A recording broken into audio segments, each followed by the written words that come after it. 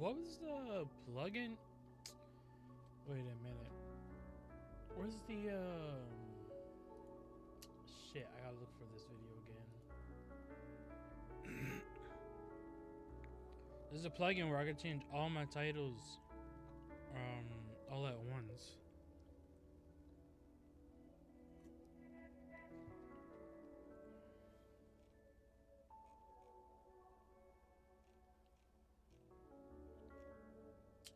Oh man, I gotta look for this mofo again.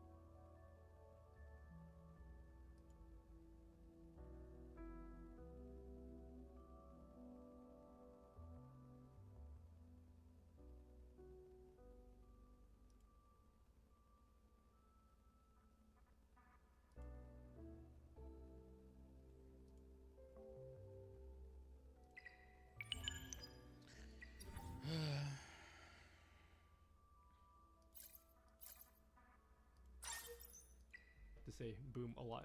I need to think of something else to say. Now, before you go ham and start streaming,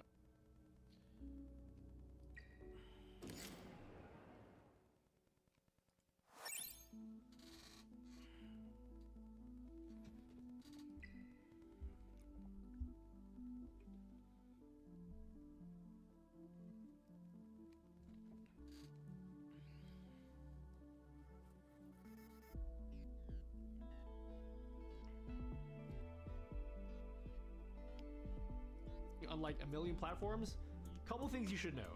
If you try to go live on your second platform without first going live on the built-in platform, you're gonna get this error. And the reason for that is, by default, your second platform just piggybacks off your built-in platform. So in my case, my YouTube stream is gonna be exactly the same as my Twitch stream. Exactly the same quality, same audio, it's just going out to YouTube instead of Twitch. But my YouTube stream can't piggyback off my Twitch stream because there is no Twitch stream until I actually start streaming on Twitch. So your first built-in platform always has to be started first. Now there is a way around that. If you go into the advanced settings of your YouTube stream, you see where it says main encoder? This is the setting that tells OBS to piggyback off your built-in stream, or in my case, my Twitch stream. But you can change this. You can use entirely different settings here. So for example, if I choose NVENC and set up all my settings here, what this does is it tells ATEM, hey, I don't want to piggyback off my Twitch stream anymore. I want to make an entirely separate stream just for YouTube. Keep in mind, this will spin up a second encoding for your stream, so it will be using more resources on your PC. But if you have access to NVENC, it really shouldn't be a big deal. But just know that using anything other than the main encoder will use more resources. But the advantage of doing it this way is you can send a way higher quality stream to YouTube than you can to Twitch. Twitch capture bitrate at like 8,000 kilobits per second, but if you want to stream at like 40,000 kilobits per second just to YouTube, you can do that here. Now if you go live, you will still get the same error. And that's because you have to do the same thing for your audio. So if you come into the audio tab, that also says main encoder, so it's still piggybacking the audio off your Twitch stream. So you will need to change this too if you want to go live completely independently of your Twitch stream. Speaking of audio, remember at the start when I said you can send different audio tracks to different platforms? In case you guys didn't know, in OBS you can have up to 6 different audio tracks. So you can split up all your audio, your microphone, your game audio, your music, and put them all onto different tracks and then send those tracks to individual platforms. You just do all that through the advanced audio properties menu. Well, this is why I recommend using Twitch as your main streaming platform. In your OBS settings, if you stream to Twitch, you will have a separate option that allows you to set a VOD track. And this is an entirely separate audio track that just gets saved to your Twitch VOD. So When you're done streaming and you look back at your past streams, it won't have any of the music there. ATEM Multistream does not have this setting. So if you add Twitch as your secondary platform, you can only choose one audio track. There is no VOD track option. But if you did want to split up your audio to different platforms, this is how you do it. So here I've got my mic audio, my game audio, and my music audio. In case you didn't know, OBS has a built-in feature that allows you to separate all your audio for your different programs. If you right-click, add an application audio output capture, you can just choose the programs that you want. And then in the advanced audio properties, Bro, but that shit don't even work for me, bro. Oh my god. I tried this just so many times, it doesn't want to work for me.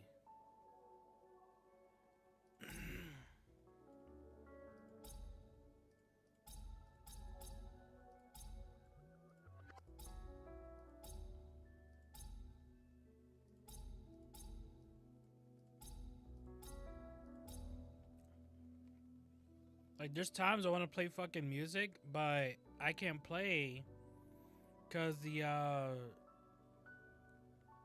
of fucking YouTube.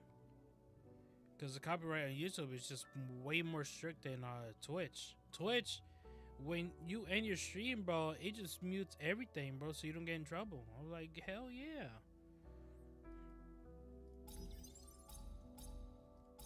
I don't know if it does the same thing on Kick. I hope it does the same thing on Kick, but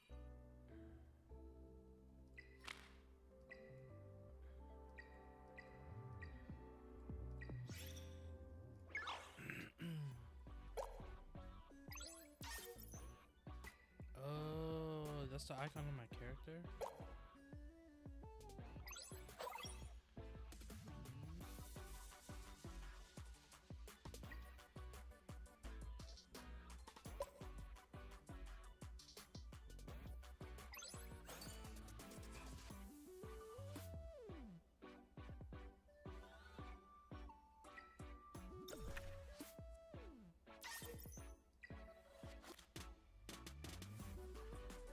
Ooh, give me the ×3 actually. Ooh, no, I need 50.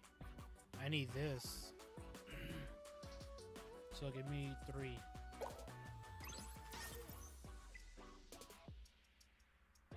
Give me 1. Oh, let's go. I'm trying to get to 1,000 right here.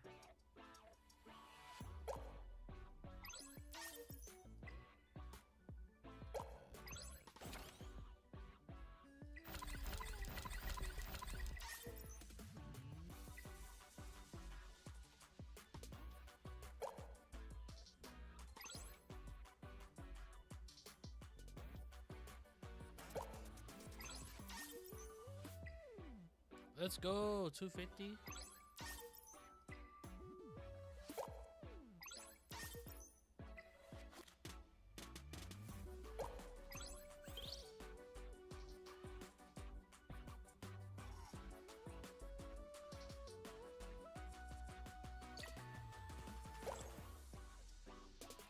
Bam.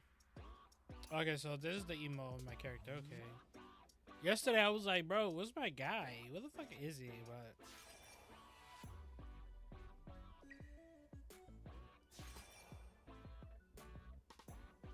oh, you only get 1 wish? Oh my god, that's so gay. But let's get this bitch.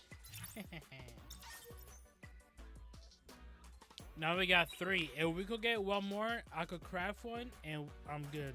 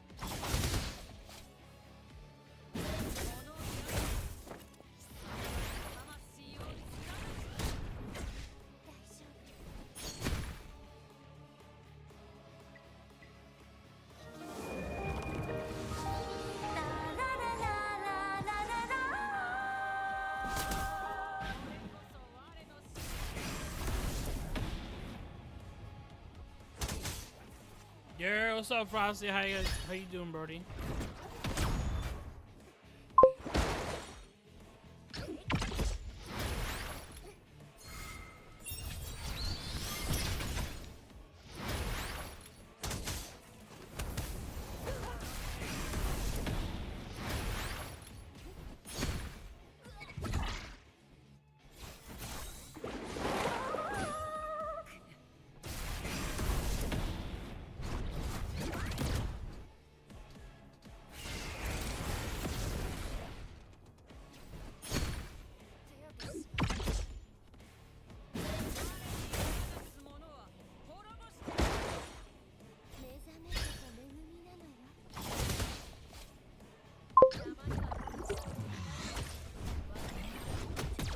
I'm doing good.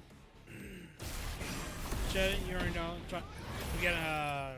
Trying to get to 30 today. Get to profile rank 30. I wish I had it yesterday, but man.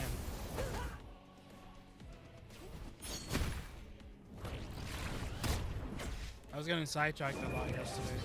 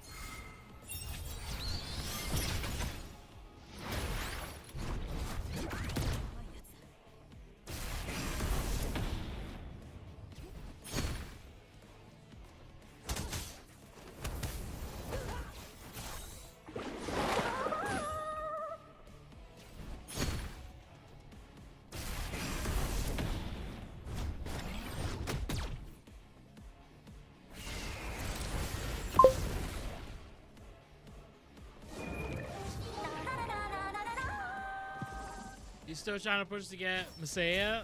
Oh man, good luck, bro.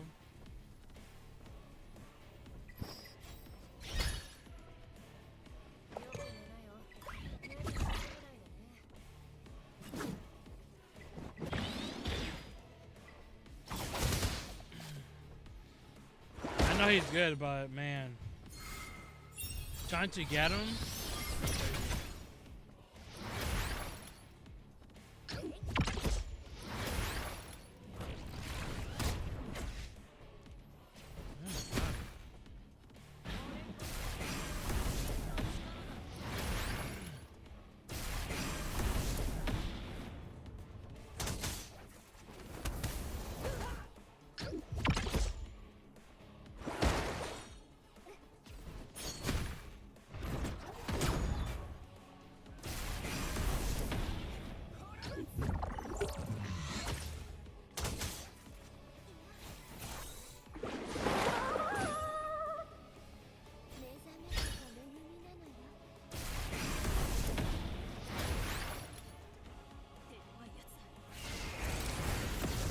myself, I still gotta farm for modules.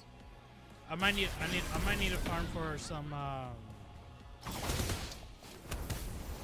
shells today as well.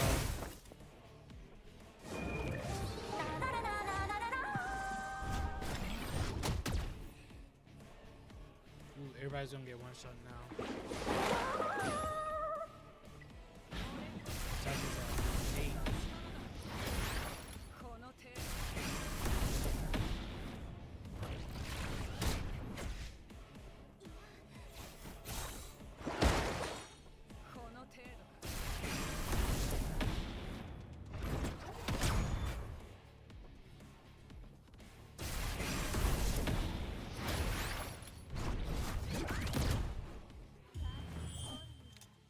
SS? Oh my god. I got to SSR yesterday.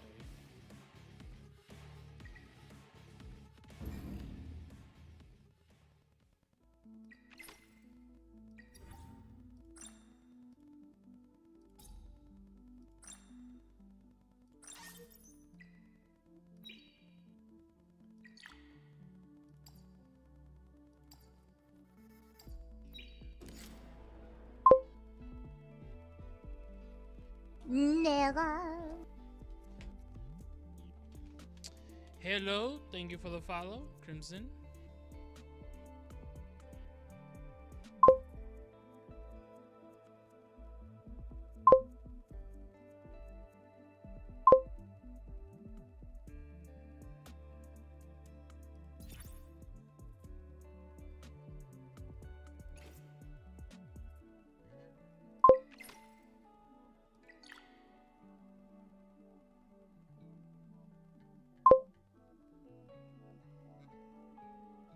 Oh my god, we got one of these again.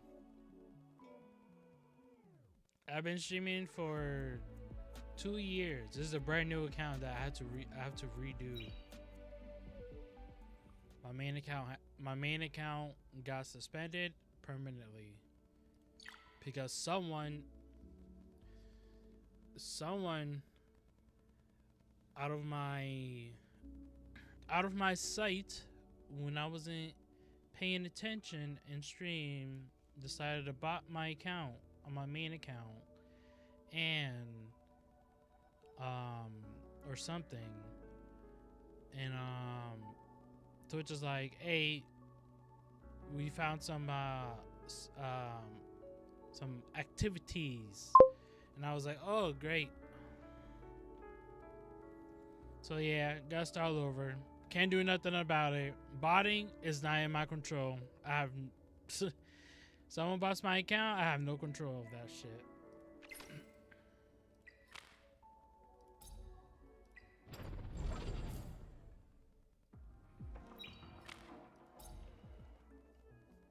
I already told I told them, I sent them an email and everything. I was like, I have no control if someone bots my account. So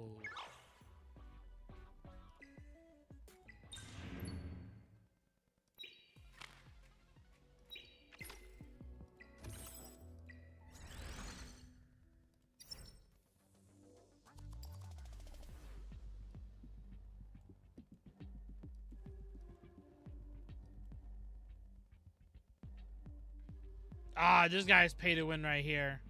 Look at him. He has $100 bullshit. He just spent $100 on this game already.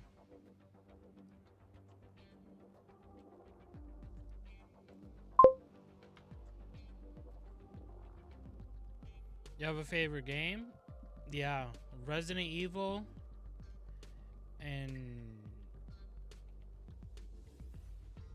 that's it. There's not a lot of good games. Resident Evil 4, to be more specific.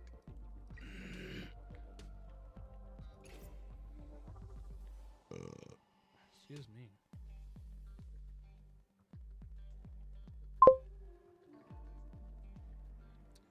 Oh, that's interesting.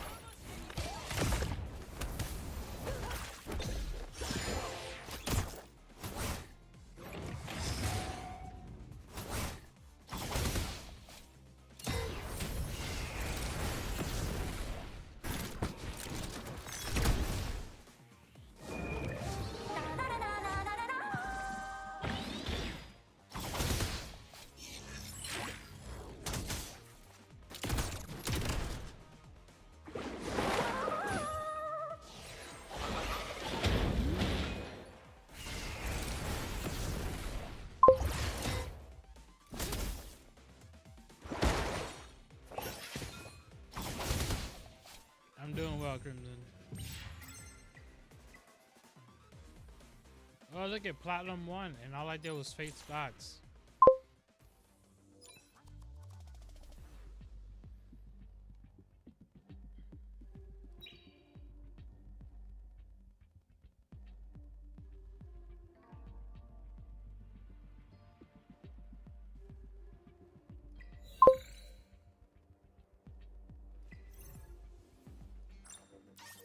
Ooh, we got this done. Let's go.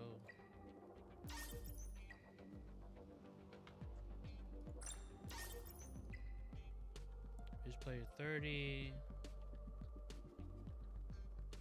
We got earned 600.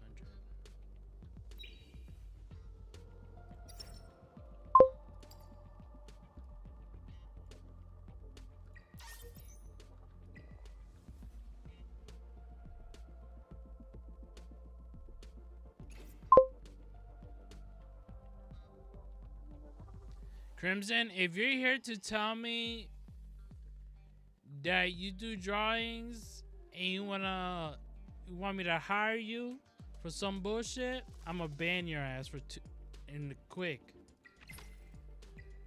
Don't give me that.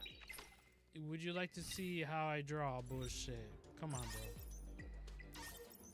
That pattern way too many of you guys over here in this fucking bro.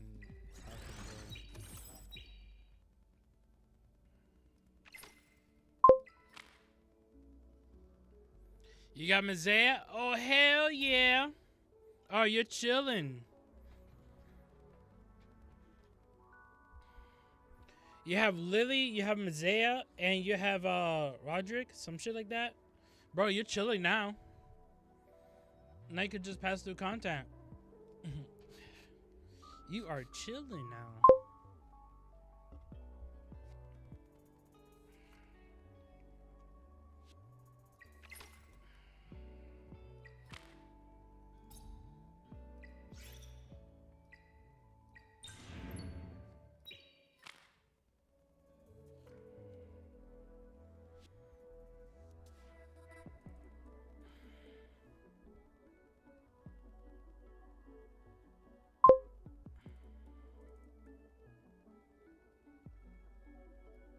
Yeah, I don't want to see your drawing. There's nothing from you that I need.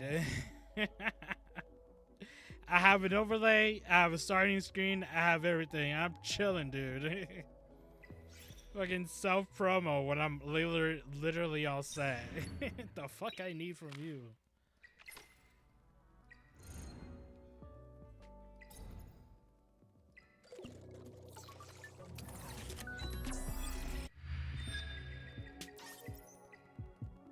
These bots are absolutely retarded, bro.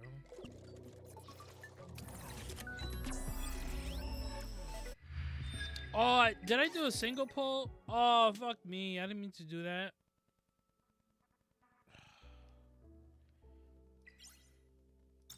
We'll just waste the 100. Oh my god. We got Kraken and this girl.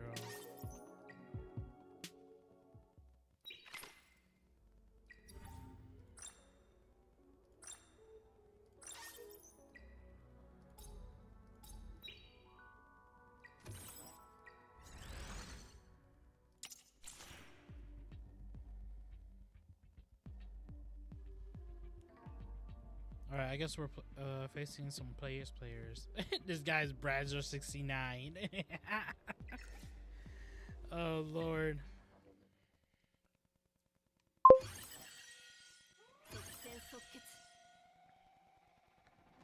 Time to throw Leon away? Yeah.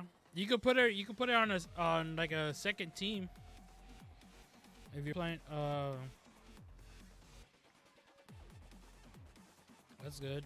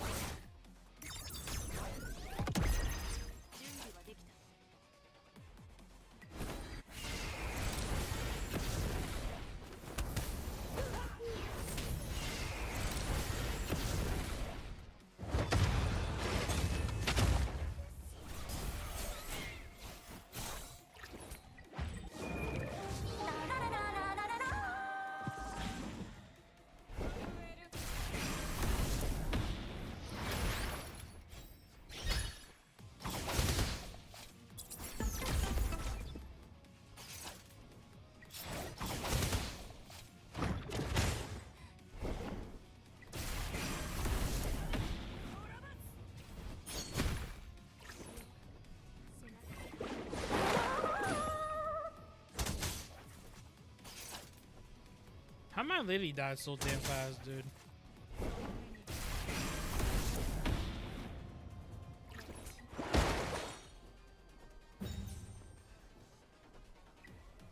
My lily died so damn fast, dude.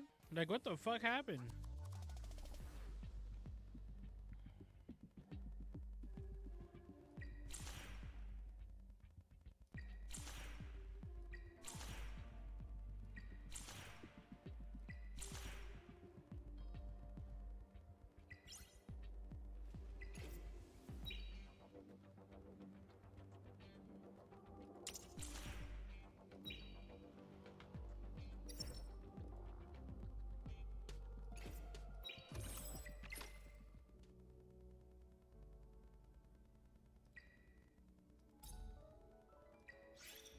Did I already did this?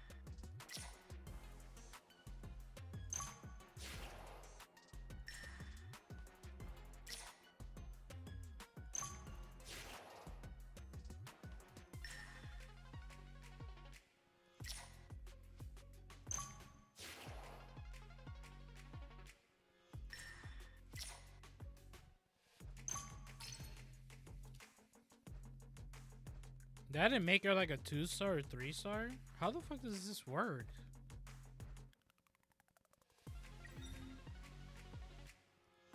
We get 1 fragment. Man, these, oh man, these. We get 1 fragment?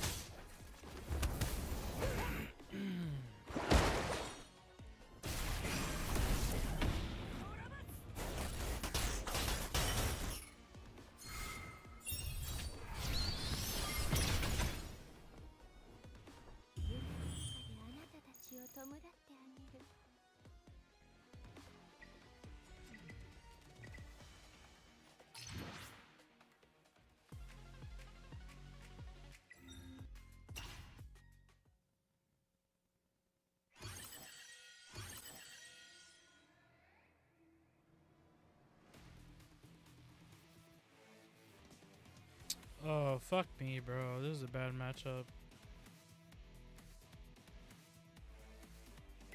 Let's see how it goes, whatever.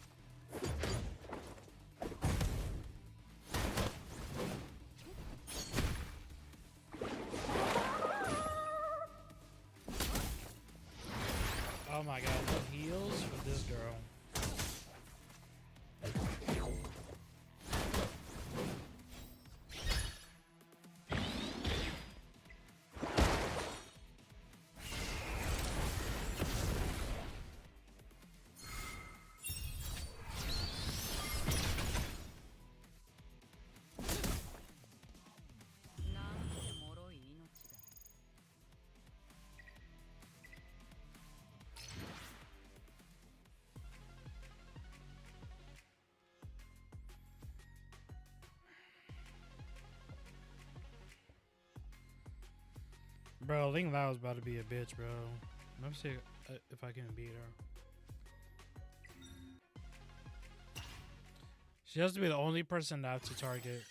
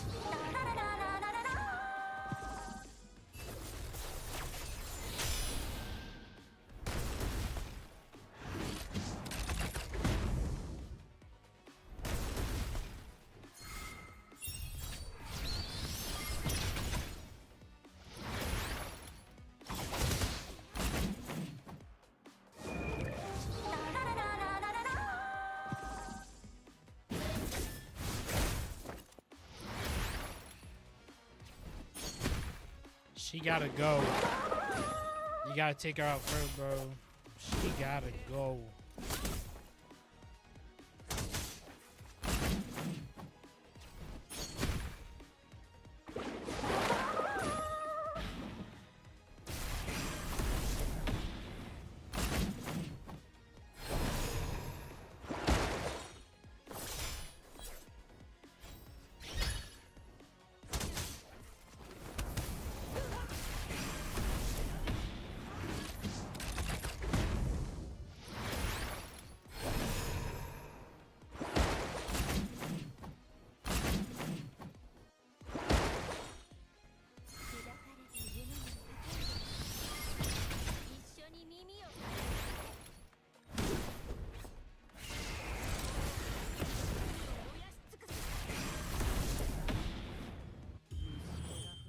Let's go. Easy clap.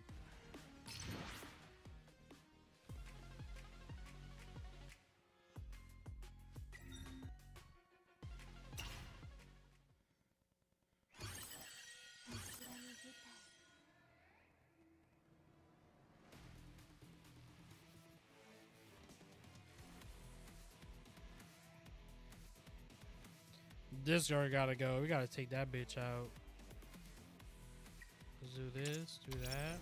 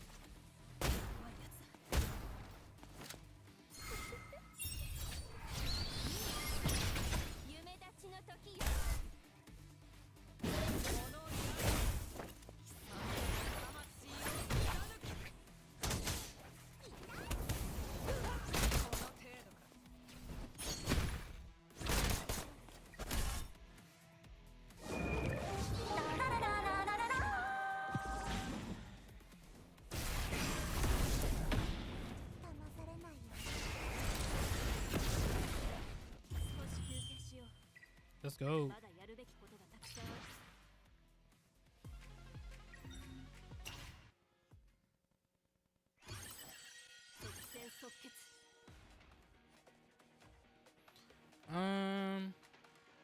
She's a buffer. It's not real. She's not really a problem.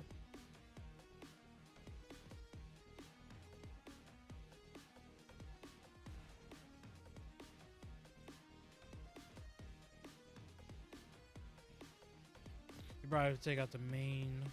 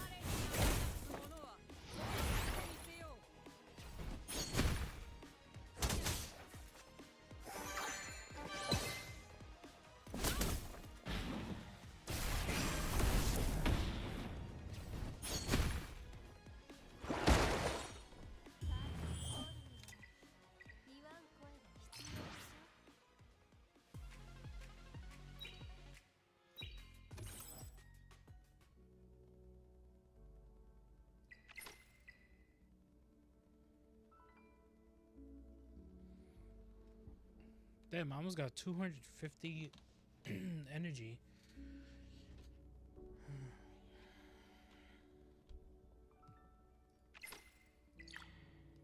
How much staff capsule got? 13? Nice. I probably would have gotten like more. Like 16 or something like that. Because I spent like 4 or 3.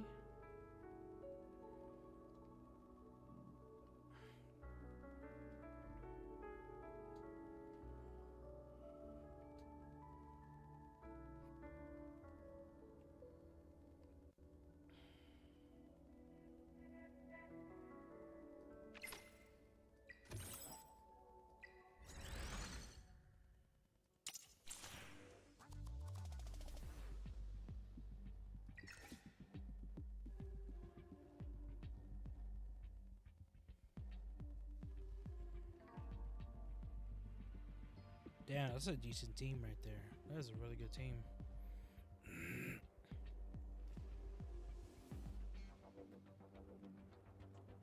He got Marvel to like push everyone back. Redrick.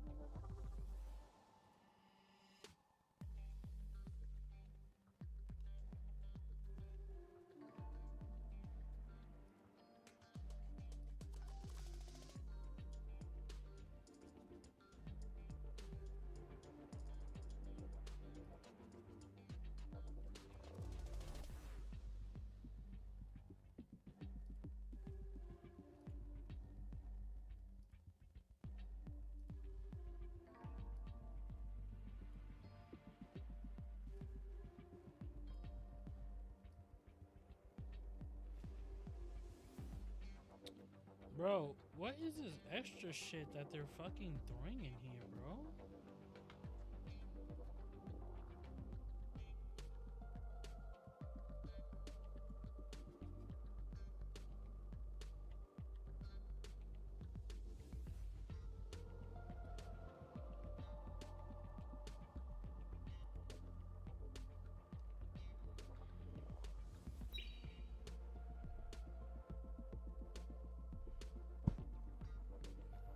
This is a video I want to watch real quick. I just tell OBS where to send all that audio. So I've set up track 1 to have everything. So microphone, game, and music. I just check the one next to all of them. But for track 2, I leave out my music. So the second track is going to be what I want to use as my VOD track. And for my YouTube audio, since YouTube's copyright is cringe. So as long as I set my audio to I'm gonna try to do that bitch right now.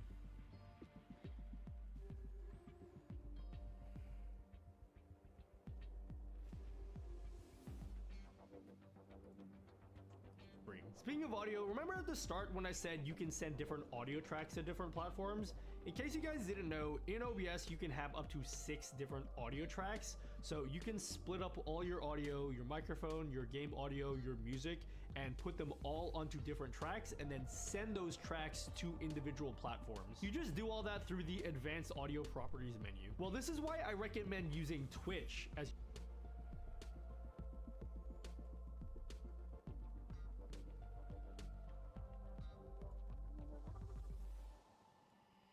your main streaming platform. In your OBS settings, if you stream to Twitch, you will have a separate option that allows you to set a VOD track. And this is an entirely separate audio track that just gets saved to your Twitch VOD. So when you're done streaming and you look back at your past streams, it won't have any of the music there. ATEM Multistream does not have this setting. So if you add Twitch as your secondary platform, you can only choose one audio track. There is no VOD track option. But if you did want to split up your audio to different platforms, this is how you do it. So here I've got my mic audio, my game audio, and my music audio. In case you didn't know, OBS has a built-in feature that allows you to separate all your audio for your different programs. If you right click, add an application audio.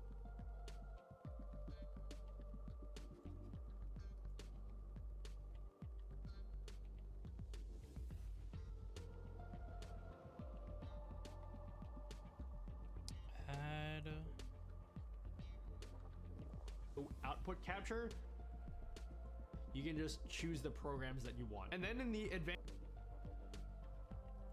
Bro, what the fuck?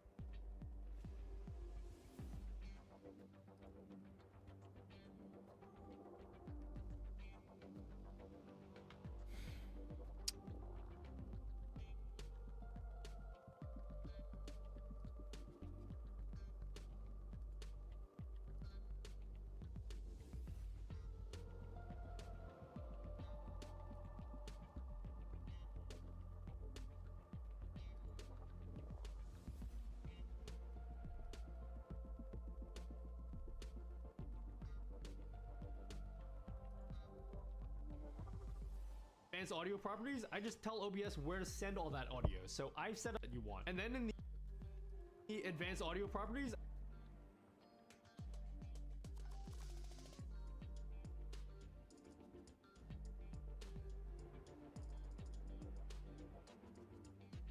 I just tell OBS where to send all that audio. So I've set up...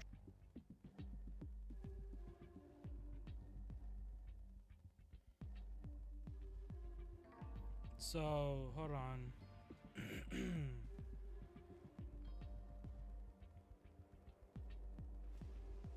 So, will it be track D3?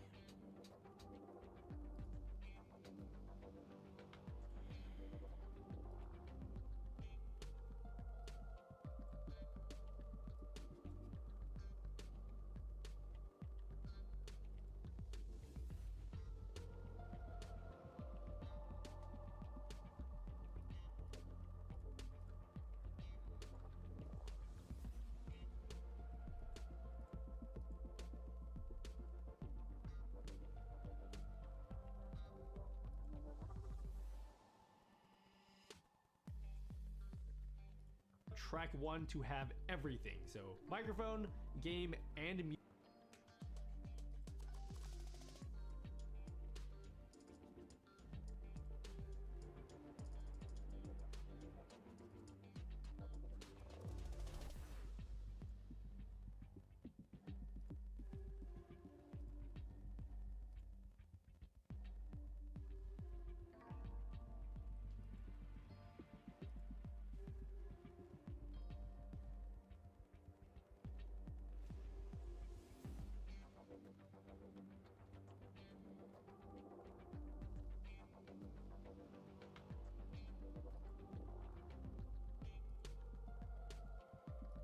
Music, I just check the one next to all of them. But for track 2, I leave out my music. So the second track is going to be what I want to use as my VOD track and for my YouTube audio, since YouTube's copyright is cringe. So as long as I set my audio to track 2 for my YouTube stream and then also my VOD track to track 2, then none of my music is gonna make it to YouTube or the VOD track on Twitch. But yeah, that's pretty much it. You just click go live to the platforms you want to stream to, and you're...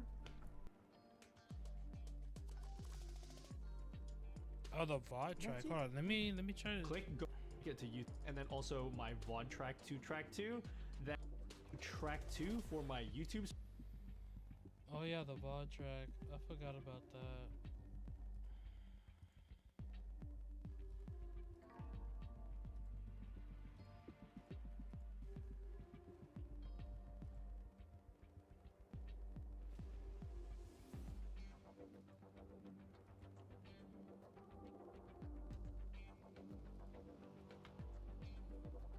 Alright, I gotta do that after stream. Because obviously this is during stream, so okay. Stream and then also my VOD track to track 2, then none of my music is gonna make it to YouTube or the VOD track on Twitch. But yeah, that's pretty much it. You just click go live to the platforms you want to stream to, and that's it. That's all there is to it. Now, if you want to stream to a vertical platform like TikTok or YouTube Shorts, yes, you.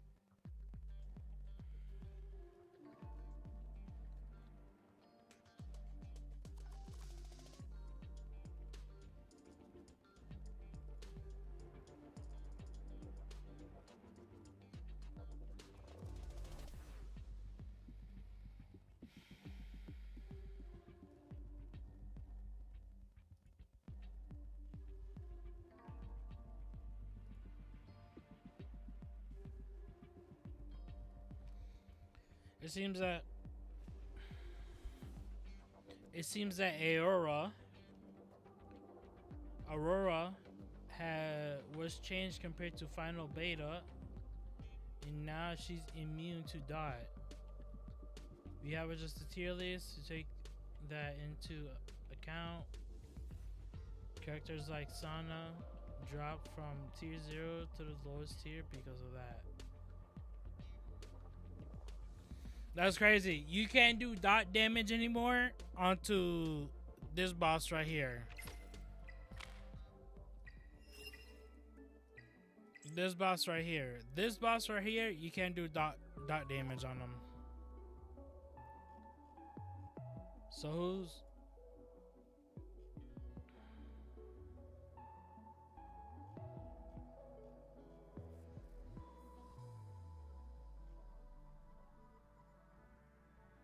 Damn, tier 5, bro.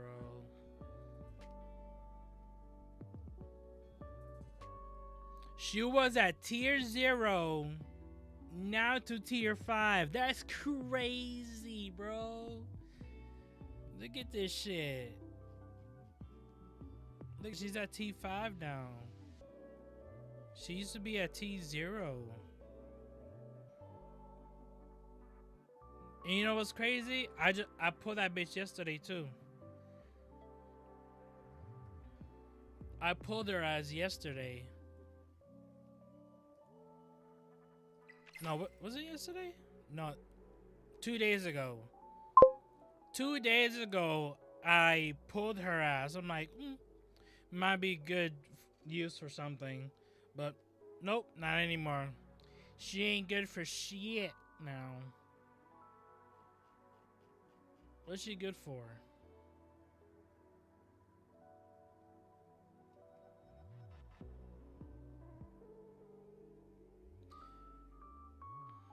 Bro, she's only good for terror right here. That's it. She's good for terror, that's it. Cause she's tier 0 on terror.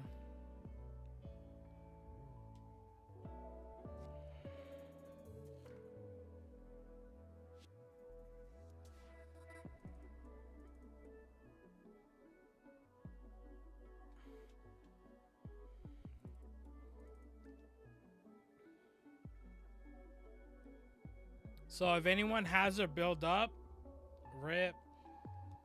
She's only gonna be good for terror, and that's it. Farm terror with her, you're good, but anything else is dog shit. Look at, bro, even PvP she's ass. Oh my god, bro. That has to be the worst 5-star ever.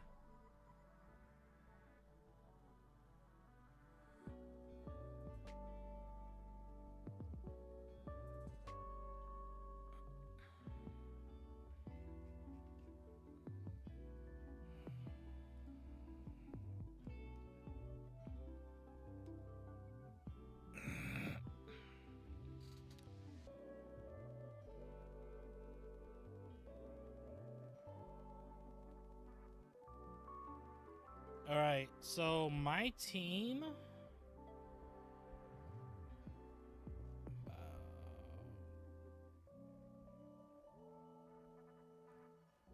Yeah, I gotta switch out. So I gotta switch out Tia.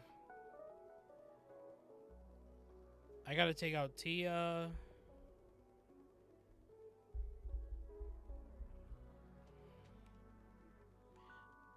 I'm gonna keep Freya.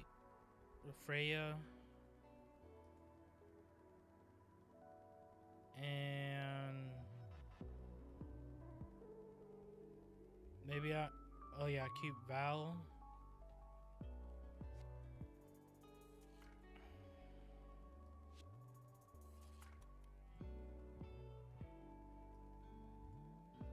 So we're gonna keep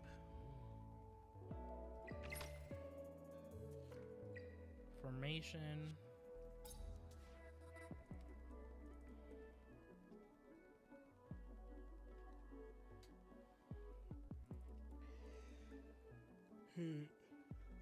Look at what I named the team. I named this team I Can't Die. You literally can't die.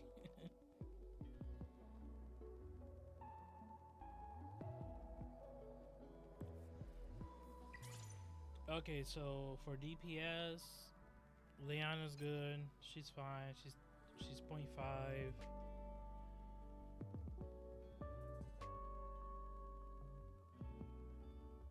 I could put this girl in here.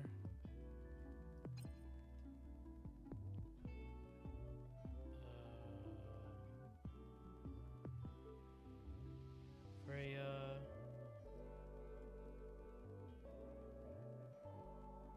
Freya, Lily, and Val.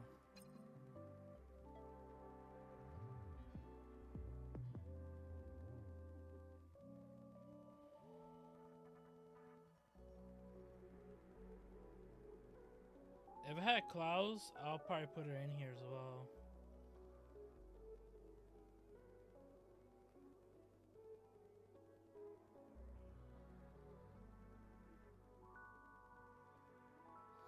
Oh, you know what? I'll take... Shit.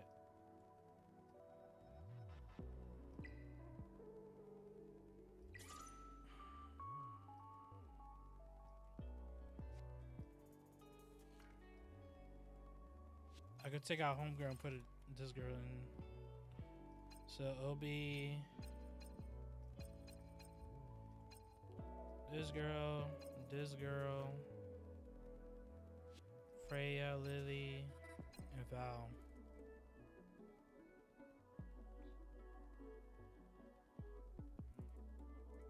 So this will be my terror team right here.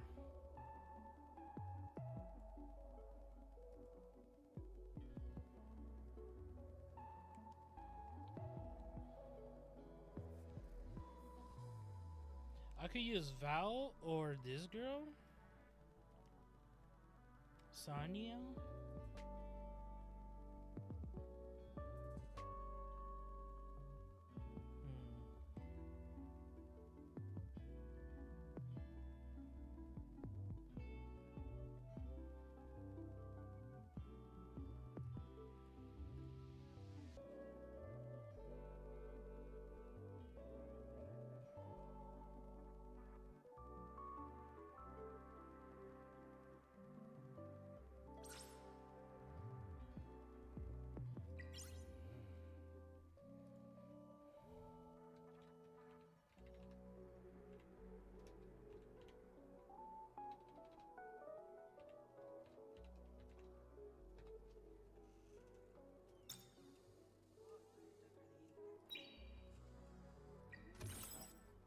What?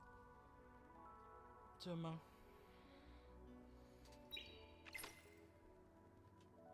What do you want, bro?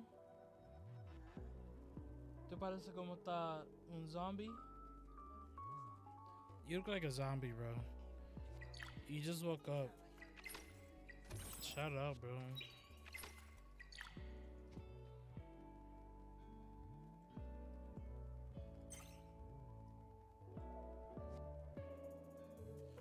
We don't need that token.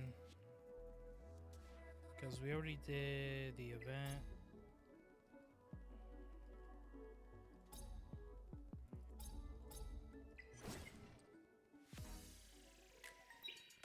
Oh yeah, I pulled this girl yesterday.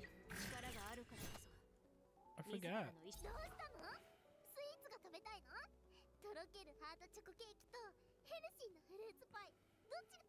I'm so lucky that I pulled her yesterday because I could use her for DPS on Doki Doki. Now I got me a Doki Doki DPSer, finally.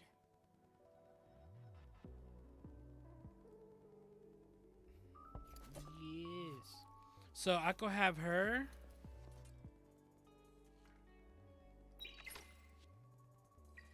Formation.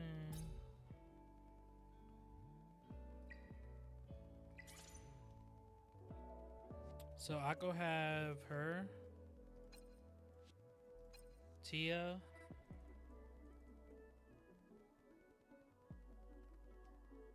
So double DPS. Freya.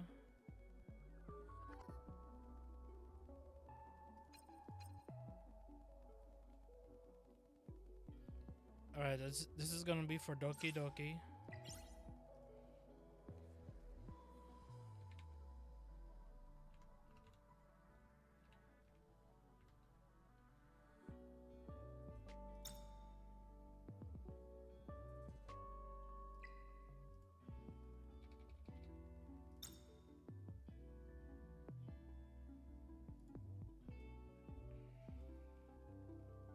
Alright, so now what about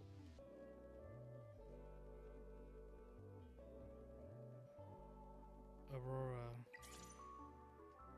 So we got Rosa.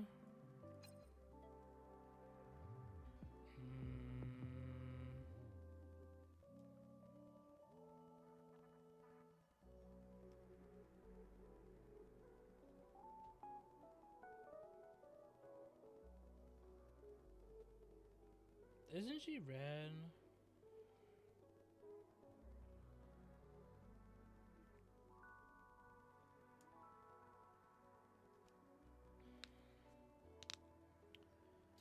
And with the Rosa, Daya,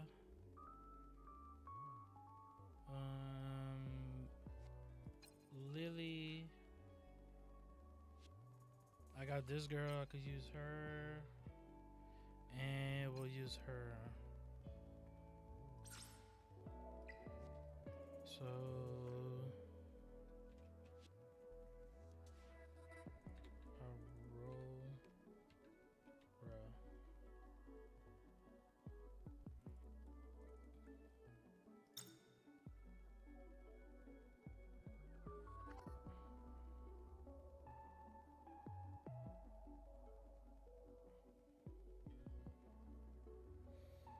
Alright, it looks like this is gonna be my team comp for now. Man, if only I had Henrich. That's it.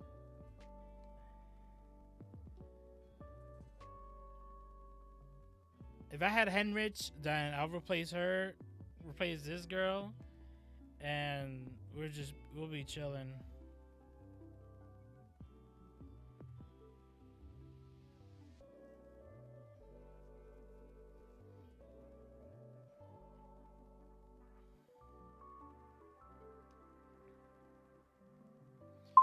Rosa's gonna be expensive.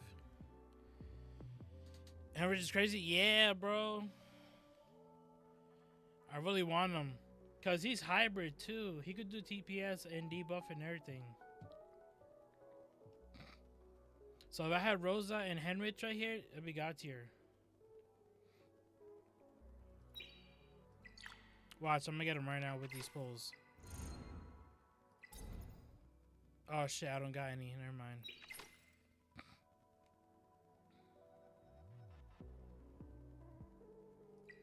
Psych, I was lying.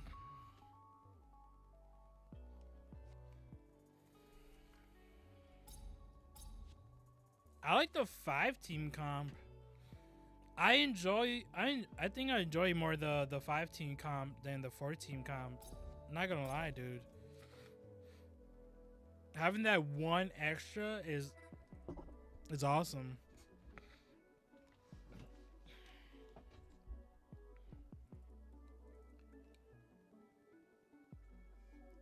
I'll be back real quick. I'm gonna get me some more iced tea because I love iced tea, bro. I could drink this shit all day.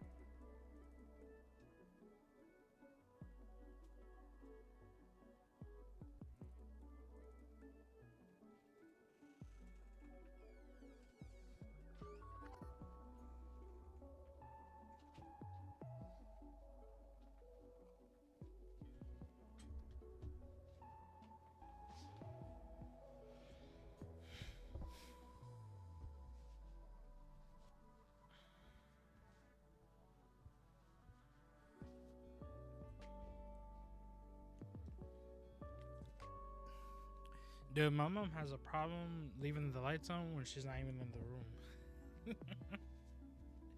She just has the lights on in the other room and she's chilling in the other room. Like, what are you doing? It's so funny. It's like, bro, come on. I've been telling her she has a problem just leaving shit on when she's not even in there.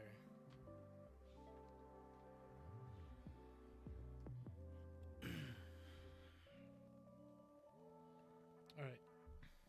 I used to put everything on my left side, like over here. Now everything has to go here on the right, like my drinks and stuff. Cause I put my boom arm over here on the right. Cause I was trying to make a video and it was kind of weird making the video when the mic is facing like, you know, facing out when I'm like not really talking to it. So I had to like I had to move the boom arm.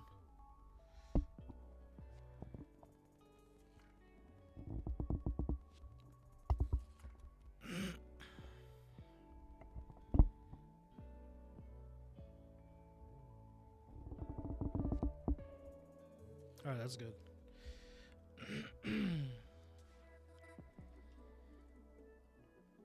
Pick up, act I'm drowsy. My room is kind of warm right now, but it's not super hot though. If it starts getting really hot outside, then I'll switch my stuff. All right, so it looks like we're gonna have to work on.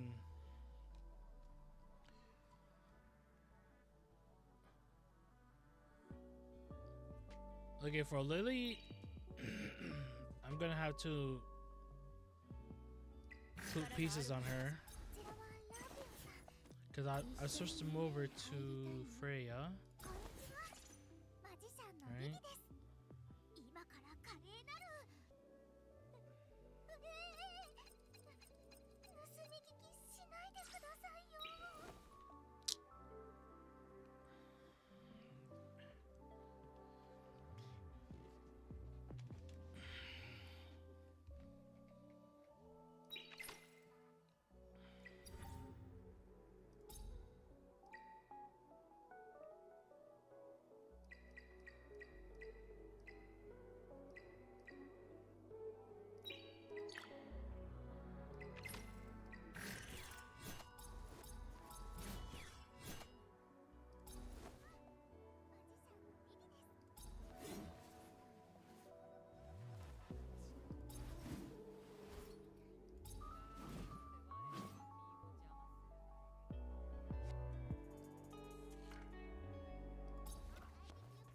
All right, so what's the focus on this girl? What's her thing?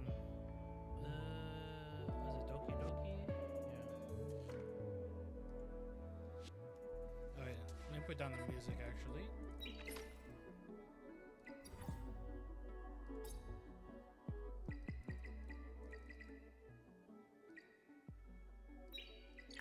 That's good enough.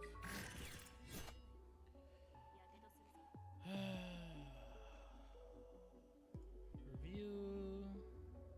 Very high burst damage, crowd control built into her. Shines in AoE scenarios where she can use the splash damage. Best Doki Doki farmer. Her damage output drops drastically in single target scenarios. Requires setup to work to make full use of her splash damage.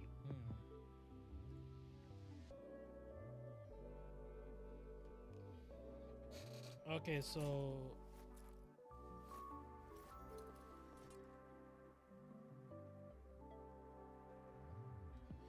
ooh, the dolls I need to get. Oh, I can use crit rate, crit damage, crit rate, crit damage, and crit damage.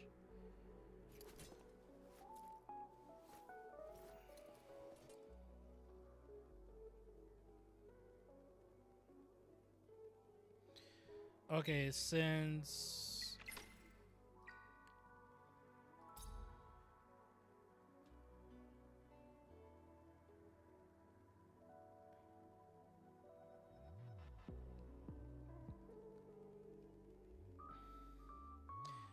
Okay, since Lily gives me crit damage, you know what I'm gonna do? I think I'm gonna rock. I think I'm gonna do double crit rate for Homegirl right here.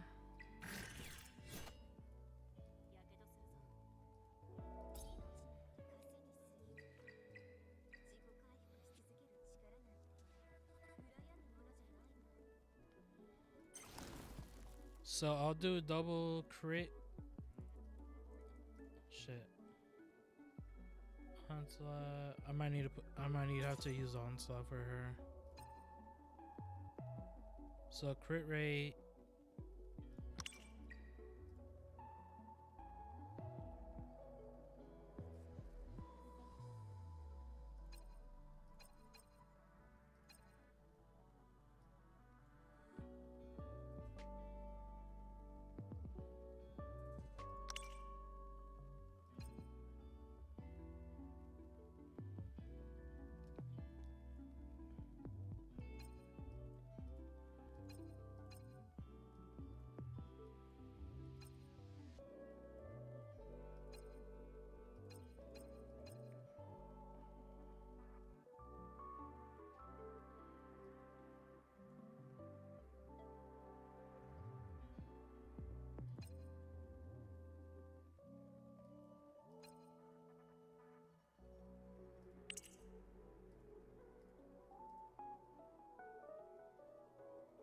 Since I'm not using Rosa for the time being, I'll just take Rosa stuff.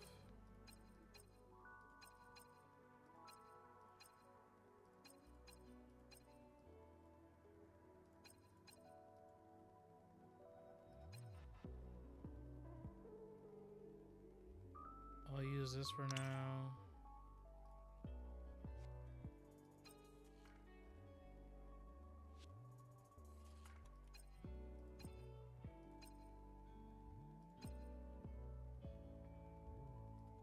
I'll use this one.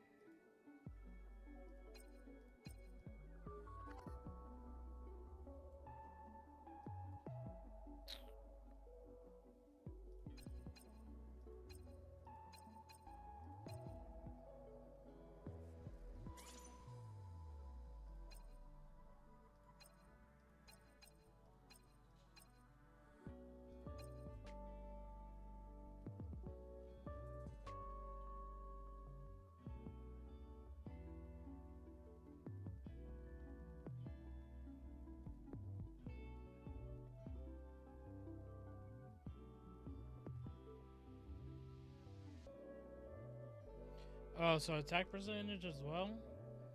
Crit rate, max out crit rate. Okay, speed. Crit damage.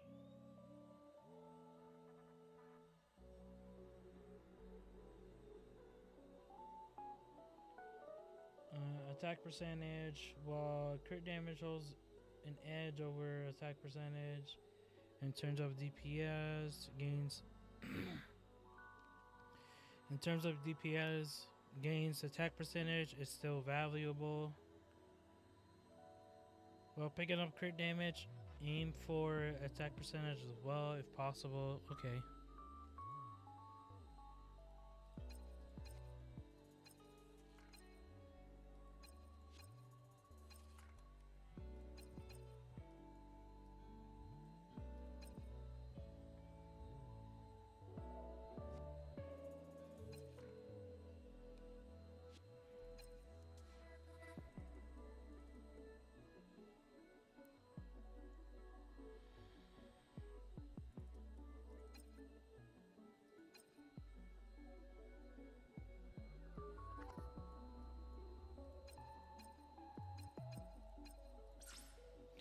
So let's try to get a piece.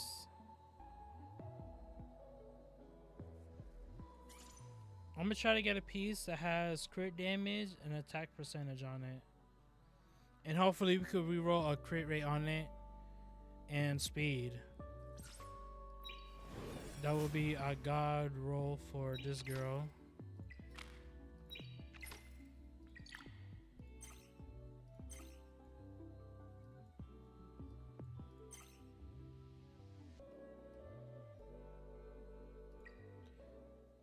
We'll do this.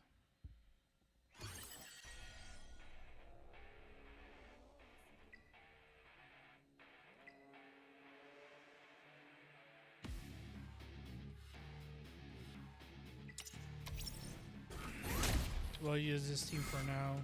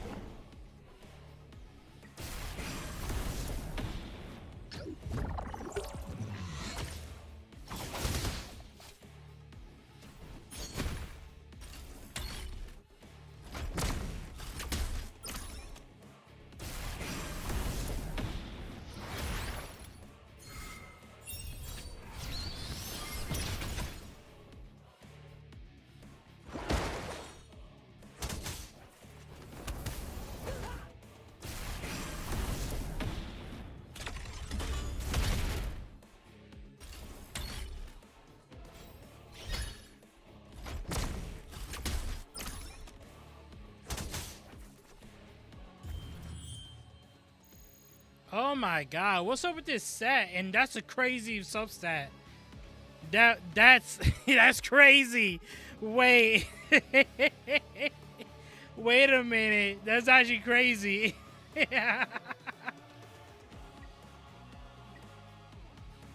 But still, what the fuck? Why can't I get this on my onslaught pieces? No way, bro.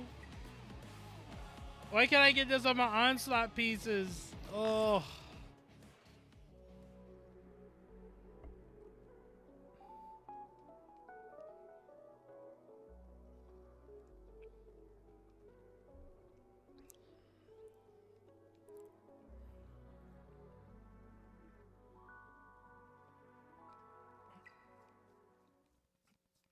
All right.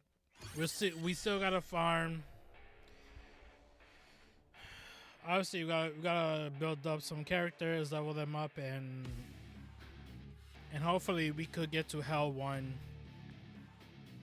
I don't think we're not gonna get to Hell 1 today, but hopefully tomorrow we go past Nightmare 3 and get to Hell 1.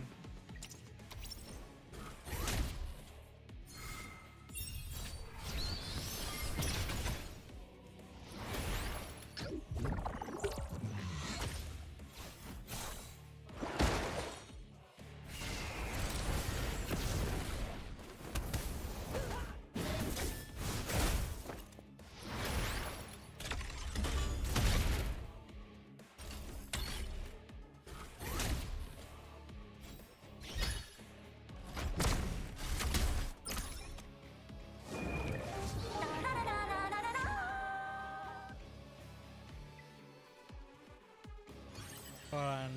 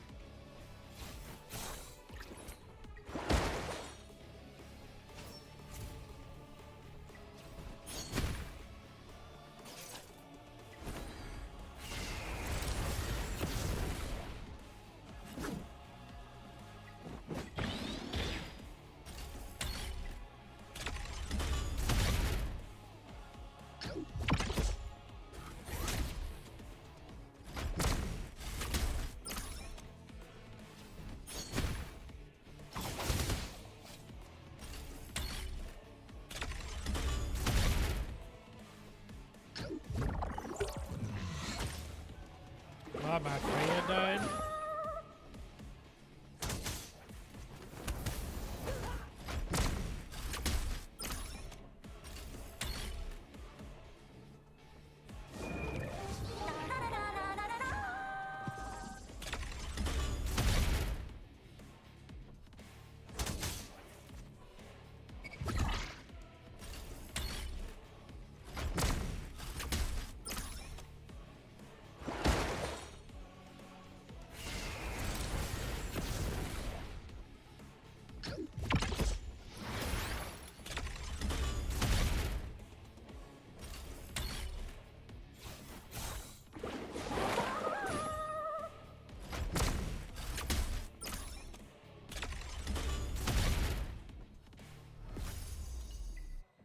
Bruh, ain't no way.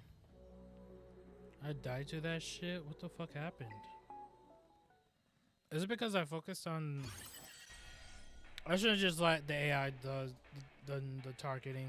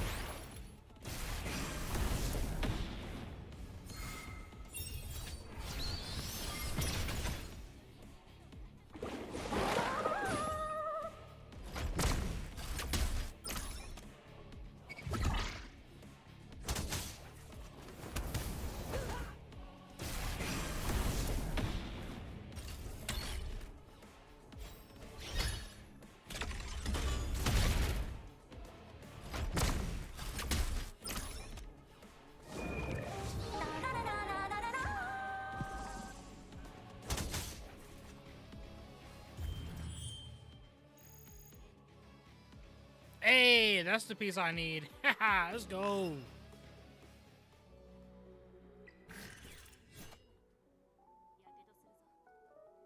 Where you at? Here you are.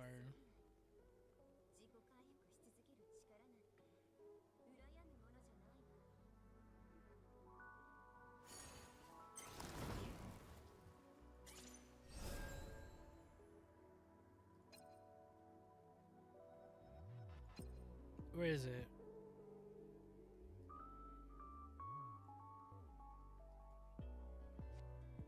Oh, it's right here. They need to do. Oh my god.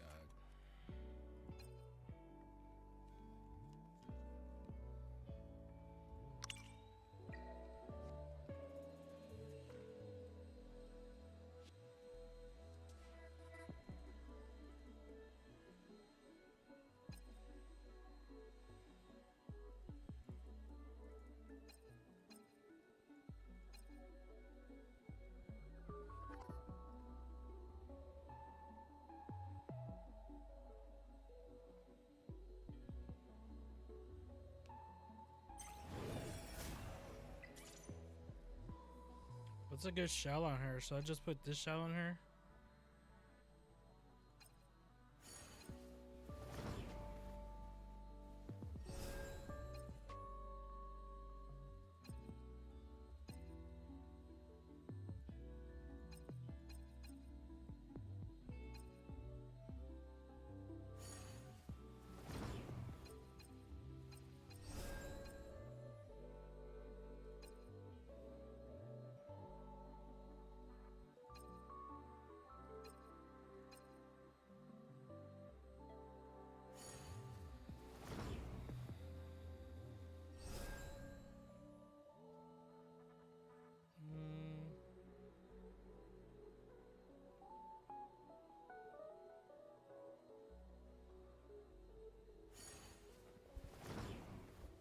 Use black flag on her? What the hell?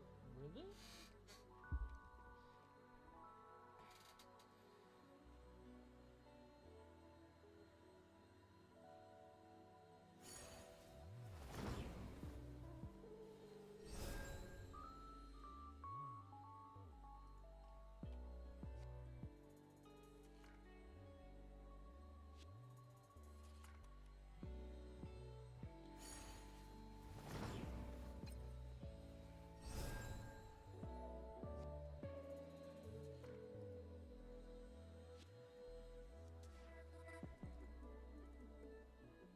Since she does dot damage, I'm gonna do this. I'm gonna switch this out. Mountain on her.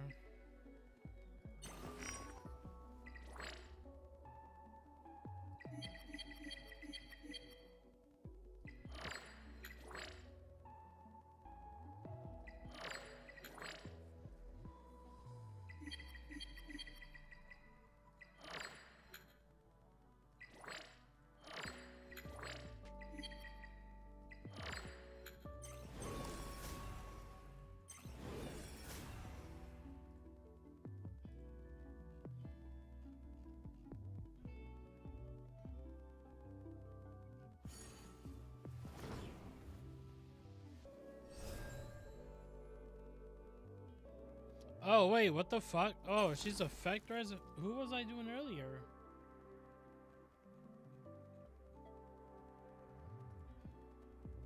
Who the fuck was I looking at earlier then? Was it Ryle? Oh, it was her. Hold on. Oops. Mistakes is happening. Hold on.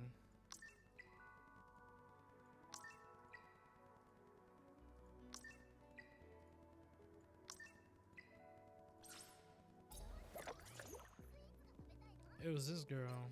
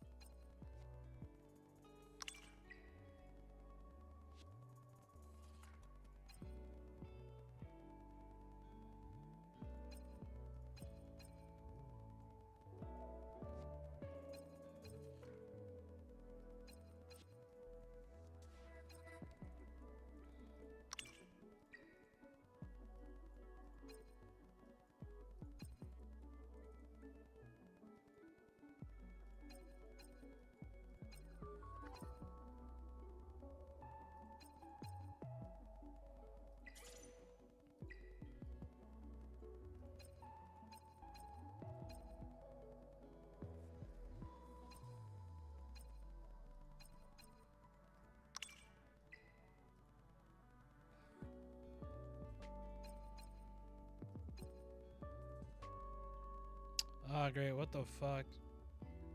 What piece did I have on this bitch? Is it this one?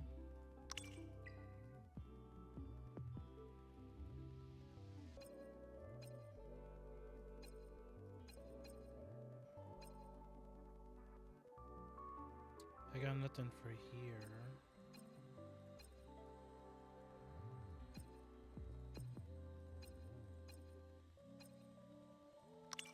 We'll rock out with this one. And the new one that we just got.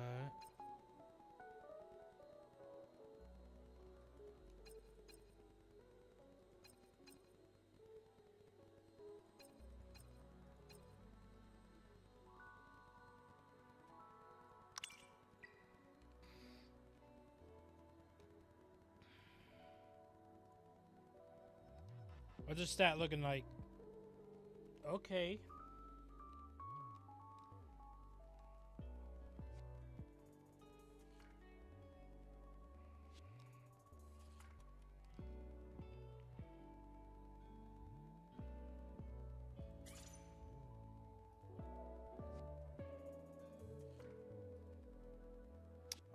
If I could get me a better transistor, then that'd be good. Obviously, I would like to get a double crit. This is fine. This is really good. This is from Liang. I remember that. This is also from Liang that I had. That's from Liang as well.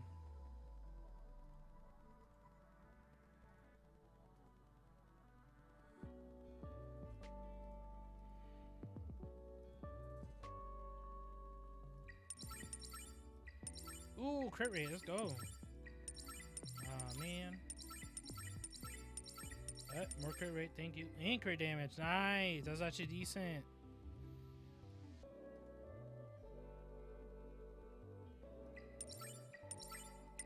Ew. Ew. Yes. I'm broke. Okay. Not bad. That's actually not bad.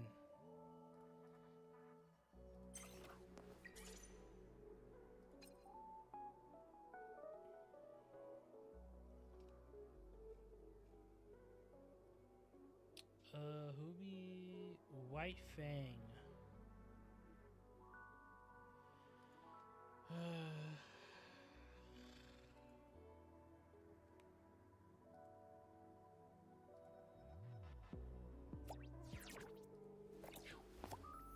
Okay,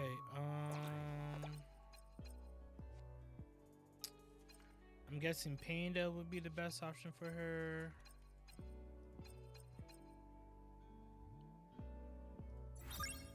Let's mount this right now. Wait, I have an old Panda one. Hold on. Did I? Oh, it's on this girl. Never mind.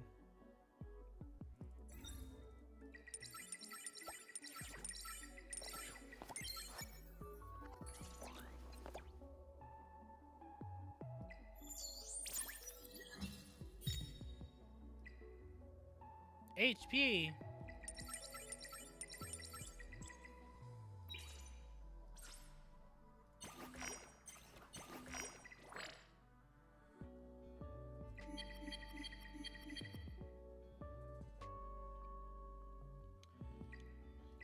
We're gonna increase our damage. Just straight damage.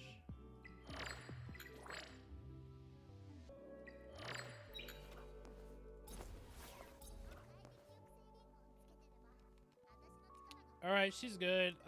She got pretty much 75% crit rate. That's good. She has a 209% crit damage. And she's gonna get more crit damage with the shell that I have right here. So she's chilling.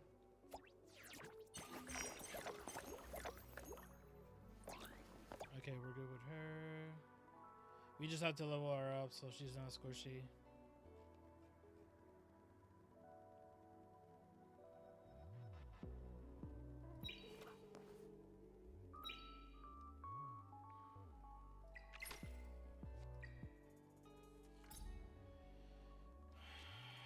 And everybody else I don't actually have to touch because she's literally she's the only person. So I could farm Doki Doki right now. I just level up. I could just level up. I just have to level her up, and that's it.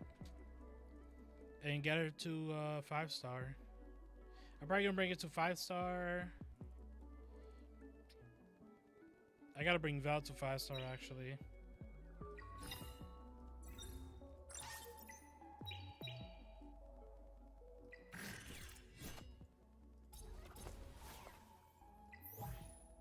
Do I have any? Ooh, I'm broke. 4?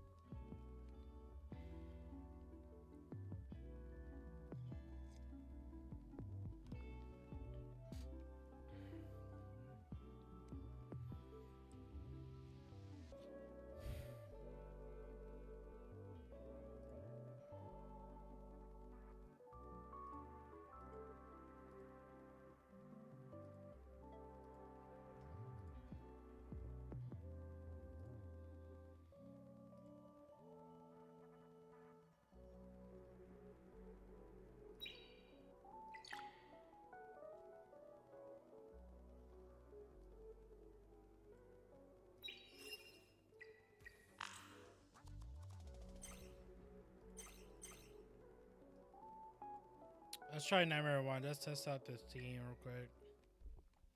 She's gonna be squishy, but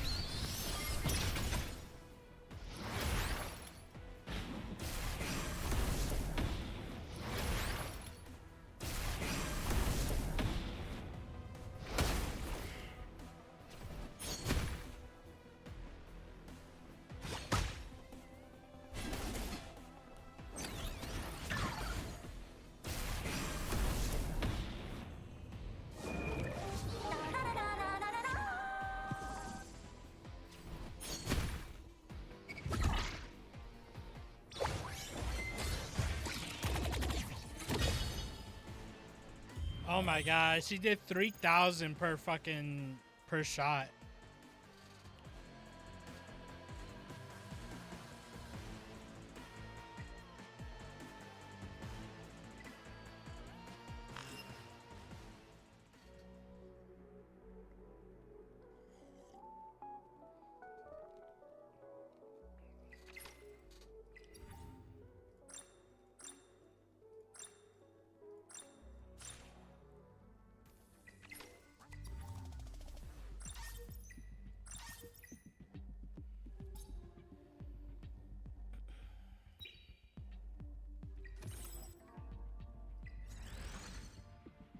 They want me to do this shit?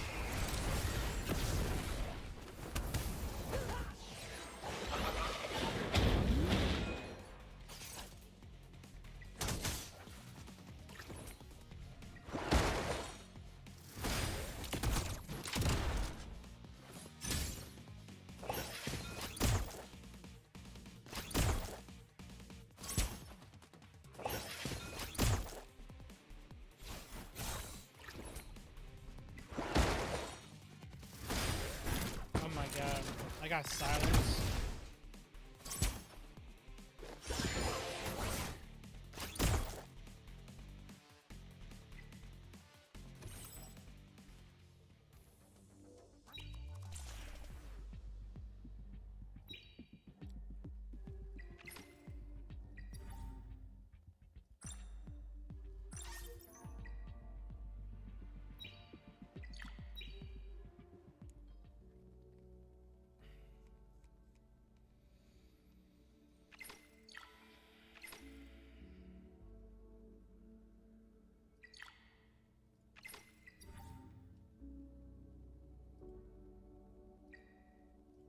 Do 100. What's the? I need 3.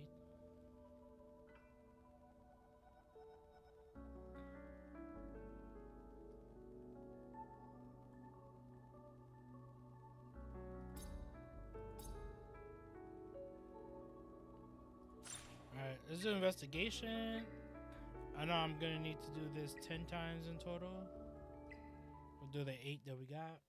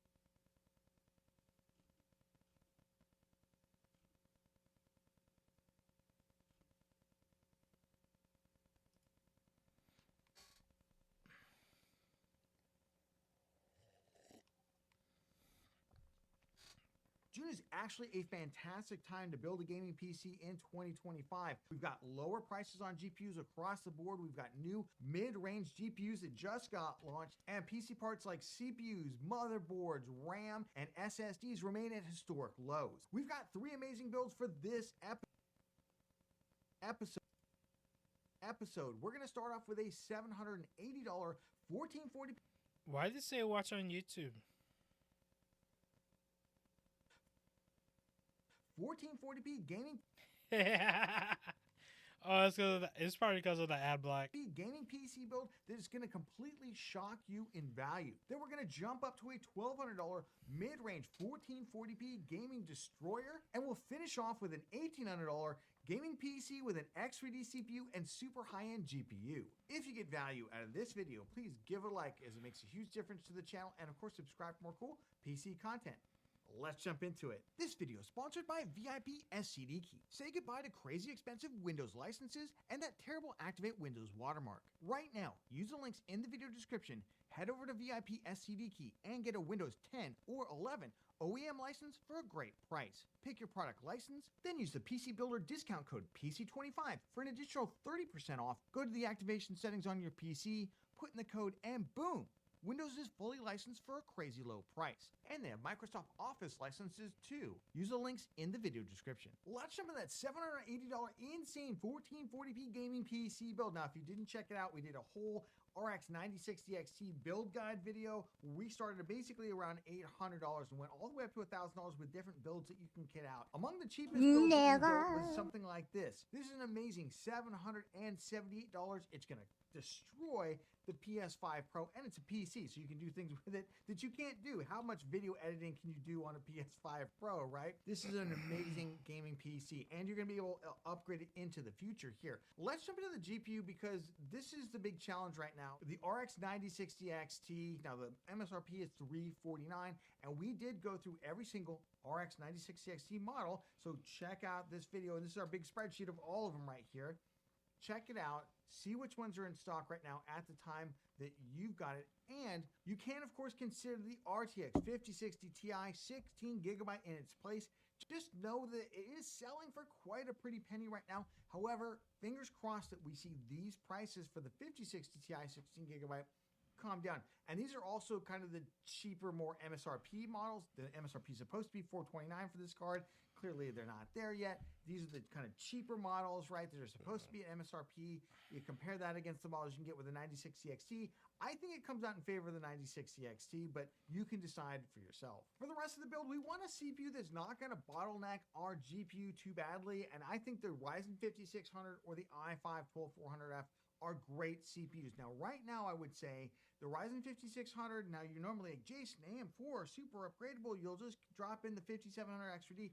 Unfortunately, that CPU's been kind of sold out for a while. It's like $270 right now as I'm filming this. I actually don't think that the Ryzen AM4 platform is as upgradable as the LGA 1700. So let's jump there. Either you can get a 5600, you're going to use the included stock cooler here, the Ray Stealth, 2 thumbs up, absolutely great. And then we're going to get a Gigabyte B550M DS3H. You could also look at other $99 to $110 motherboards. Right now, they're all about $110, $120. And you're looking for a B550 Micro ATX motherboard out there. This one has Wi-Fi on it. Or you go with the Intel i5 12400, $108, comes with its own included stock cooler that's absolutely adequate with it. By the way, the 13400, 14400, the stock cooler is not enough. I would recommend replacing it. And then we go with an amazing motherboard with the ASRock B660M Pro RS. This is a great motherboard. It's got plenty of rear panel USB connectivity. And in the future, you can drop in an i5 13600K or 14600K, and you're going to get the similar performance to the Ryzen 7600X or 9600X on it. Totally insane, because those CPUs right now are only $189, where again, the 5700X 3D, it's like $280 right now. So that's a big disparity to me. I would lean towards the LGA 1700 platform for future upgradability. For the rest of the build, either way, we want to go DDR4. We don't want to go DDR5 with the Intel platform. It's just too expensive for what we're getting. Then we might as well jump up to like a Ryzen 7600 instead. So I went with the Silicon Power 2x16GB DDR4 3200 CL16 3600 CL18 RAM is also fine here. It's the same cast latency. Just don't get anything super fast. Don't go to 4000 speed because the memory controllers start to have a little bit of problems even at 3600 speed. So I like the 3200 CL16 stuff. And again, I would definitely get 32 gigabytes of it. There's not a huge cost savings for only going for 16 gigabytes, and we know some games these days do micro stutter with only 16 gigabytes of RAM. For the drive, I just went with a cheap 1 terabyte NVMe SSD. I went with the Silicon Power UD90 1 terabyte. This is a really good performer Gen 4 NVMe SSD. Now these don't have DRAM on them, and we're building a budget gaming PC. So get a budget gaming PC drive. You don't need like a Samsung 990 Pro or anything crazy like Western Digital SN850X, any of those crazy drives out there. Just get something like this. It is great for everyday use. For the case, you have a lot of options here. I decided to highlight the Thermaltake Versa H16. This also comes in a white version just because I like the Thermaltakes also competing out in here in the budget category. And we didn't list this in our best PC case 2025 video. I'll leave that link down in the video description. There's tons of options around $60 because it was out of stock at the time and I wasn't sure it was going to be coming in stock. So I want to highlight it right now. It's got 3 ARGB fans. It's nice and roomy. It's a nice micro ATX size PC case. Again, what else do you want for $61? But there's plenty of other options out there from Okanos, from BitPhoenix, tons, and even Thermaltake has some other options right around $70 as well. For the PSU, we're gonna make this super simple. We're gonna go with the Montech APX 650 watt. That's really all we need. CPU super low power. The GPUs are super low power. Even if you go with the 5060 Ti, they're both super low power out there. For $51, we're going to get a C-tier rated PSU. Again, this is a budget build. C-tier rated is absolutely fine on the SPL PSU tier list. And that's what Montech makes here. There are 750 watt units for like $10 more if you want to get a little bit more power. But I wouldn't spend any more money than I have to, and this is a great PSU for that. So all told, for $780, you're going to get amazingly performant 1440p gaming PC capable of powering through the latest titles at relatively high frame rates. High frame rates in 2025. It's going to crush things like the PS5 Pro out there. This is going to allow you a future upgrade path. You'll drop in either a 5700 XD or an i5 13600K or 14600K in this in the future, and then you'll be able to upgrade the GPU as well. So $778, this is really hard to do. Well, let's jump into that $1,200 1440p high FPS gaming PC, or honestly, if we go a little bit more expensive, just like $40 or $50, you could do 4K pretty easily on this, Now, I finished out $1,231.91. And I think this is about as tight as I can make it without losing any performance. Well, let's start off where else, the GPU. Now, you're gonna have 2 options here. Realistically, you can either go with the RTX 5070 12 gigabyte, which right now you can pick up for $605.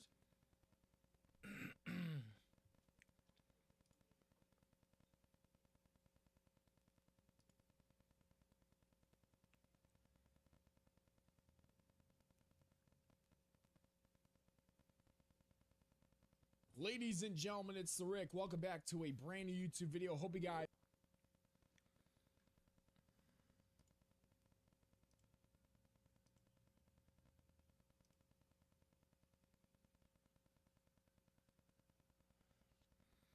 I think I'm gonna just start making videos on just 1080p 60 because 4K is not worth it. I might delete the 4K file that I have.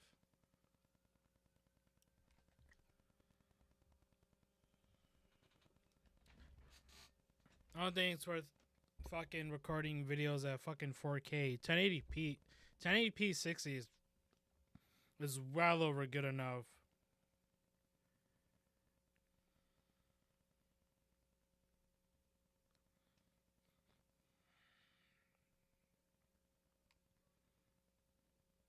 Ladies and gentlemen, it's the Rick. Welcome back to a brand new YouTube video. Hope you guys are having a good day. And today we need to have a real conversation about the next Call of Duty. If you guys have been living under a rock or you just haven't been online the past few days, Activision, Treyarch, Call of Duty just announced the next game is going to be Black Ops 7. And within this video, we're going to have a real, honest talk about why you should not buy this dumbass game. And I feel like everyone that's watching this is going to agree with me. If you don't agree with me, I don't know what's wrong with you.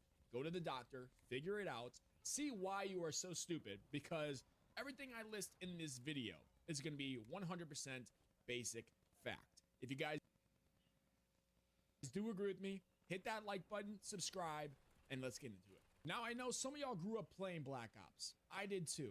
Black Ops 1 and Black Ops 2 was seen as the golden age of Call of Duty, the prime era of this game. And for anybody that's watching this video that wasn't able to play these games back in their prime, I feel sorry for you, man. There was no better experience of Call of Duty, and you guys would probably understand a little bit better as to why we miss those games so much.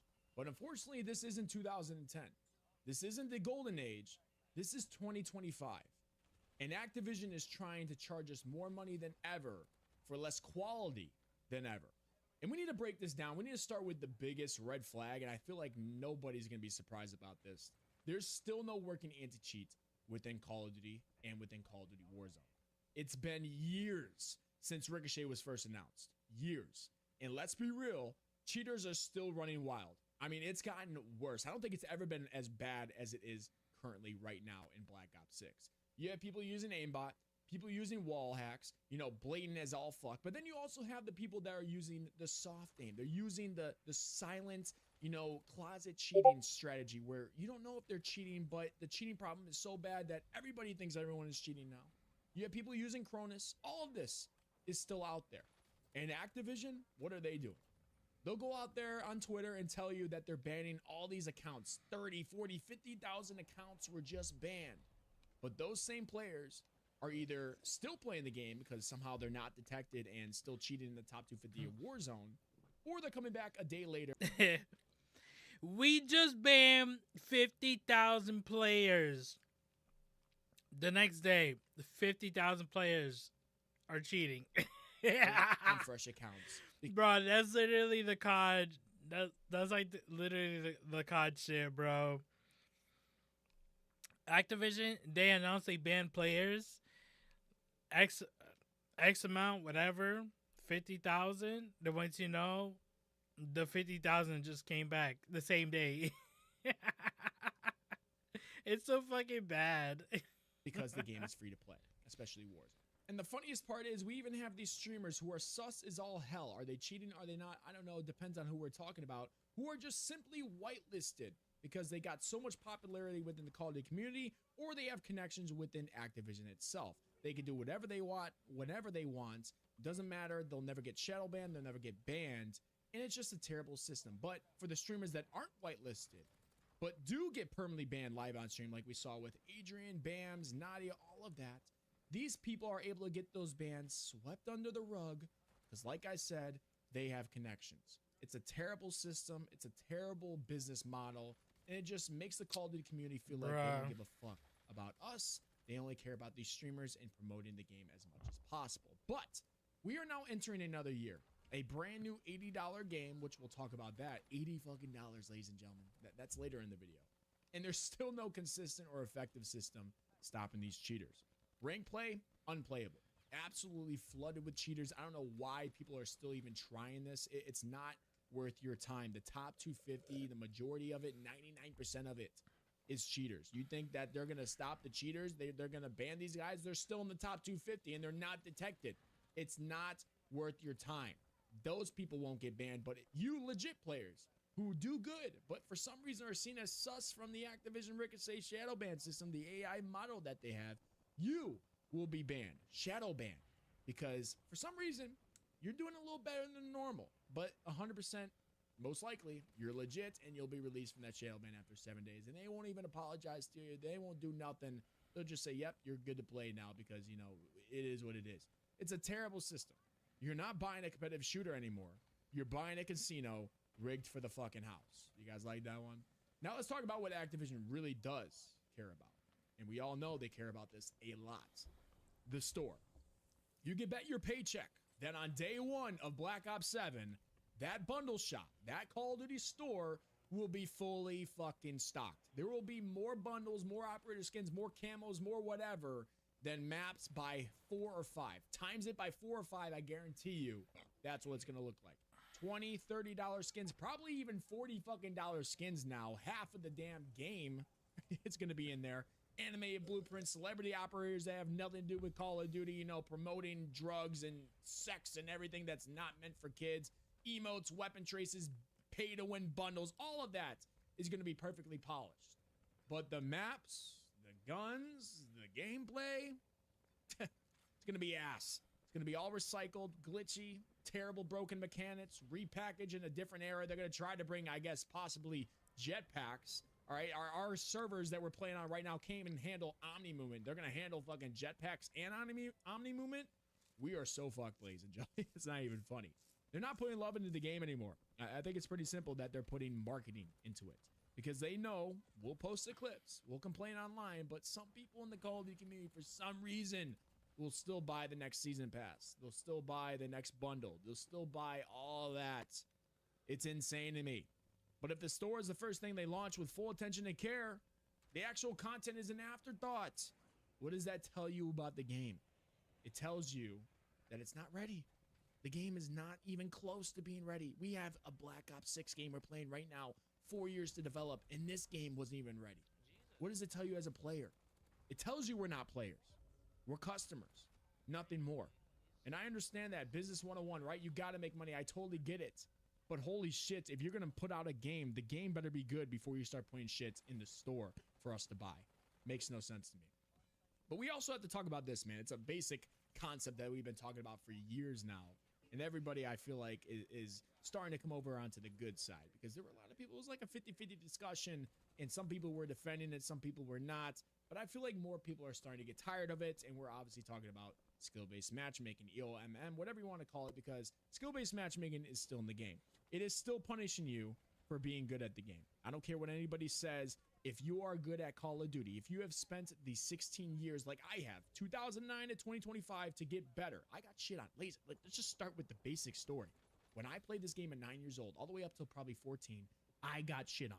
From people that were older than me, that people that played more Call of Duty than me, they shit on me. 20 times? But how do you think I got better?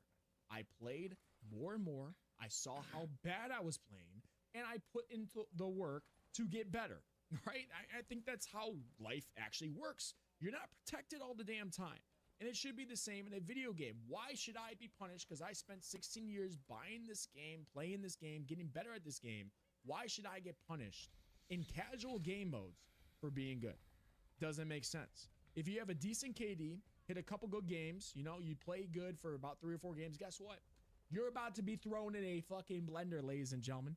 Every lobby turns into CDL warm-ups, players sliding, jump shotting, pre-aiming every corner like it's a $100,000 tourney, only using the 2 meta guns, right? It's not fun.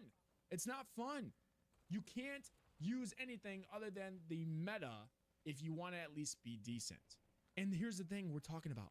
There's a rank play system, right? There's a rank play game mode. Go and play that if you want to sweat your balls off. If you want to go absolutely crazy and play like a fucking CDL player, go there. But for pubs, why are we doing that for pubs?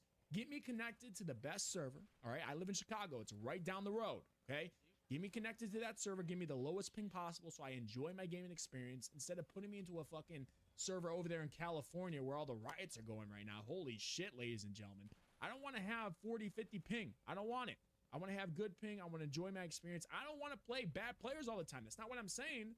I just want to play people that have the same connection as me, and we'll go from there. Get rid of disbanding lobbies so I don't have to wait 5 fucking minutes to play a damn game. Just make it based off of connection. It's very simple because SBMM isn't just frustrating. It also kills the fun. There's no variety. There's no casual games. No room to breathe. It's constant sweat. And the better you play, the worse the experience gets. Meanwhile, cheaters and those people that 2-box within multiplayer, which is a fucking joke. All right, I 2-box in Warzone, but multiplayer, are you kidding me? They can slip through the system because they can't tell the difference when you're with your bot account. They can't tell at all.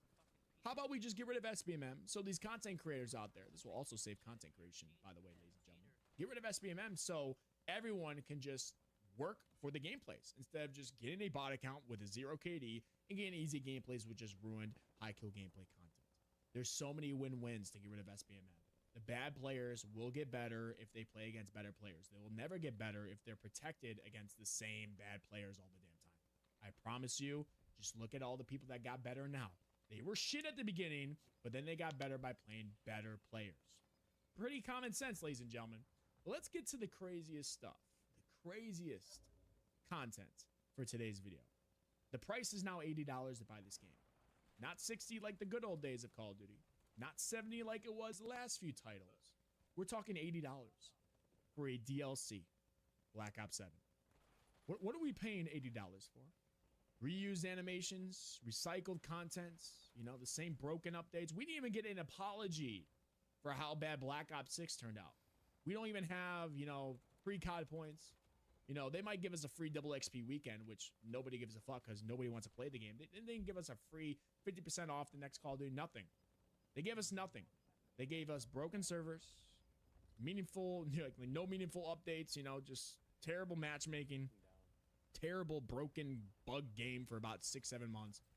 And now they're still selling the Battle Pass on top of it. They are charging more money for less content. I want you guys to just think about that. And we continue to let them get away with it for years. And I still don't know why they're raising, like, who is running this business? They have lost so many players, and they think it's a good idea to raise it by $10. It's like they test how far they can push us before we break. And every time we just continue to hand them our wallets. What are we doing here? We need to stop buying this game. We need to stop buying the bundles. If you can, get this game for free. That's what I'm going to do. I'm going to try my best to do it. I mean, I'm a Call of Duty content creator. Of course, I'm going to be playing this game, right? I'm going to tell you guys what I truly feel about it during the beta, during the launch of it. Of course, if I can save you guys money, my job is successful. I'll go through the bullshit. I'll go through the pain to play this game 100%. But I'm telling you guys right now, if you are already hating Black Ops 6, don't buy Black Ops 7. Just stick. He could just buy a Game Pass and he'll be good. It's going to come out. BO7 is going to come out on Game Pass day one. So he'll get it for free. The Warzone. No problem with that. I'm not saying I don't love Call of Duty. I'm not saying I don't enjoy this game. I'm saying just stop rewarding them for laziness and them trying to just get as much greed as possible. Black Ops 7 could have been special. I hope it is special. I really want this game to be good. If this game does good, it means my YouTube channel will even do better, right? I feel like that's common sense. It could have been a nice reset for the Black Ops series, for the Call of Duty series, a return to what made this franchise basically legendary.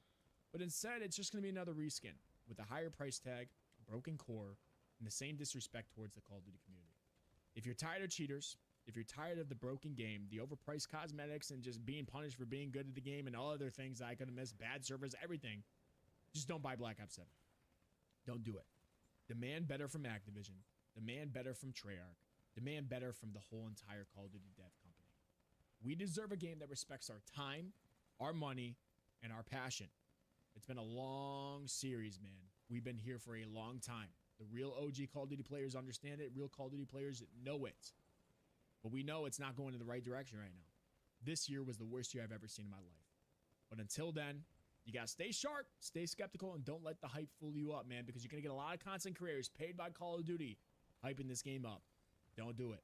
Listen to the real people. Listen to the people that won't lie to you, because I've never lied to you ever before in my life. Let's fucking get it. This is the Rig, man. I hope you guys have a great day. If you guys enjoyed the video, make sure you guys hit that like button, subscribe, comment your thoughts down below. Are you buying this game? Are you not? I would love to hear it in the comments. Other than that, I ain't buying no see you guys in fucking. the next one. I'm definitely not gonna buy fucking $80.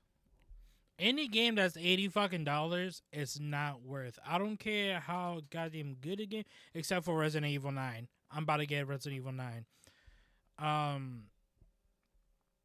Any game that's $80 fucking dollars now is just like, it's just dumb. Borderlands 4 is definitely gonna be it's definitely gonna be $80. What other games is gonna be coming out? I think a bunch of games. Oh, Outer Worlds 2, $80 fucking dollars.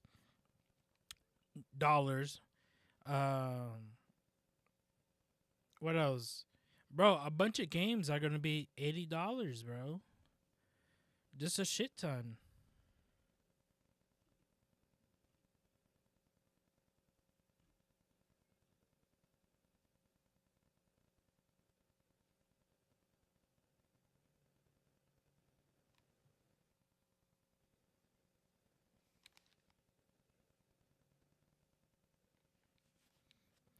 Dude, my PC is so quiet.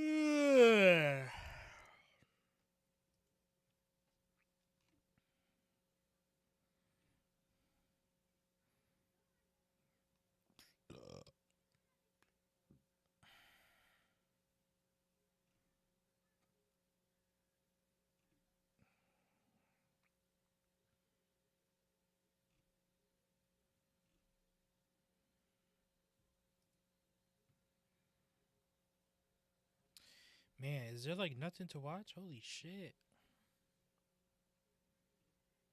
There's like nothing that's interested right now.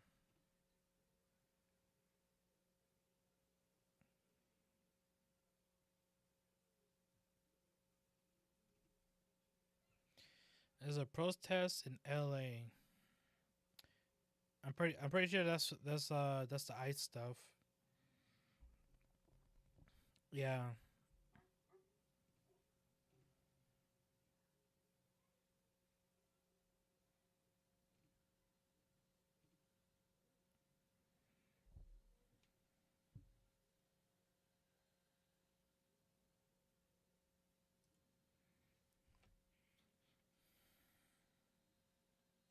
The Expanse. Folks, if you're a fan of sci-fi and you don't know about The Expanse, I think you owe it to yourself to immerse yourself in this universe. Specifically, I would recommend watching the TV show. It is one of my favorite shows of all time. But upcoming is actually a AAA game set in this universe. And the best way I can explain The Expanse is that it's somewhat Mass Effect-esque, except it's set during a time when humans are just discovering the mass relays. It's kind of that vibe where they're just kind of starting to make contact with extraterrestrial life forms, and the mysteries are kind of starting to unravel in regards to like what's out there in the universe. And it's just this really awesome, gritty sci-fi setting that's got a lot of political intrigue that's happening across the solar system among clashing factions. And there's all these compelling characters who have different agendas. And it's just kind of this perfect setting for an action sci-fi RPG. Now, this video is sponsored by Owlcat Games, the developers of this title, but all opinions on this are my own. There's a trailer that they kind of showed me early on for me to check it out. And, you know, what I'm seeing right now is pretty exciting stuff. Obviously, we'll still have to wait and see how it plays. I'd love to see like an extensive gameplay video down the line. But there are a lot of great glimpses highlighting just, I think, a lot of potential with a game like this. It also looks visually gorgeous. The art direction is very authentic to the visual language that the show established. And I'd love to first check the trailer out so you can see what I mean and just really spotlight why the setting really works for a AAA kind of RPG experience. Here we go.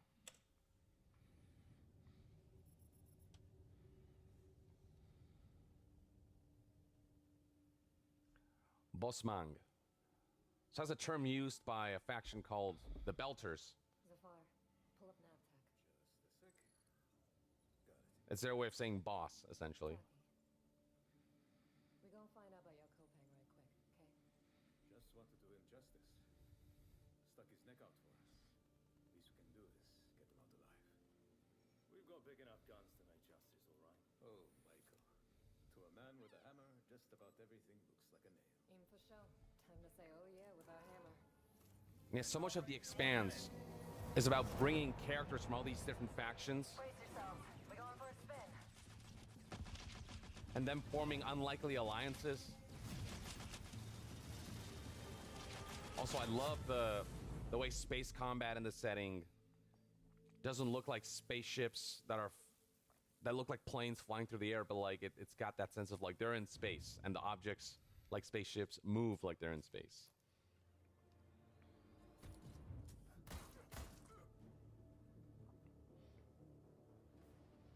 The way ship combat is kind of being showcased is already very authentic. The music, very much in line with what they did with the show. The premise. The aesthetic. Zafar, did you get a signal? After the large haul down this corridor, they shut down this part of the facility. Like, this is legit AF. Arrival. Fine. Let's deal with those guys first.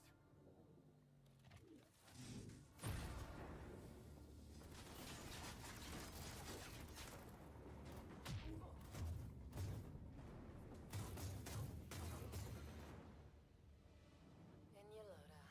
They never look up. And I think some of what's going to be showcased here is each character's combat capabilities, You were right. They shut down this. some of the skills and abilities that they have, and what they contribute to the team. This is a companion-based third-person action RPG shooter.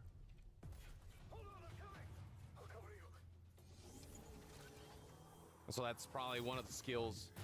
You've got a guy with a shield. That's probably a class of character who will help you out with more defensive maneuvers alongside skills like the shoulder turret. I can't see shit from here. The bird up high shall be thine eyes. You've got a class that has a drone, you know. What the hell happened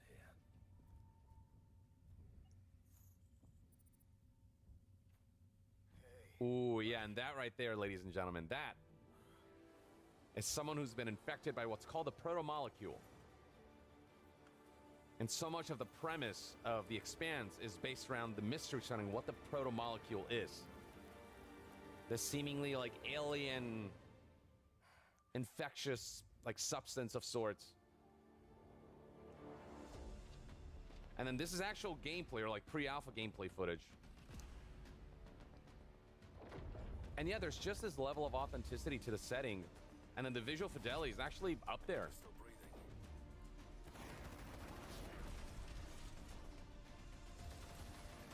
Like this is the destructible environments there was pretty impressive. But yeah, the ambition surrounding this game just shows a lot of promise.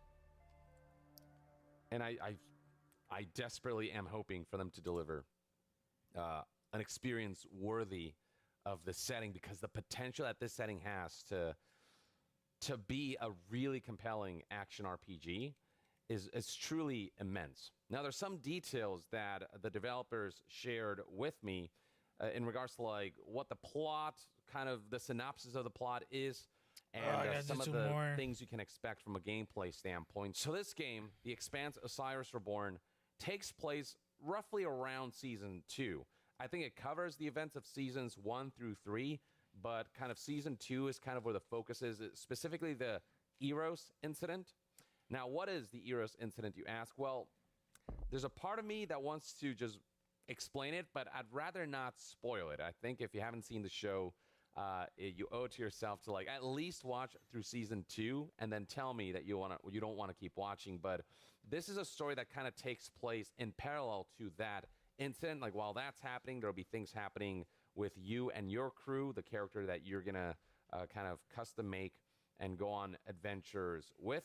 But all I'll say is that the Eros incident is a really pivotal and really cool point in The Expanse's story. It culminates into a pretty climactic event, and it's around this time that humanity is kind of discovering the possibility of like extraterrestrial life. Not only are the dangers surrounding the protomolecule being unraveled, but you know, you slowly start to peel the onion layers of like what this thing actually is, where it came from, why it's here. It's this one common antagonistic entity that causes a lot of folks from different factions to rally together. And speaking of factions, there are three main factions in this universe. You have Earth, Mars, and the Belt.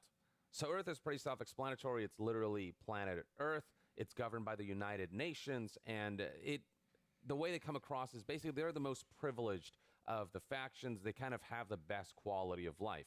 Then you've got Mars. So there was this colony that was sent out to Mars, but then after that colony grew, they decided to separate themselves from Earth, gain independence, and then gain self-governance. And the governing body of Mars is the MCR, or the Mars Congressional Republic. They live under harsher conditions, but because of those conditions, they've kind of had to work harder at everything. So they've almost become like more technologically advanced than Earth. They've become more of like a militaristic faction. And then finally, you've got the Belt. And this is kind of the working class faction is the best way I can put it. They kind of mine asteroids and whatnot and provide tons of resources through very risky work. And without the Belt, without them doing what they do, Mars and Earth wouldn't get some of those necessary resources that they do. But at the same time, this being sort of the working class faction, they often feel like they're mistreated, undervalued, and kind of seen as less than human. They feel like they're constantly taken advantage of. And so you've got this governing Poor people.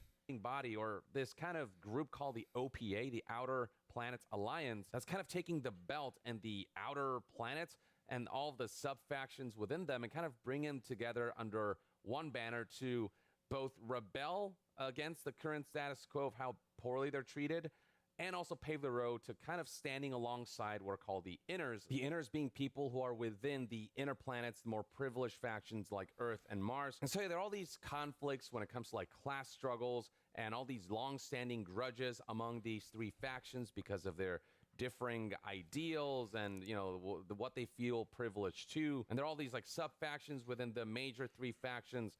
And it's those conflicts within those factions that lie at the heart of this universe's political depth. And that's like on a more zoomed out level. Once you zoom in, you get those characters who come from these different factions, who are very three-dimensional, who are either very primed to kind of execute on the ideals of the factions that they belong in, or some of them start to question some of the ideals that their factions have become accustomed to. And then you've got these characters who do come together into an unlikely alliance. It's a really great setting for a lot of these moral decisions where you can present them as not having any real right or wrong answers. It's more about perspective. It's about what every faction and individual is fighting for, what they believe in, you know, and, you know, what measures they want to take to achieve their goals, some more extreme than others. And on top of the kind of conflicts that already exist within these factions, once you introduce the proto-molecule and the potential that that possesses in terms of both harming the human race as a whole and also the potential of that being weaponized and whatnot,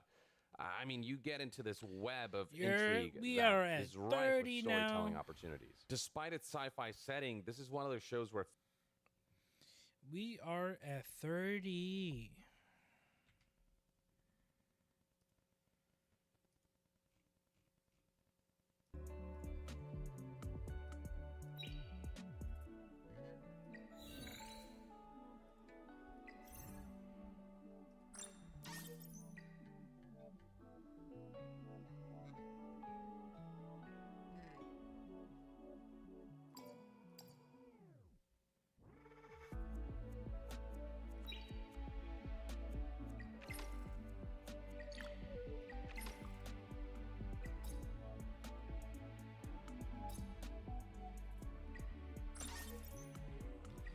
Let's go.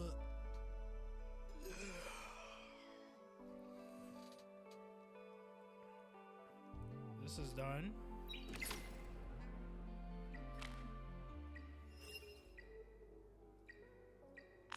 Aha, we got you open, bitch.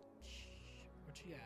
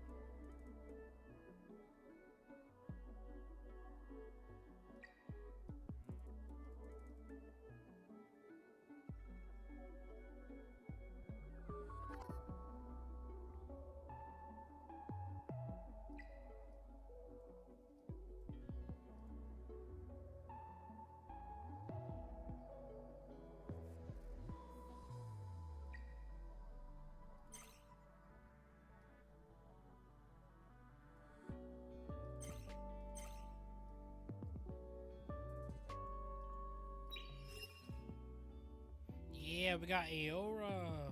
We got Rora. Unlocked. Now that means I think we can do the story now. Yeah, we can do the story now.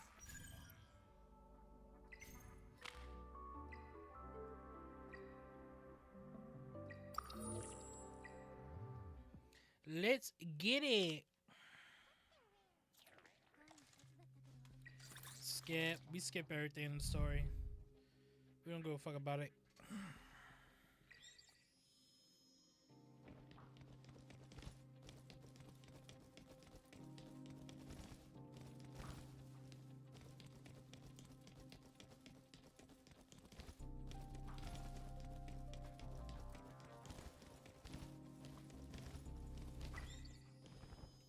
Where's this bitch at? There has to be a secret here somewhere.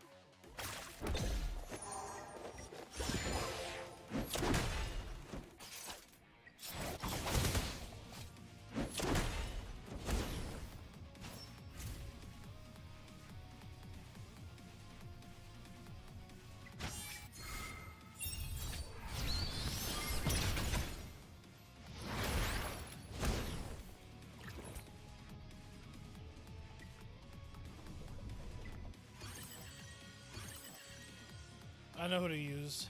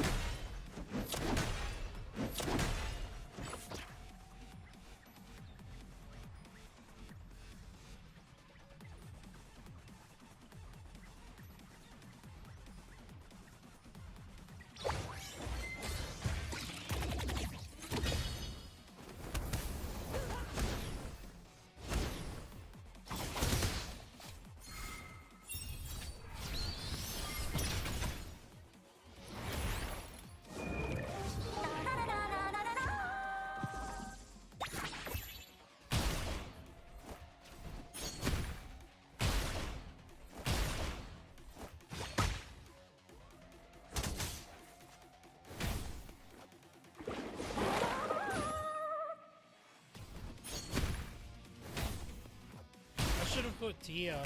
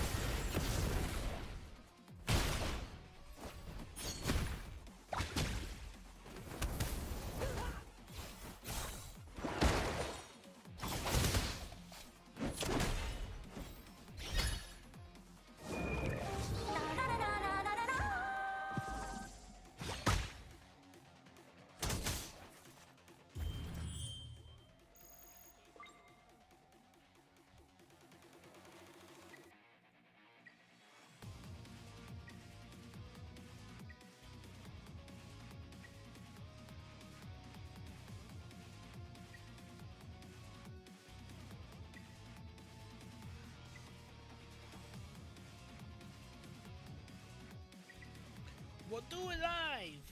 Fuck it. We'll do it live.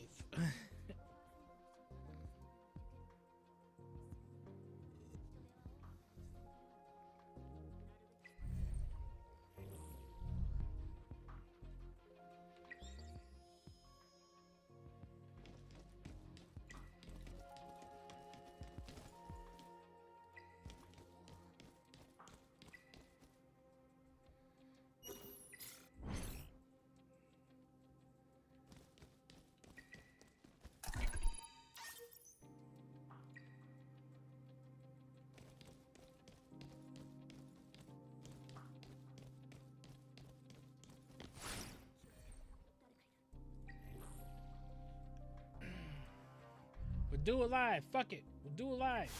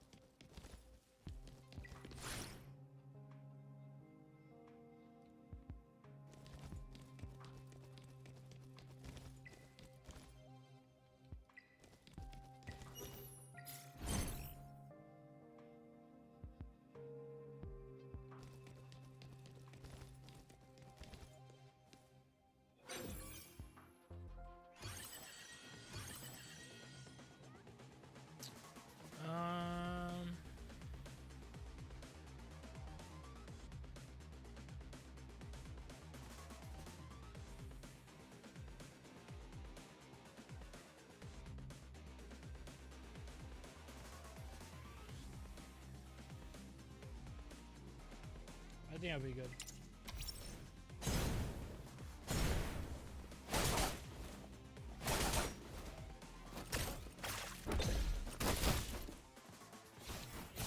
That's crazy.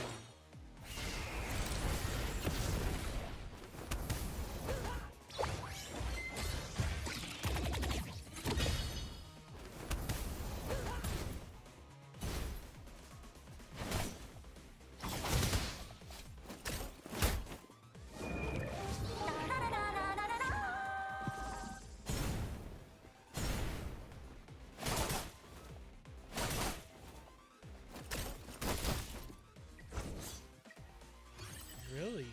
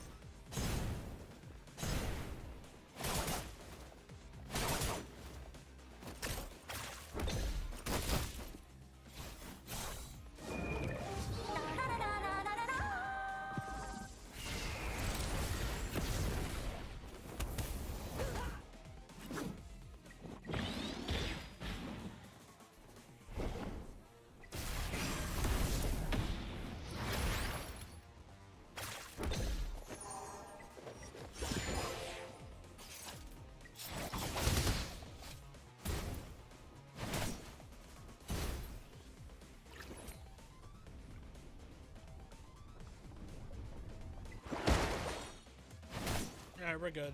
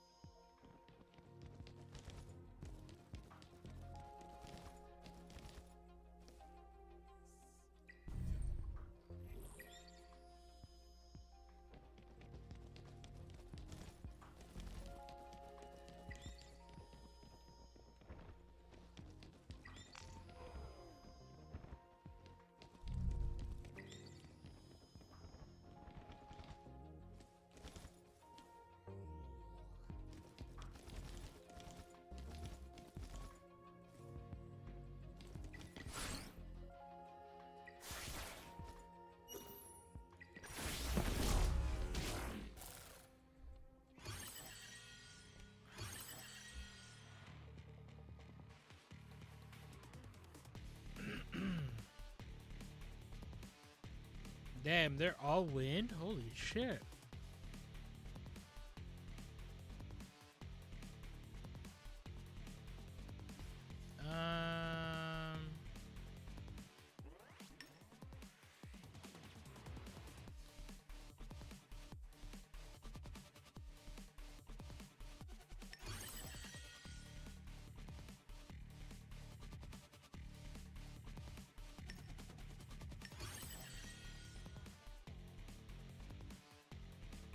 This should be good.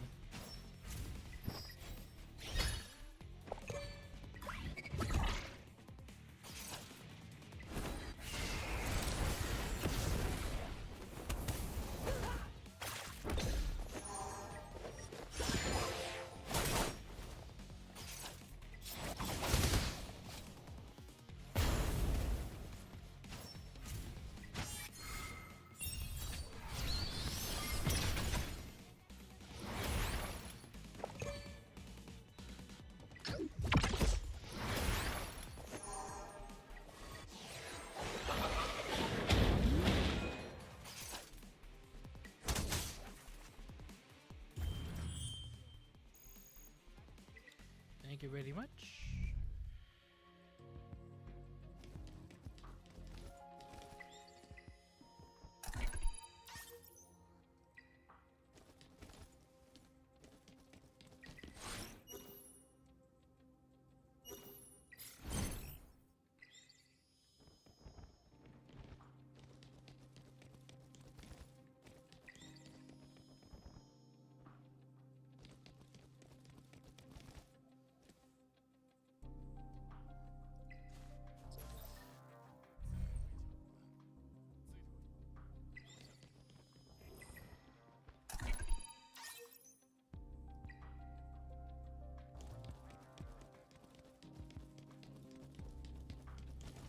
It looks like we have all the chests.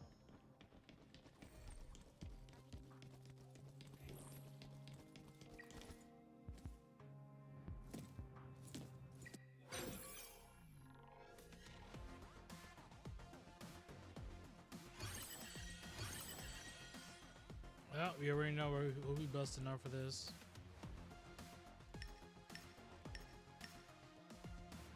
So it was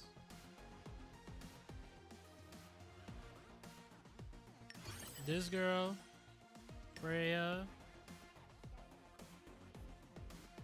healer, and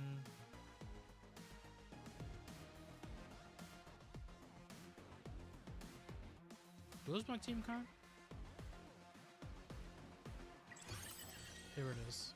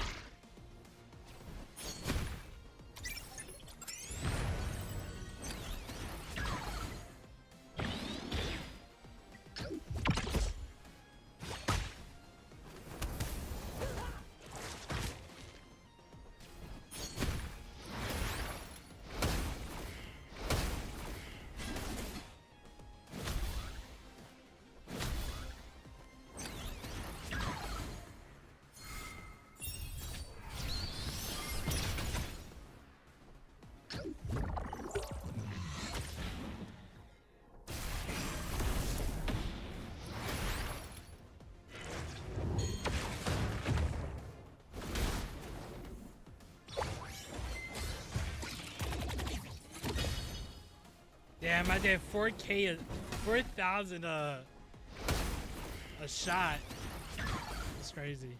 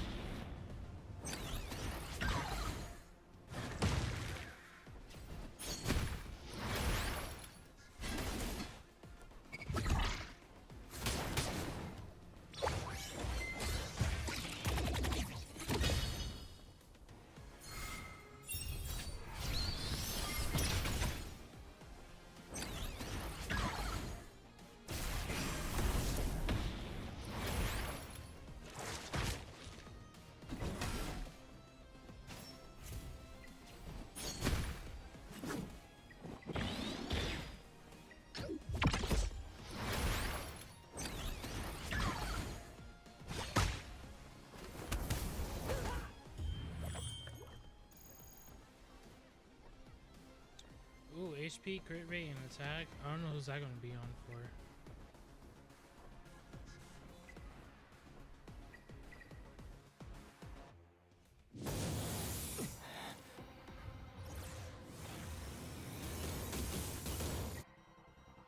Bro, she just summons people out the ass.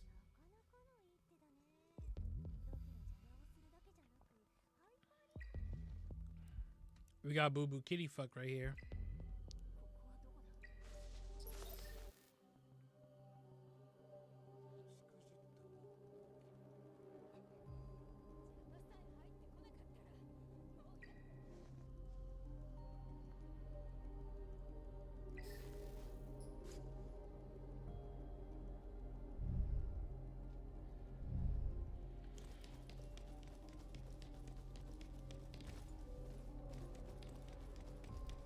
What the fuck is this?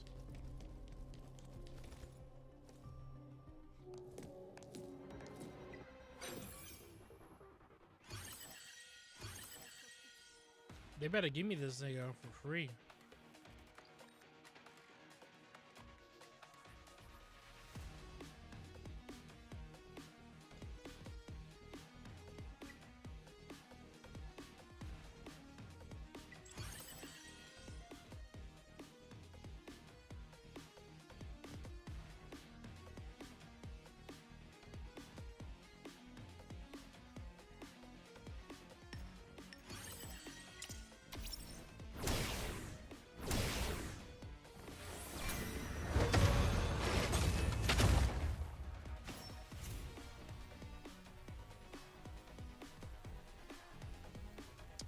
Oh shit. Wait, I might need to start over. Hold on.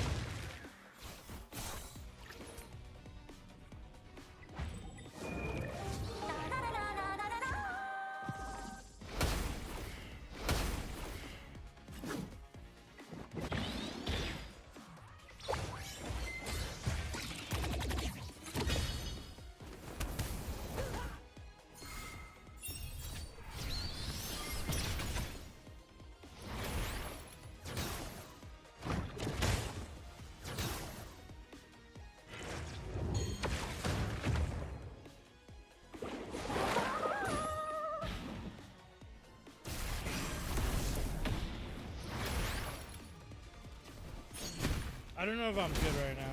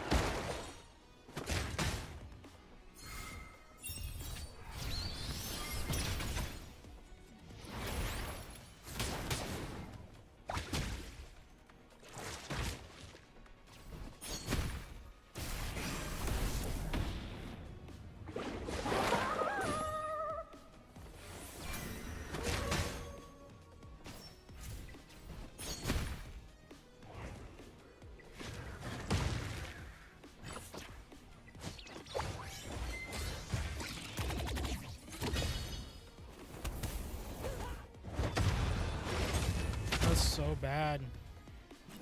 I knew she was gonna die.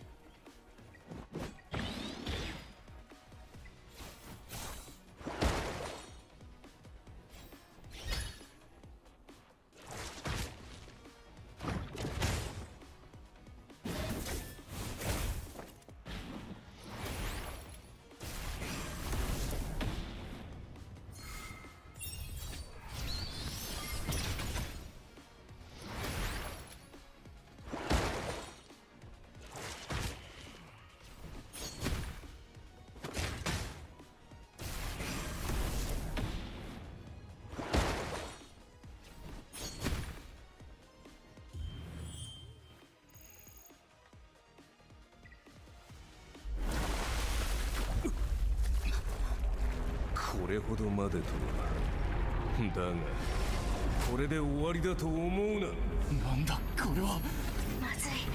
近くの原始エネルギーを吸収してる。気をつけて。店長。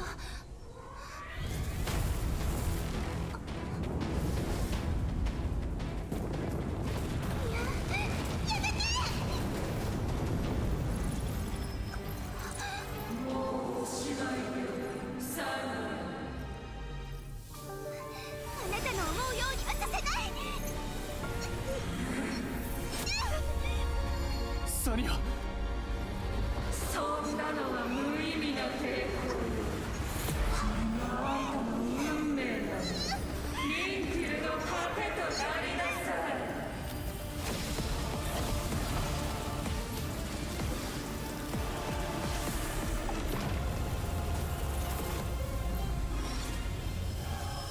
目覚めよ、リンキル。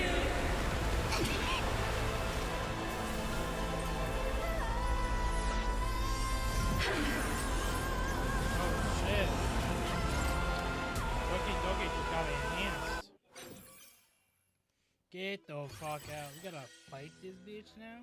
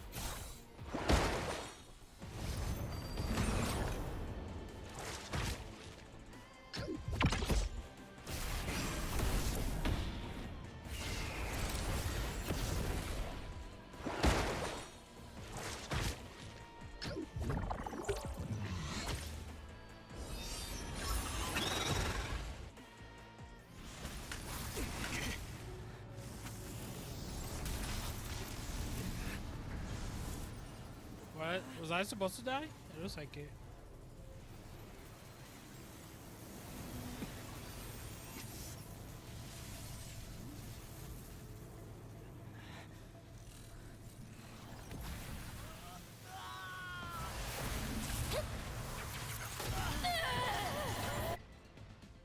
Oh no!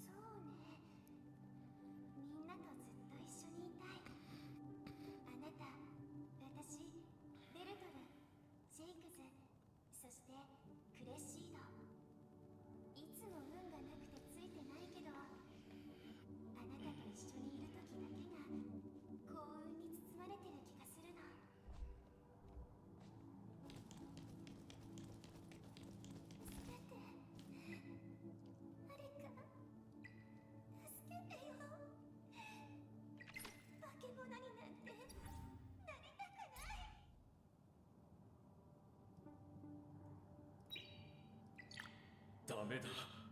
アシリアは完全に暴走してしまった。彼女を助けられるのはお前だけだ。チップを融合して彼女とリンクするんだ。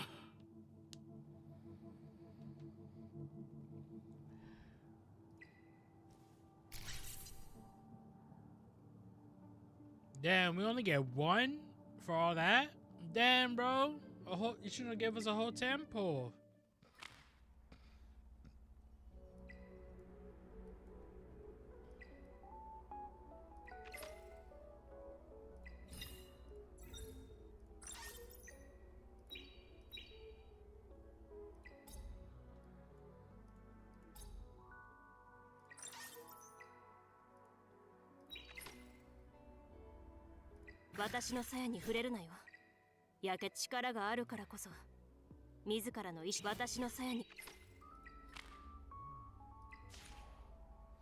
Okay, now we could actually play the game.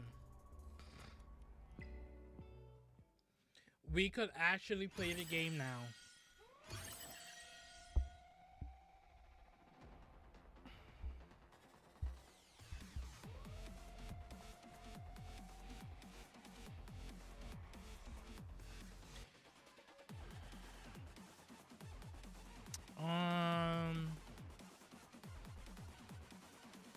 Damn.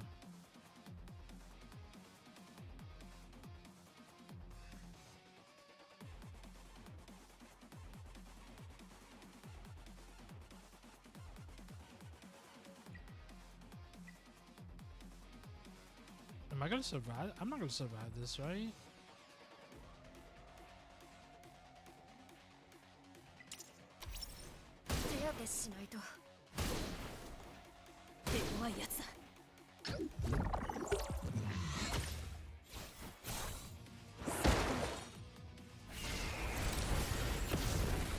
Oh, we're chilling.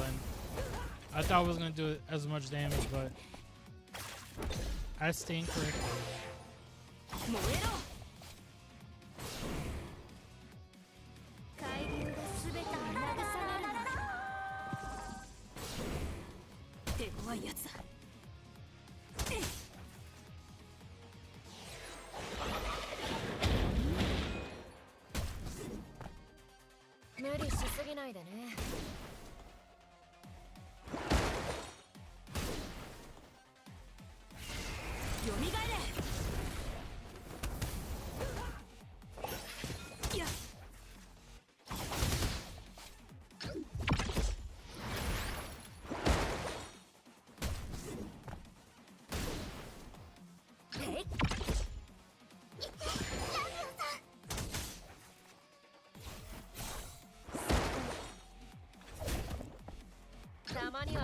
ュームに浸るのも悪くないでしょ。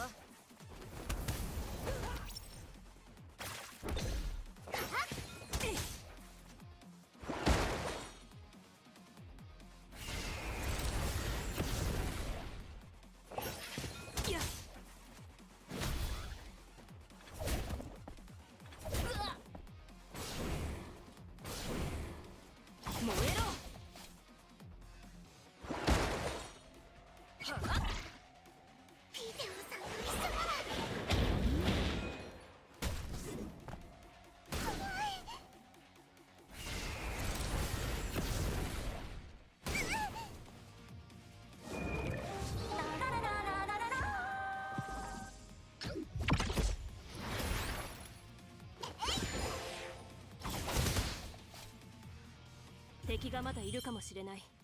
警戒を怠るな。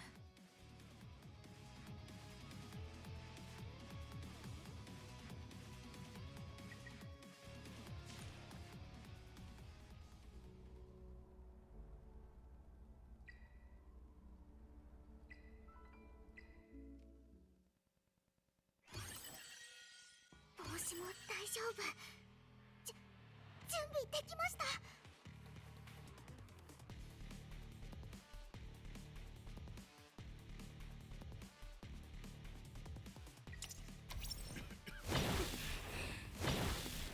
一緒に夢でも見ようか。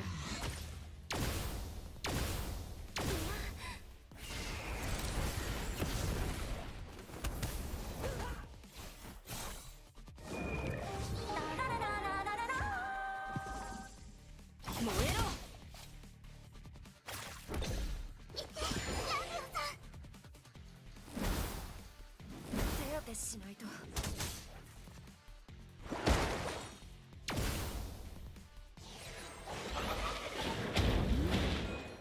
無理しすぎないでね。よみがえれ。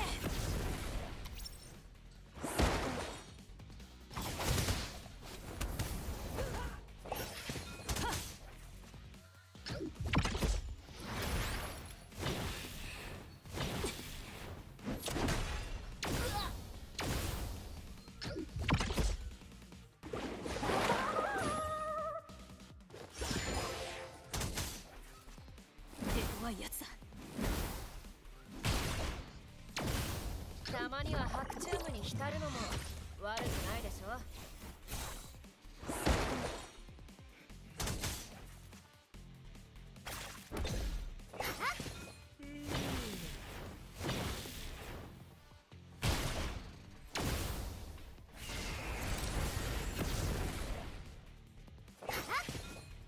燃えろ。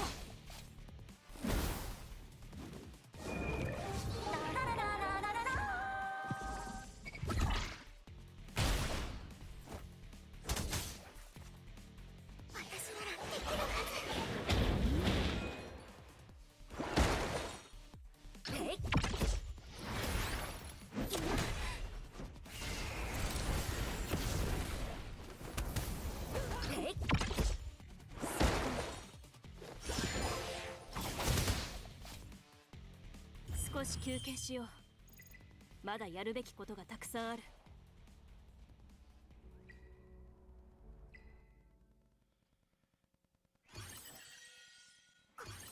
怖くないです。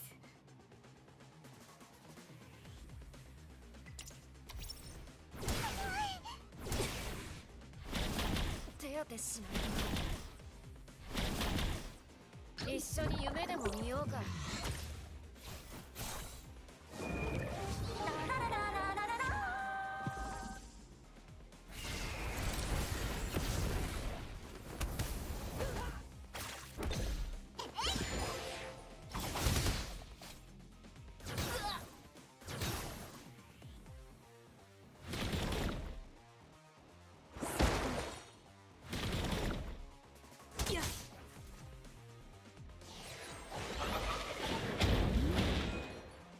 怖いやつだ。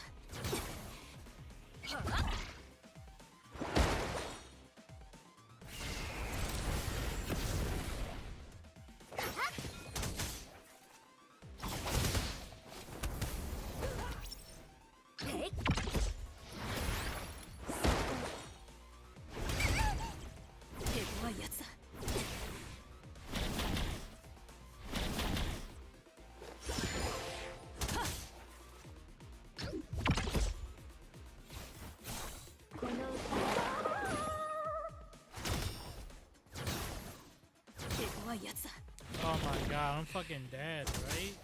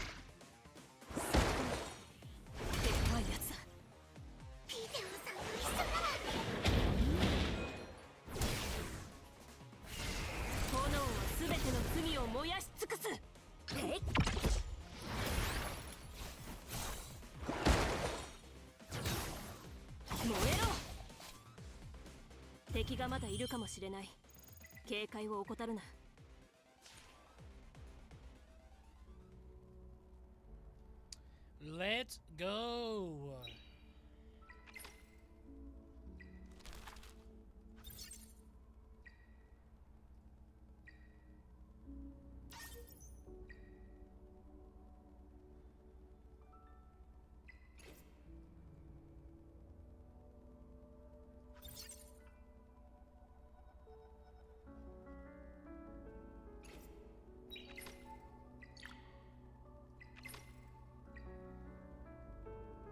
Damn.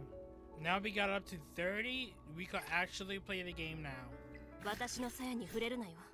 We could play the game now.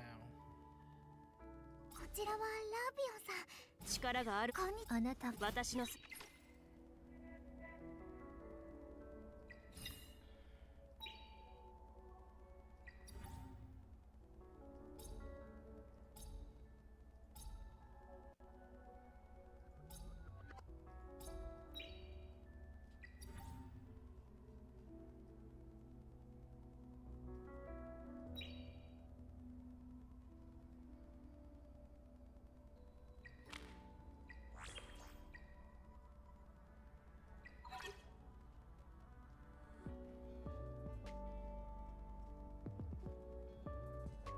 We gotta do this.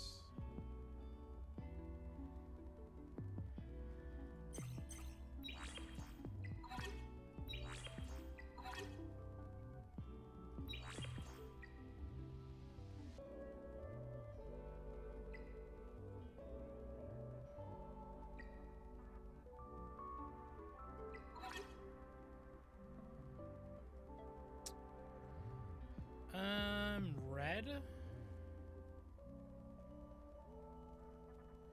Man, I really wish they listed like the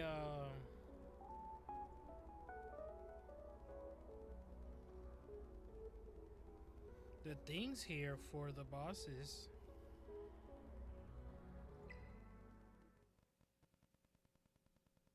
仲間を傷つけたいならまずこの剣に聞け。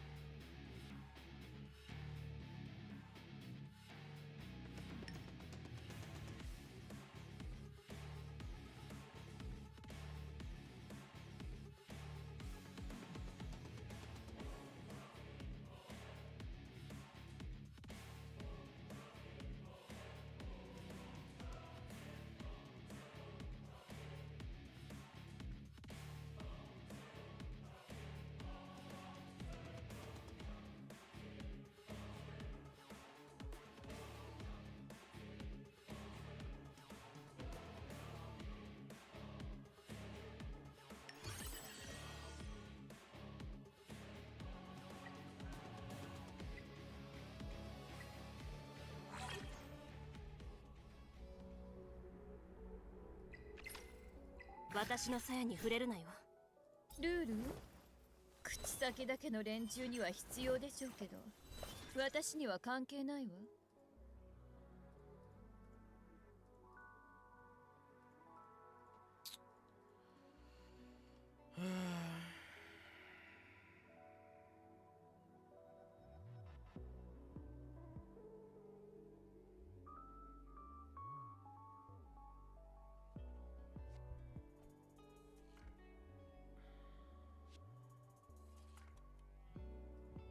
Let me put everything on this girl.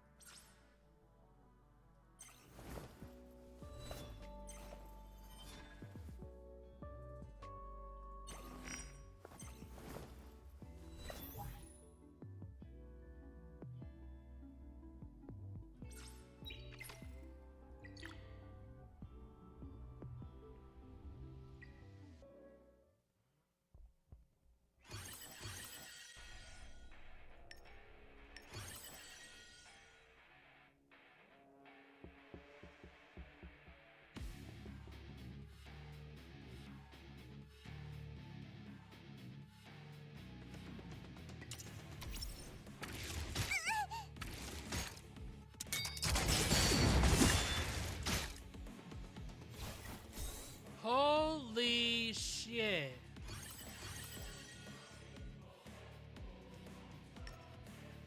This bitch got two-shotted?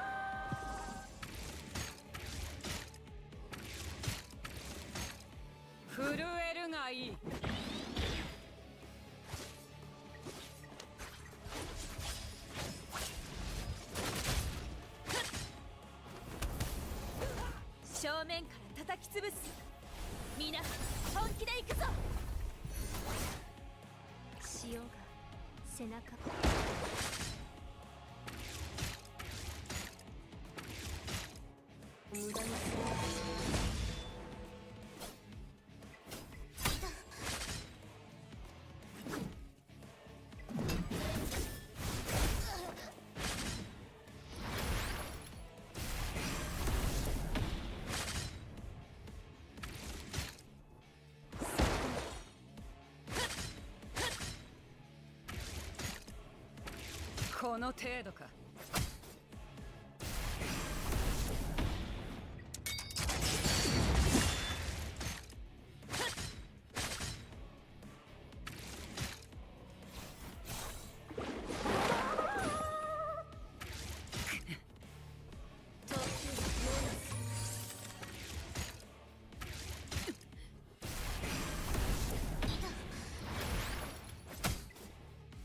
逃げて叫んでもがきなさい。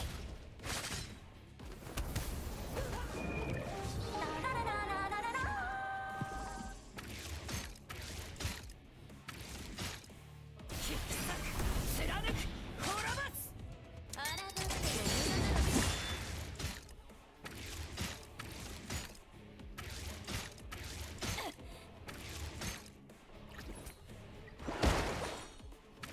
大丈夫だ。容赦はしな。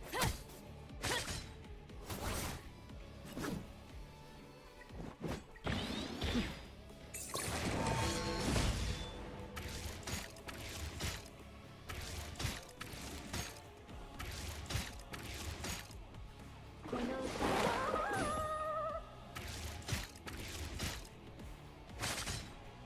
訴求せよ。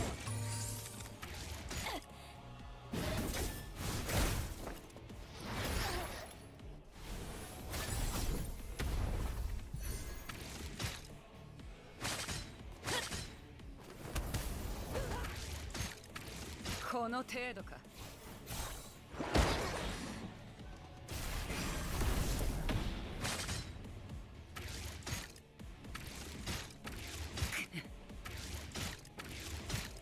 終了。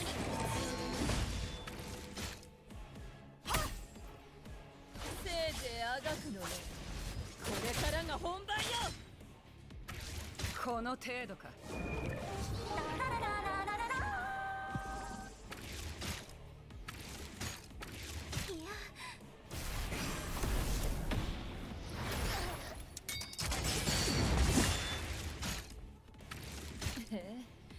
やるじゃない。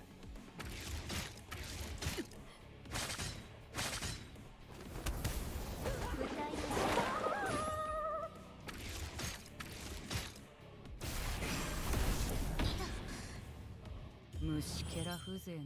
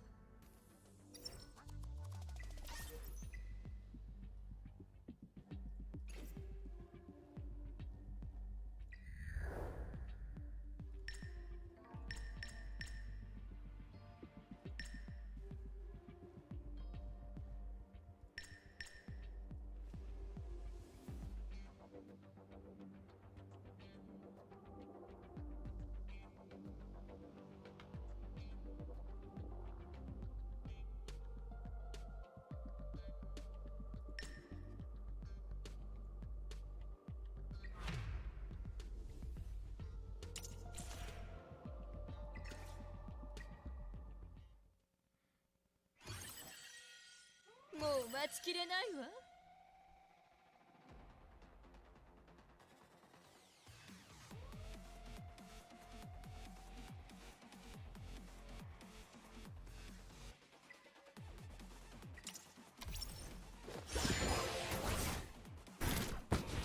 Oh, I put Rosa. I didn't mean to put Rosa, bro.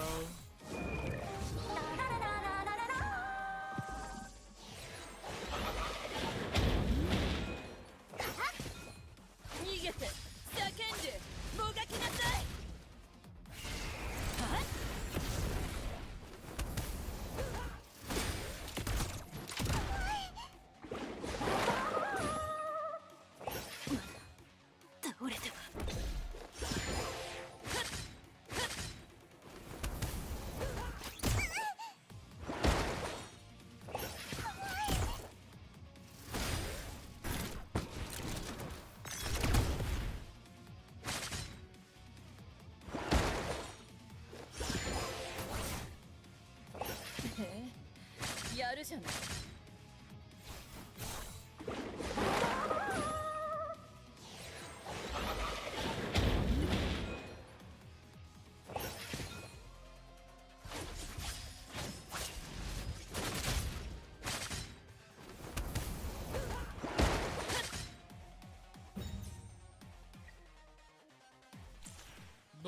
Bro, Rosa's follow-up is so good. There's gotta be... What shell does the follow-up bullshit?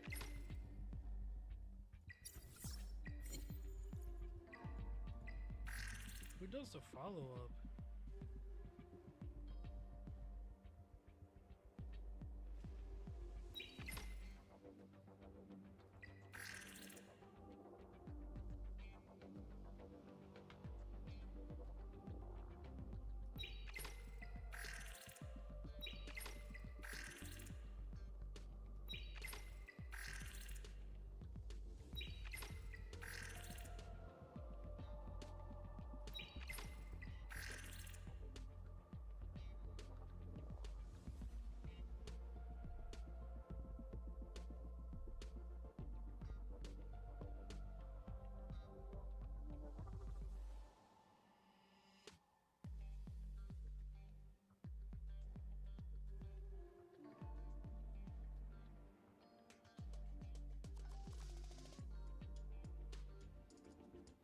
Ooh, this is good for this girl. This is definitely good for this girl. Hold on. I didn't even know I had that piece. 私の意見を聞きたいと。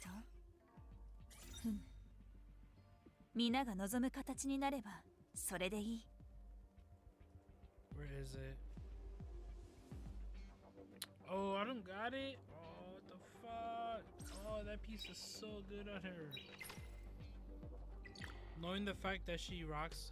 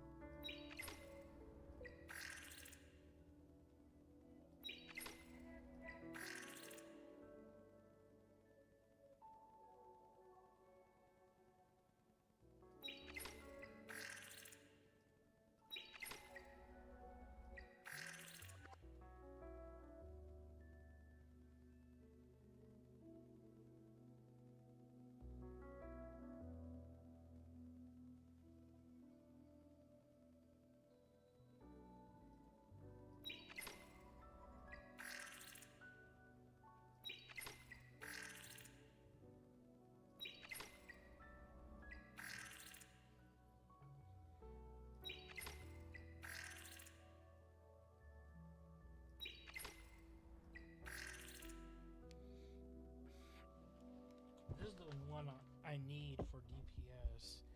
White Fang. Oh no, he's OD.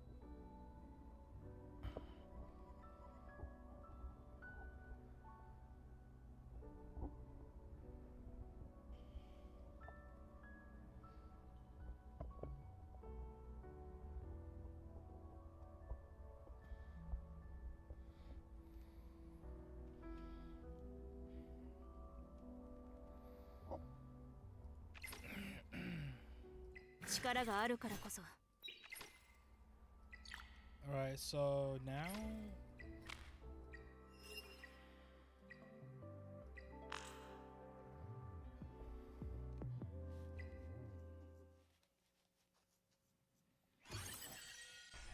this is my team for this.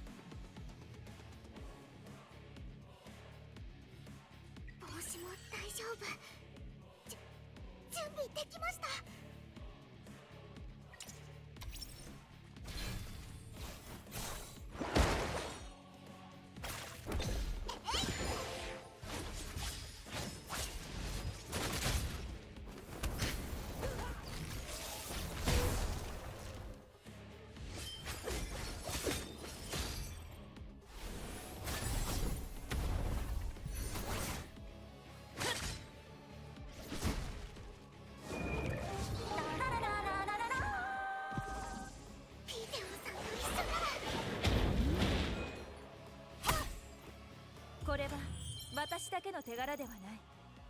皆で勝ち取った勝利だ。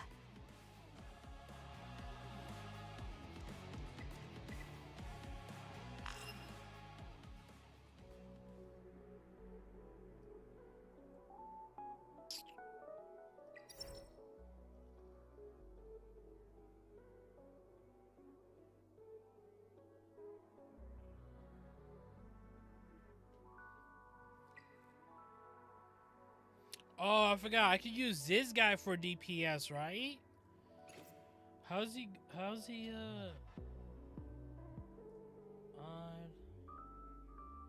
he's T1 for damage.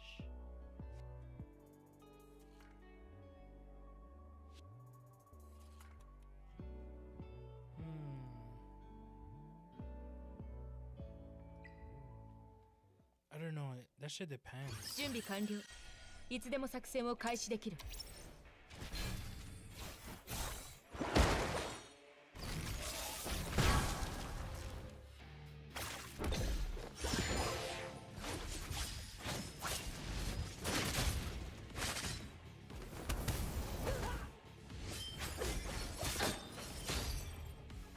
みんな本気で行くぞ。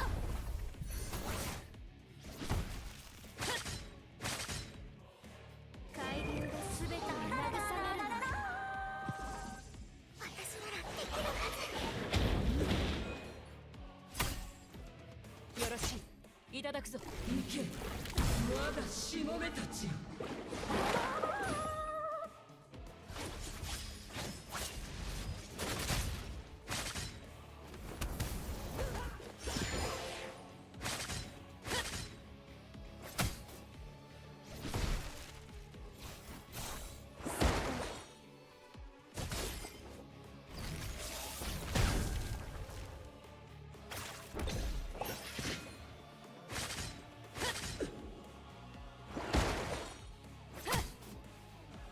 チームの勝利だ。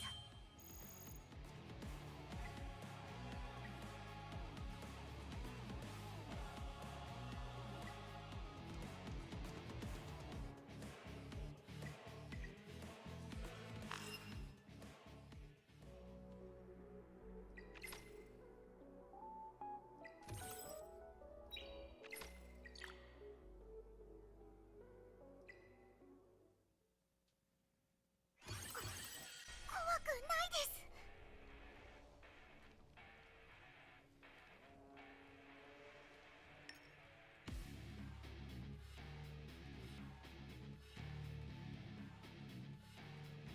これは果たすべき務めです。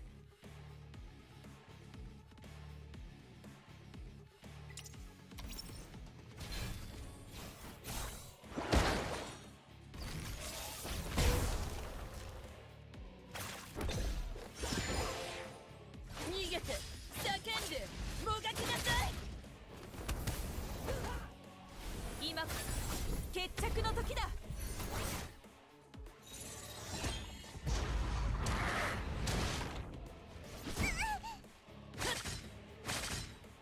来なさい、海の彼ら。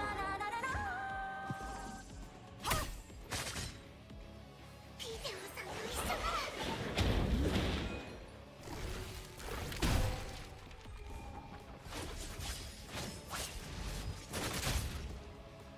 時間がかかりすぎじゃない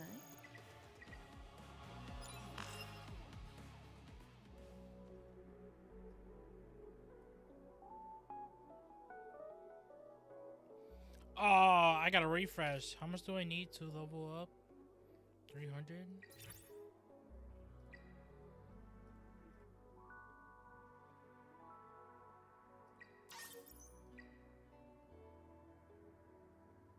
Oh, yeah, 300, yeah. Bro, I thought I miscalculated. I'm like, what? I know math. A little bit of math.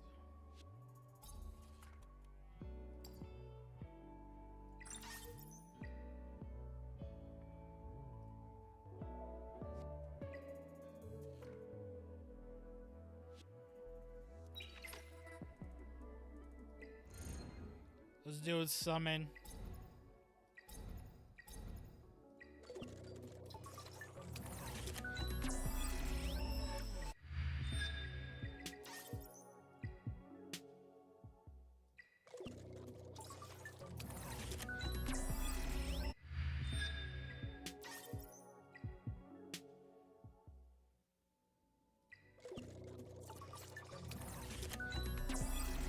私に何かご用？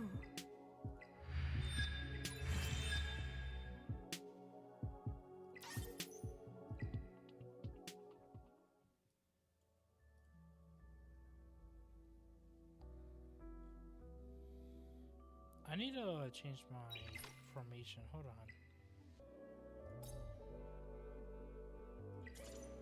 Oh, why do I have this girl in here? Hold on.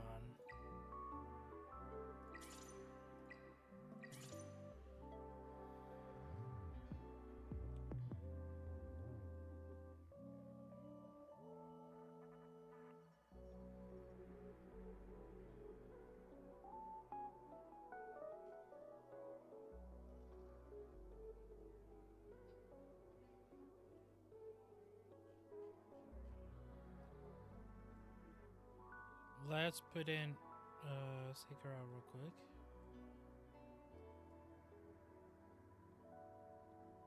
Where is she?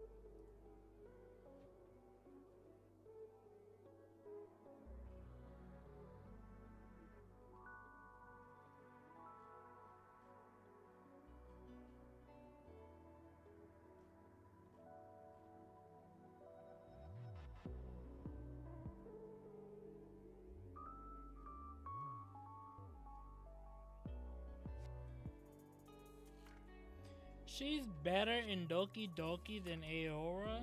No fucking way, really?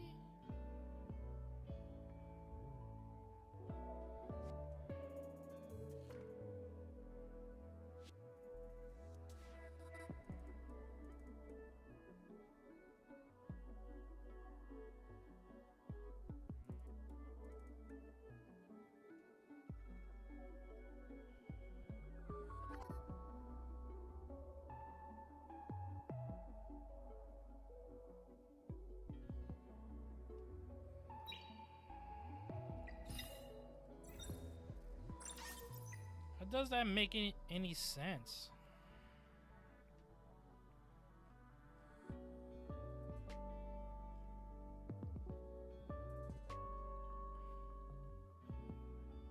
Attain 2 or more SSRs in a temple? That's crazy.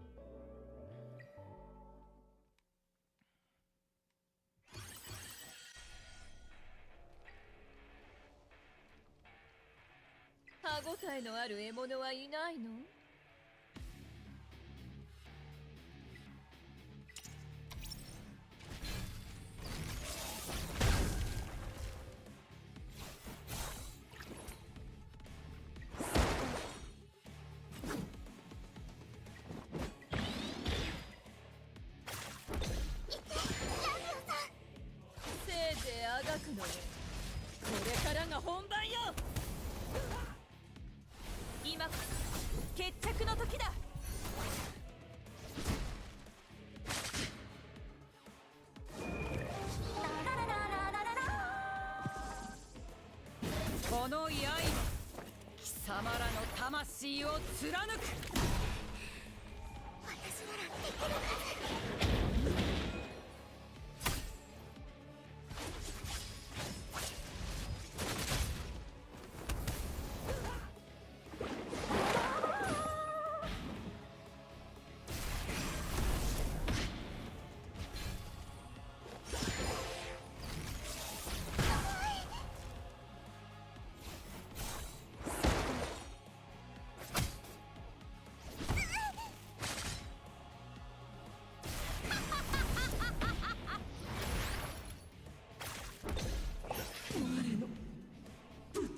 ショーが無事成功しました。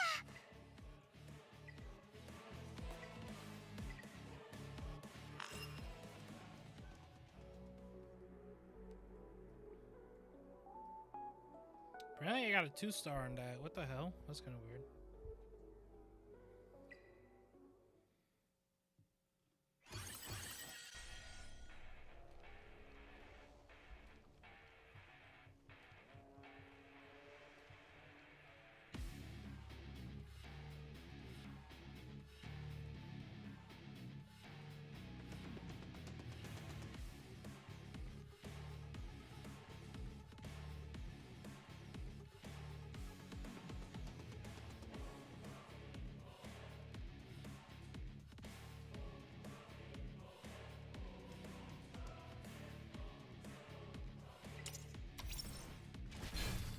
この華麗なるショーの前にひれ伏すがよい。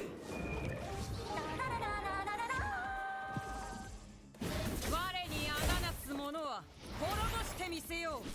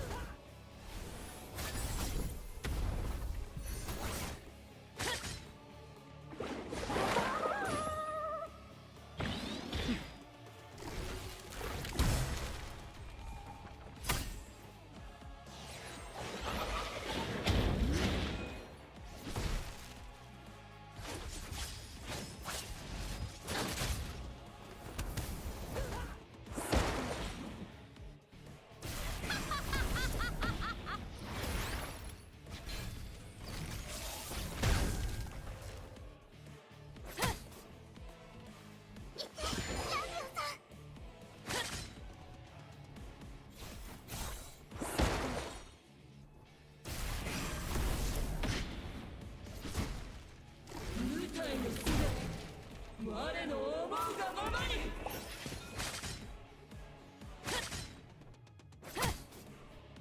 来なさい、海の声。や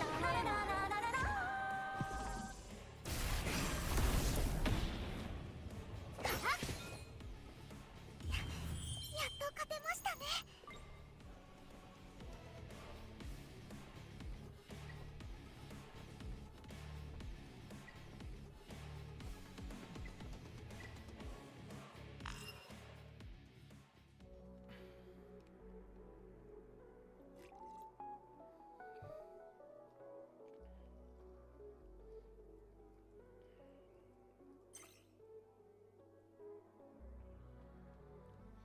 Oh, 40?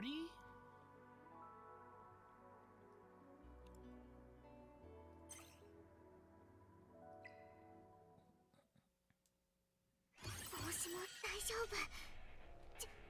準備できました。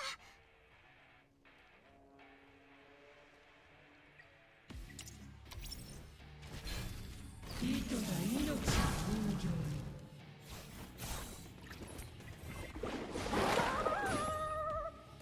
この程度か。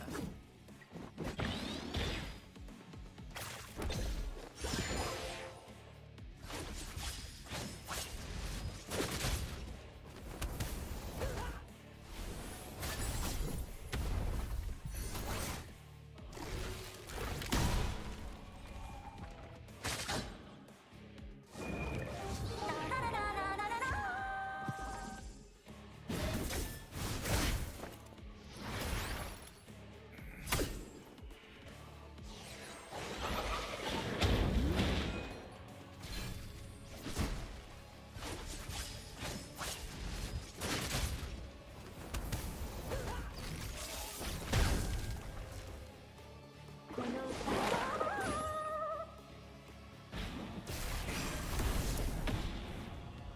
引き裂く貫く滅ぼす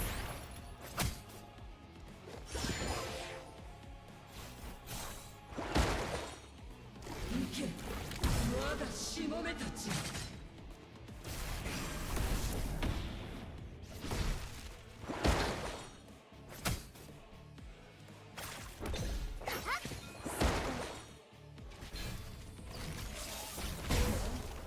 やるじゃない。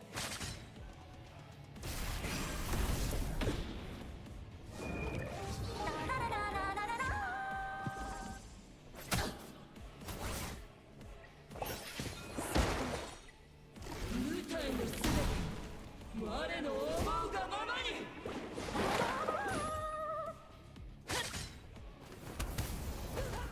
この刃貴様らの魂を貫く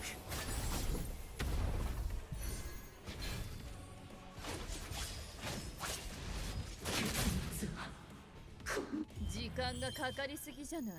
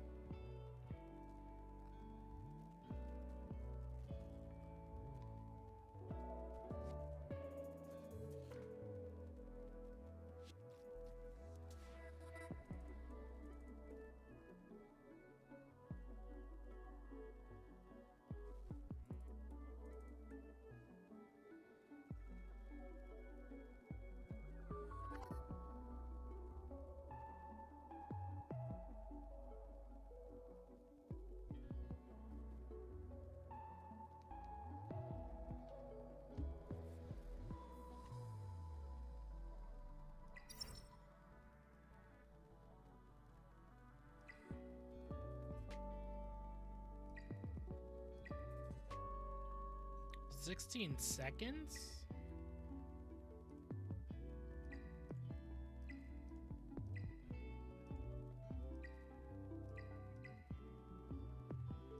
I don't have her. I got this girl. I don't have her either. I got none of these hoes.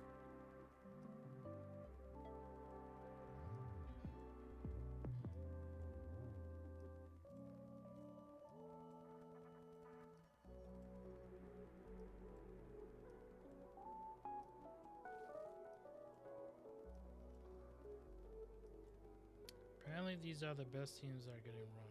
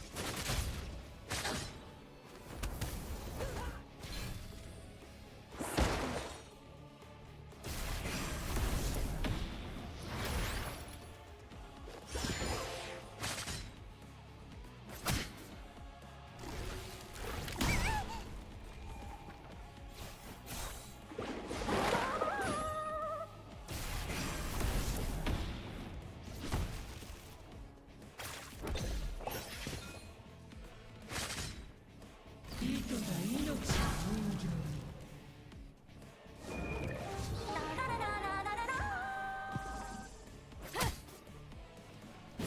の刃、貴様らの魂を貫く。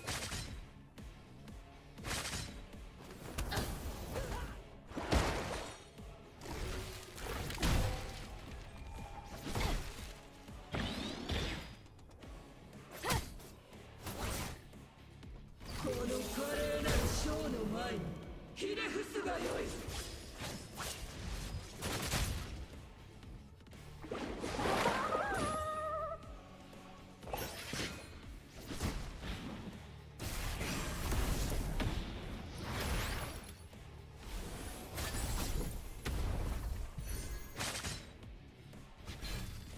行け、我がしもべたちよ。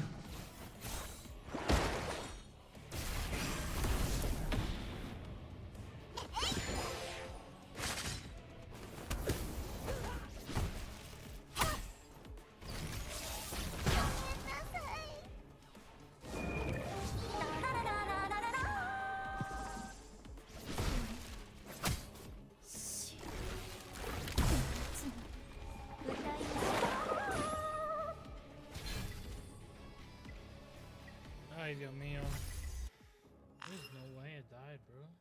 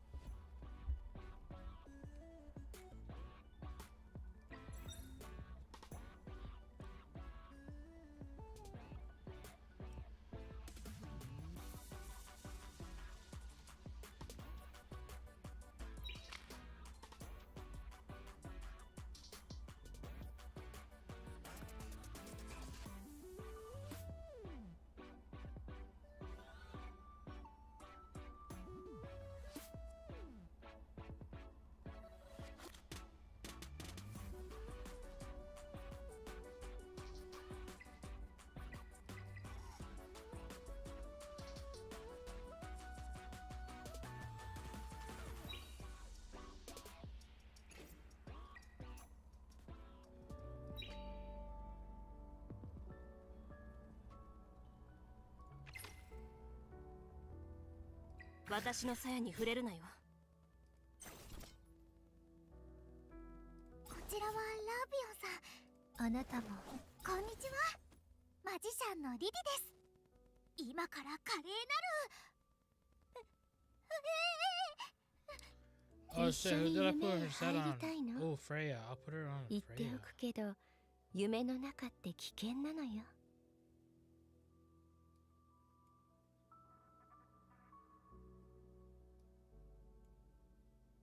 世界で命は常に巡り、自然の力が溢れてます。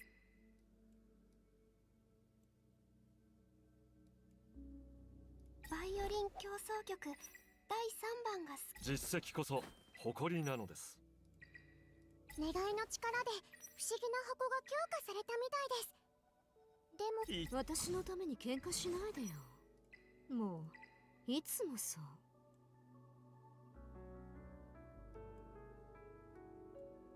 聞いて、小鳥たちがささやいてますよ。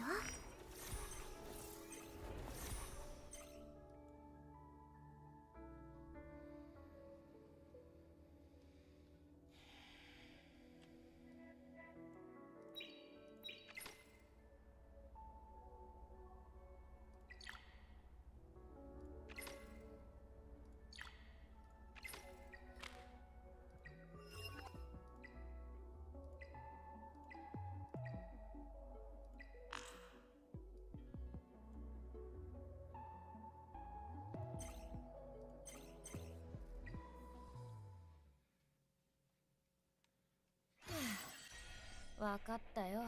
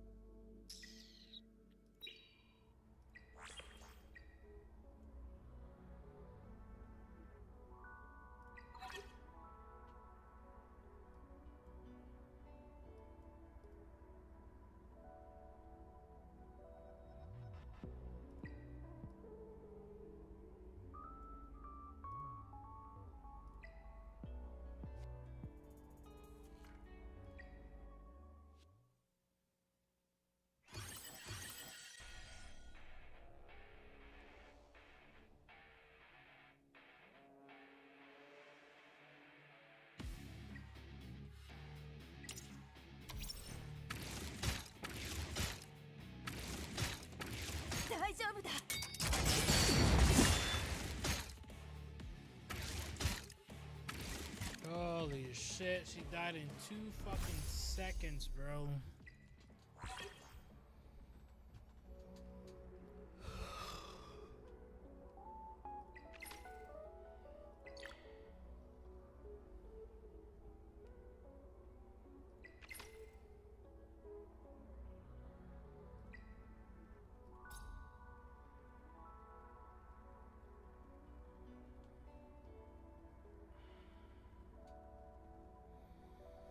Alright, I need to level up this girl so I could 5-star her. This girl, Val, I need to... 力があるからこそ無意味な戦いなんてただ医療資源を浪費しているだけじゃないか。ああ、余計眠くなった。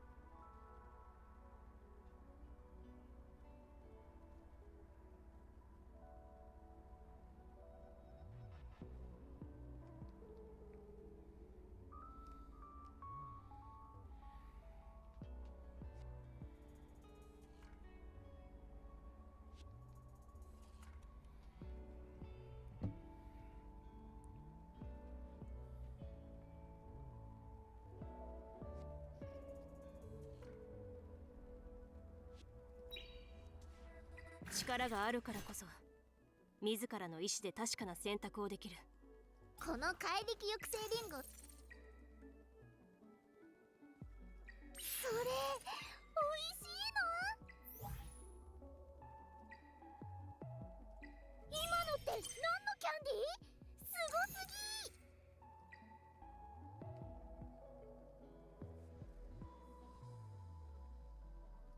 それ美味しいの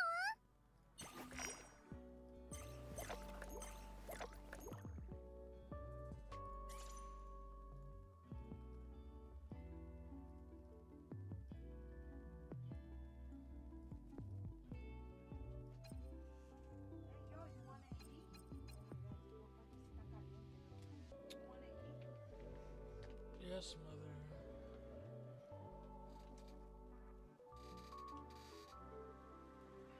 Cierra la puerta. Dios mío.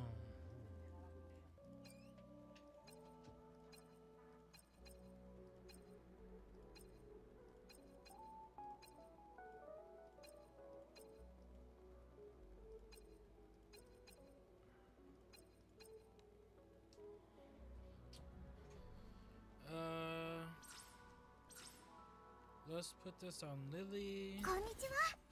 マジシャンのリリです。今から華麗なる盗み聞きしないでくださいよ。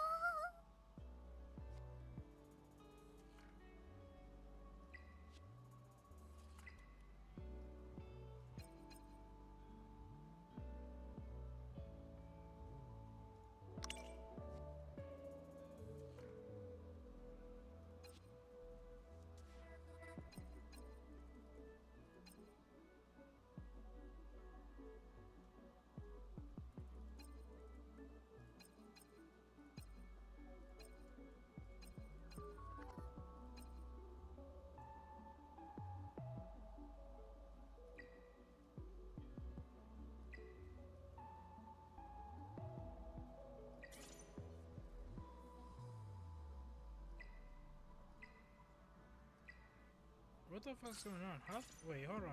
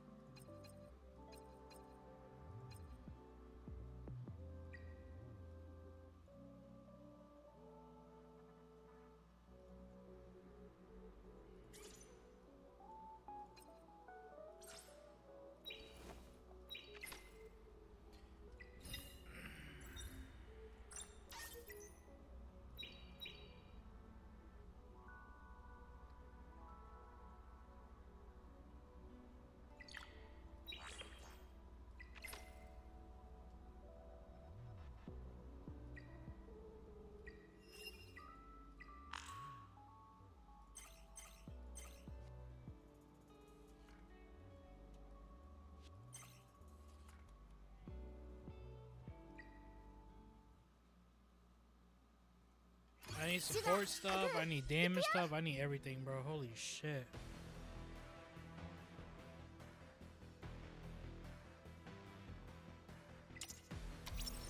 目を閉じて。目覚めこそ恵みなのよ。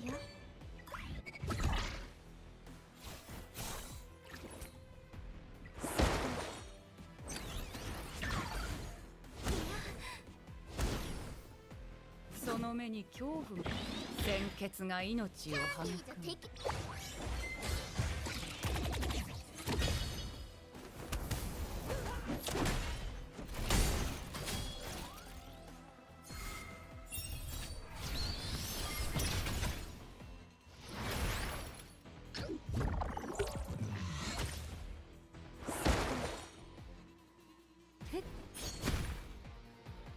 この刃、貴様らの魂を貫く。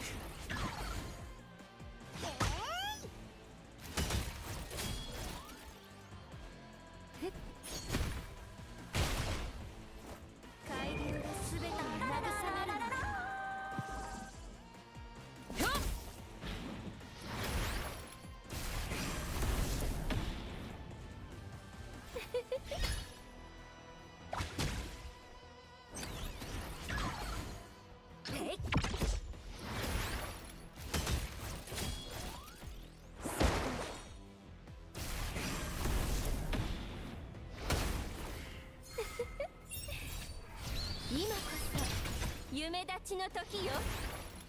シュガー、アグー、出番だよ。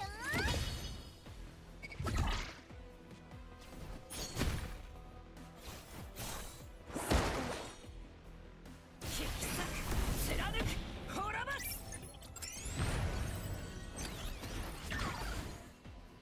えい、スイーツタイム。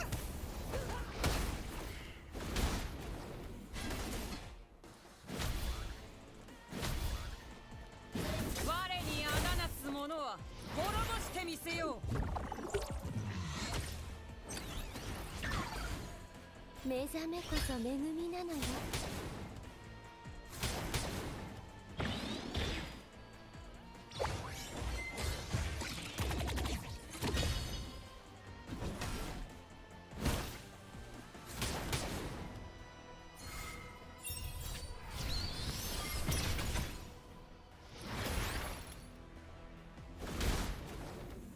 このこれこそ我の真の力だ。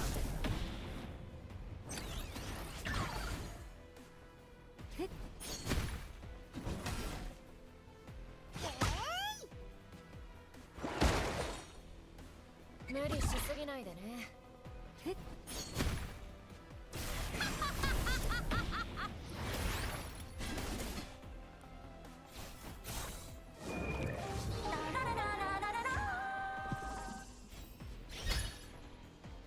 ャンディーの準備完了。よーし、火力全開。嬉しいな。甘いものいっぱい食べてお祝いだね。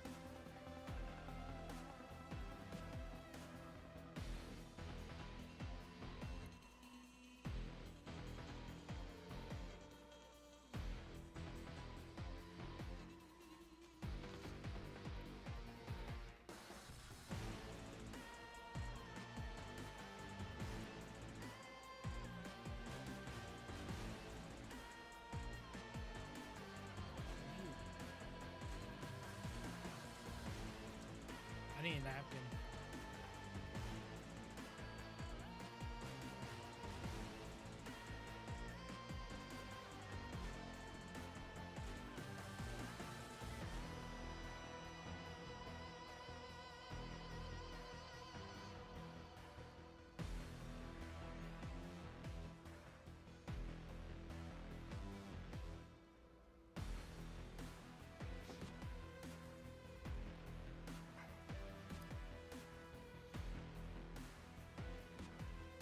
Oh, this is nice.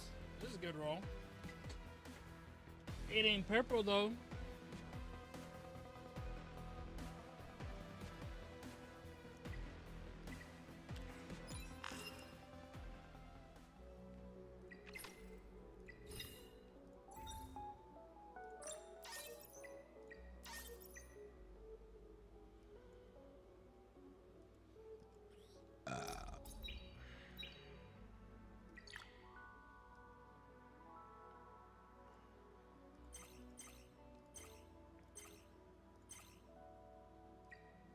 Can I do Nightmare 3?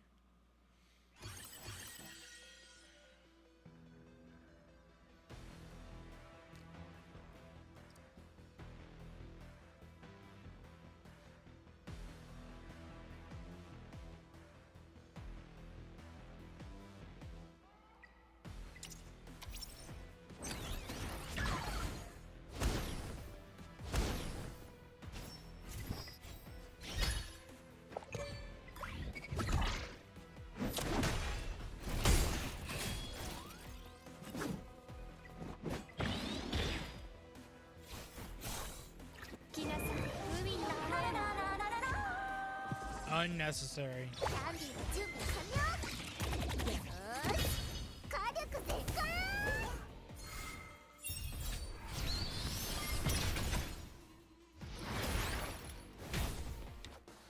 たまには白チューブに浸るのも悪くないでしょ。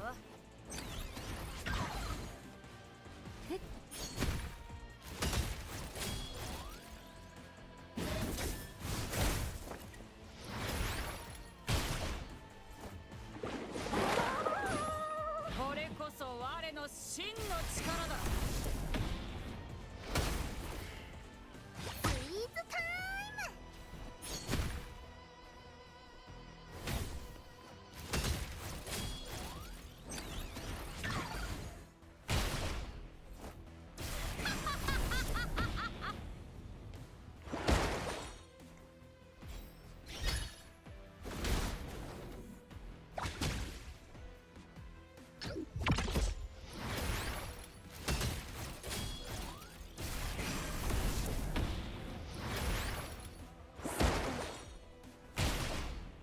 砕かれた夢が叫んでいる。一緒に耳を傾けて。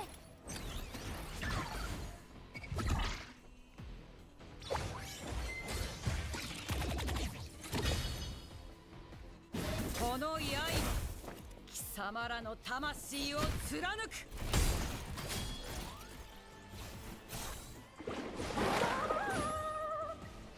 当てしないと。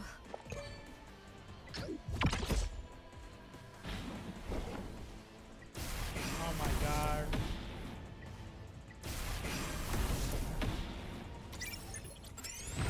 She fucking turned instead of popping her S2. I didn't even get the chance to pop an 一 S2. 緒に夢でも見ようか。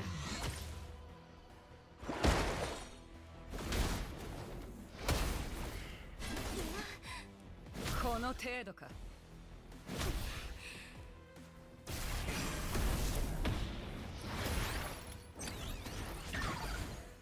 シュガー、アグー、出番だよ。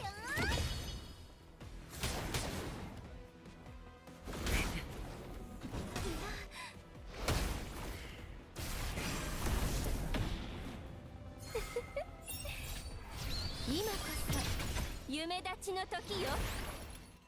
海流がすべてを慰めるの。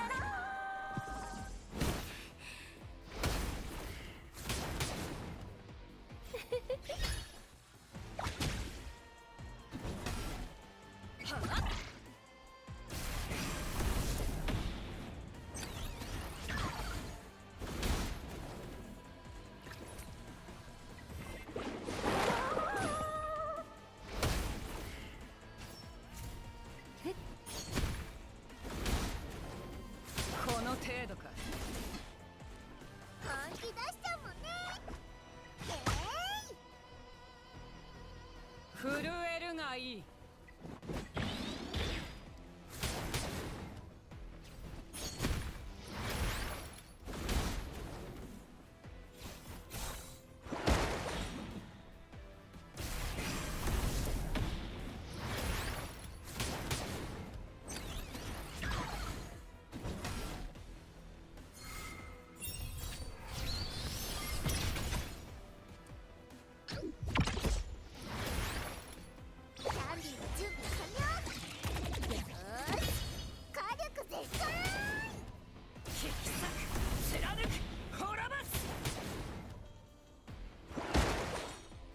覚めこそ恵みなのよ。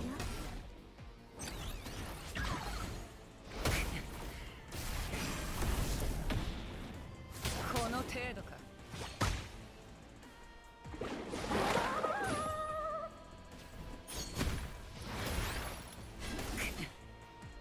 この程度か。苦難に果てはない。シュガー、アグー、出番だよ。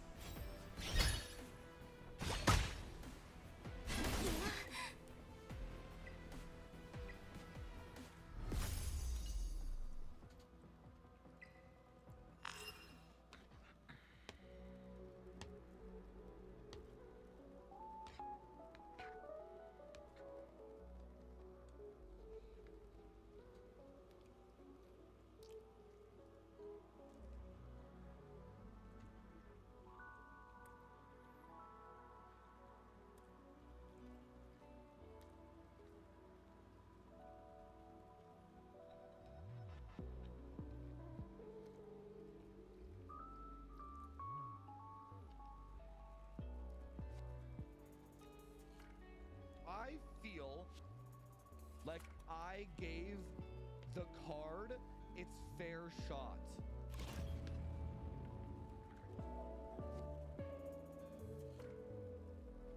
We have two examples of the 9070 XT just not working.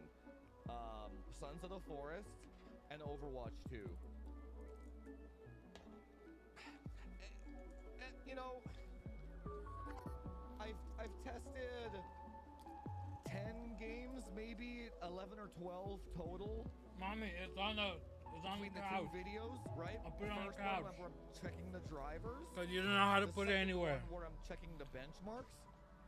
And yeah, so maybe, let's say 10 different games. I think, something like that, including Call of Duty, which Call of Duty doesn't work either. But I haven't tested Call of Duty, so I can't say it doesn't work without having tested it myself, right? I don't like that kind of shit. I just know it kind of doesn't work from what everyone says online and how it's broken, but I haven't tested it. Ignoring Call of Duty, 2 out of 10 games that I've tested with that graphics card don't work. And if you think about it, that's 20%. That's 20%. So if I'm Timmy and I bought a 9070 XT, 20% of my games I can't play. So nothing's changed at all. Nothing has changed.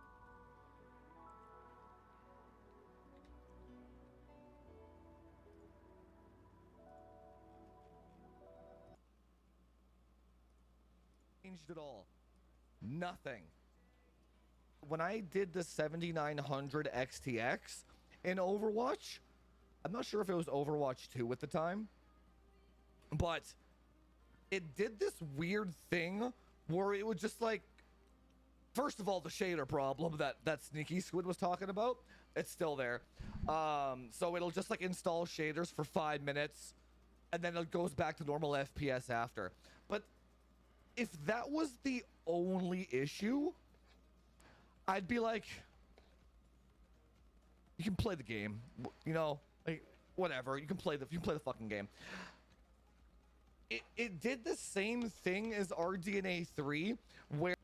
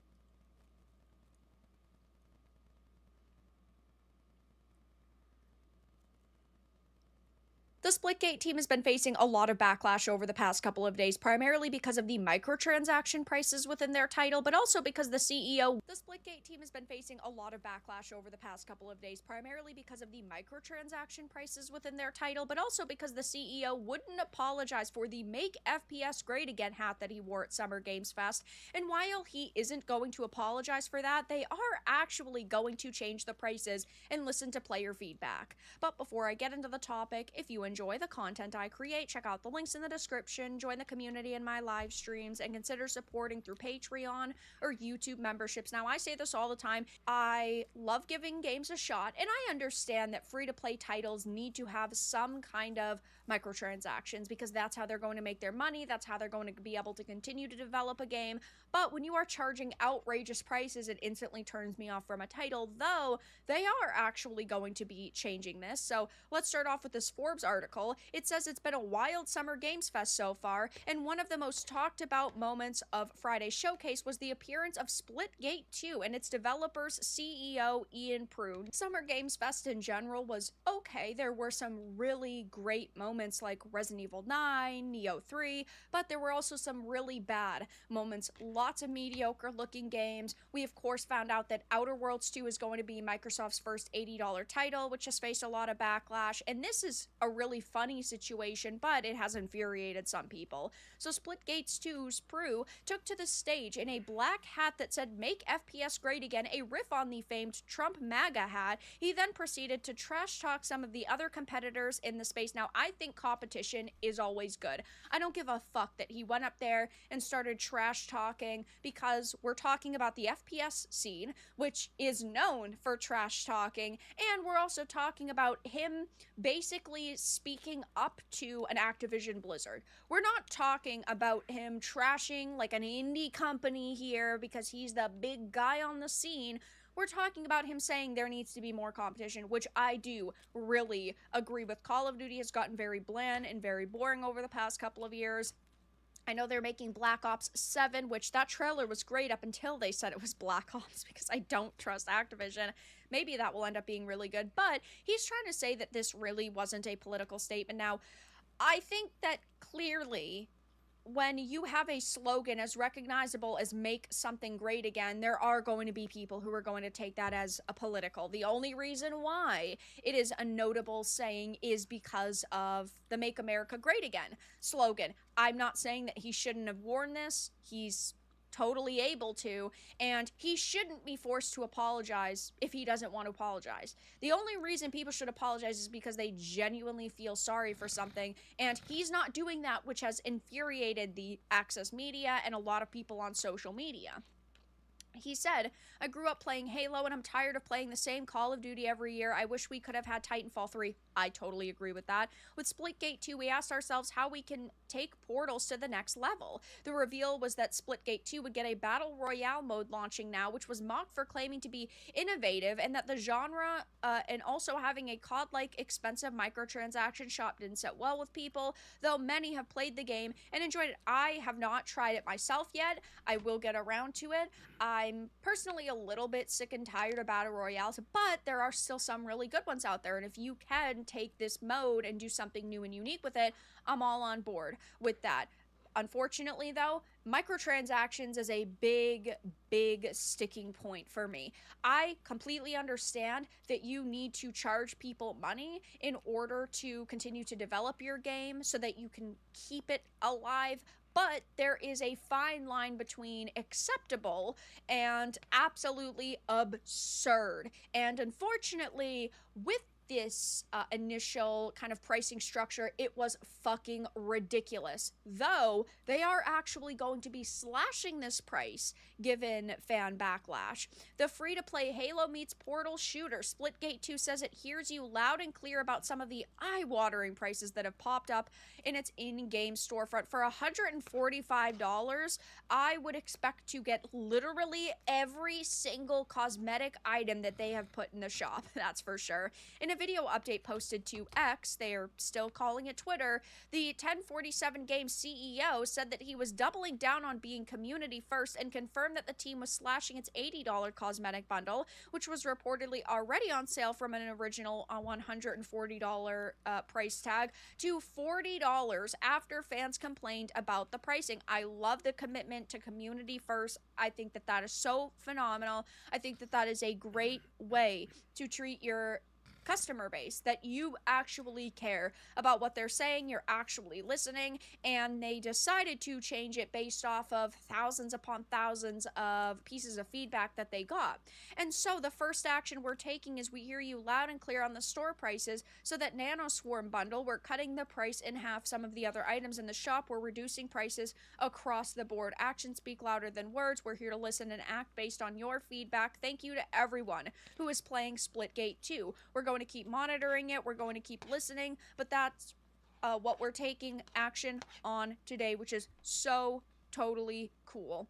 And I do agree with the make FPS great again statement. I think that FPSs have been in a pretty bad state for a long time. We're definitely never going to get the original Halo and COD days back if we continue going down this path, and I know a lot of people do agree with that. So that statement was pretty funny to me. His hat was pretty funny to me.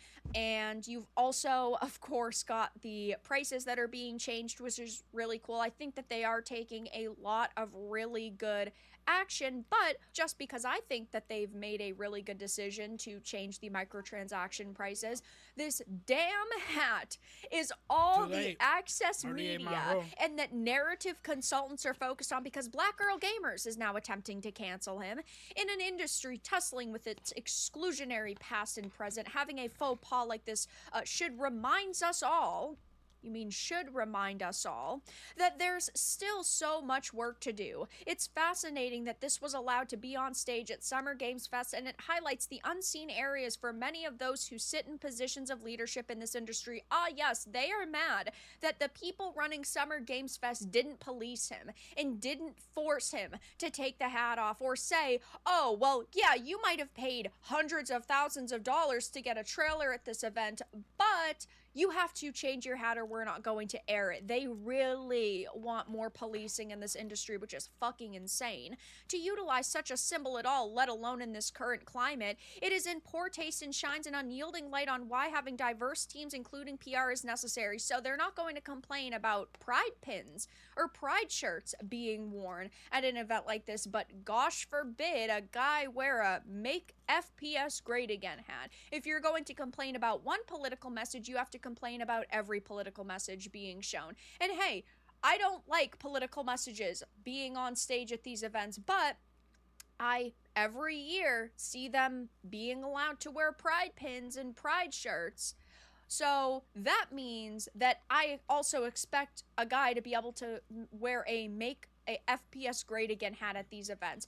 If they actually started saying no political statements on the stage, then yes, I would totally sit here and say that, well, this is a political statement, he probably should have been told to take it off, but they don't enforce that every year, so why would I sit here and say that they should this year? There were other ways to make the intended point without leading on a political symbol that has contributed towards many of the divisions happening today. Our consulting services aren't just reserved for game development and narrative design. Even a short consultation can help you ensure your output is reflective and mindful of the current climate and audiences. I love how they do this. This is such a disgusting statement, guys. By the way, buy our service package today. This is the thing, is that nobody was really offended by this. No gamers were truly offended by this. This is the problem with narrative consulting services, is that you create a problem, you point out what you have deemed as a problem, and then you expect people to pay you to solve the problem. There wasn't a real big problem here. I think this is so funny, and of course, Black Girl Gamers is getting wrecked for this. Even a short consultation can help you ensure your output is reflective and mindful of the current climate and audiences. You know what the current climate and audiences are? The ones that want to make FPS great again.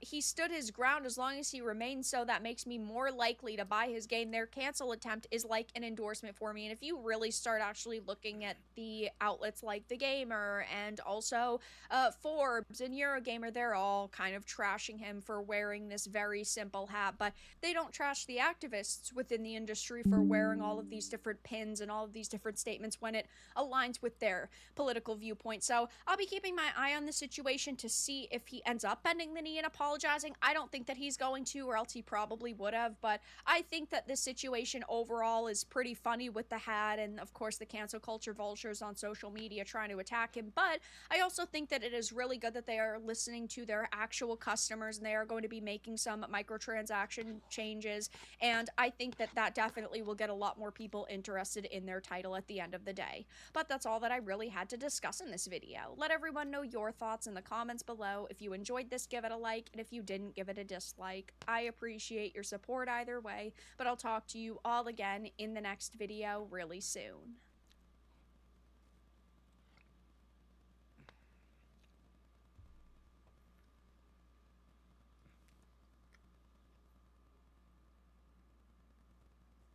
We know it's really hard to buy a new graphics card.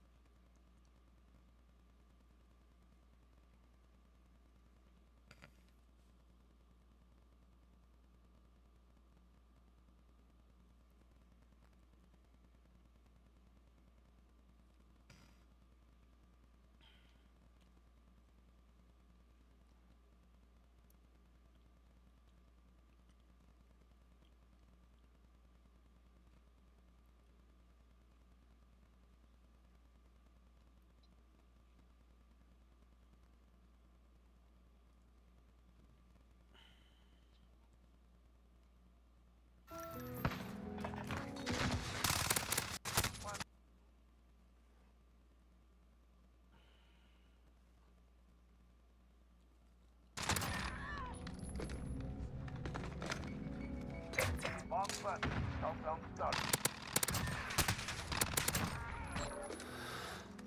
Enemy UAV overhead. We're planting an out. Oh lord, what is it? 40 ping?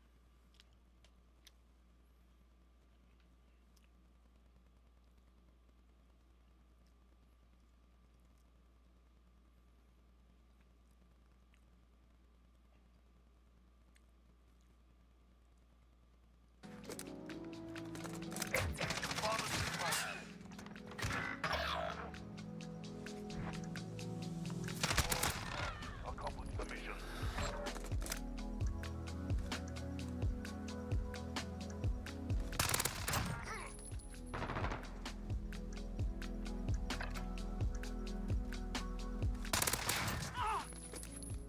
I love this gun. Don't let your guard down. I put on the long barrel.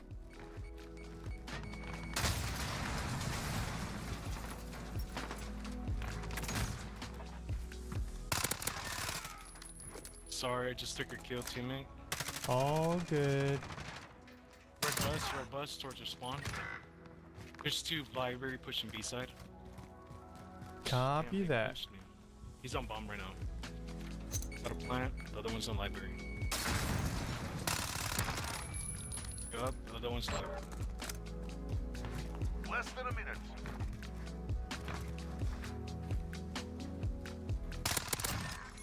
Good Game comms. handler, good bro. GG, man. Pays to win.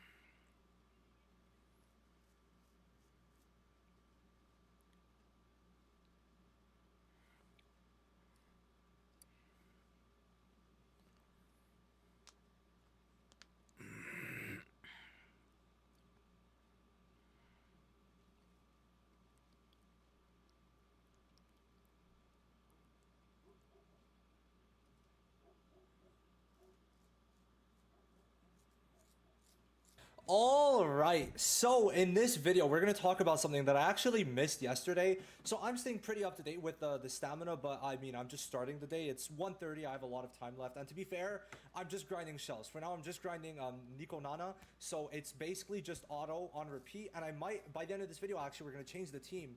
We're going to have two main topics. But yeah, this is the team I bring into it. It pretty much has like a 95% win rate, unless I get fucked over big time. But enough of that. Two topics. Number one, there's a shop that opens up at level 35, which if people aren't full grinding, full using their stamina, they won't have gotten yet. Number two, we're going to talk about the reconfiguration. I wanted to make a 2-in-1. I wanted to talk about the reconfiguration, but I'm like, I'll just do it in a video with something else as the main topic. So we're going to do these two things and just be very careful with both of these. That's the big thing. The big theme for this video is do not be wasteful, and also do not like just shoot out these resources right away. And think about them. You could ask anyone, ask in the comments, ask on Discord. I have a Discord down below. And with all that said, we're gonna get into it. Now, I have a trip, so I'm gonna be gone for 3 days, so I'll see you guys later. But of course, I'm gonna pre-record some videos, so it's gonna be like I haven't left. And for that, like the video and subscribe for more Etheria Restart content. I appreciate all the support. Now, the first thing is at level 35. Before it was level 40 and then 45, but at level 35 now they've actually unlocked this shop that's going to give you what's the rarity. It is the mythic rarity. Now, to my understanding, it's going to be a 3-set module, so you're going to guarantee get 3-set unless I'm tweaking. Please correct me down below if I'm wrong on that, but essentially, I mean, you get a lot of module essence from actually first time completing a lot of the threshold bosses. So if you see here, I mean, I'm pretty sure it would be in hell. You could get some, right? So 200 on the first try, 200 on the first try, right? So once you get later on, you're going to get access to this. Now, most of it's going to come from that. I mean, I did hell 1 and 2. I'm probably going to do hell 4 tomorrow. With all these refreshes, if I can't do it tomorrow, something's wrong, right? So you're going to get a lot from that, from all 3 of them. And that's going to be able to let you actually get access to that in the module shop.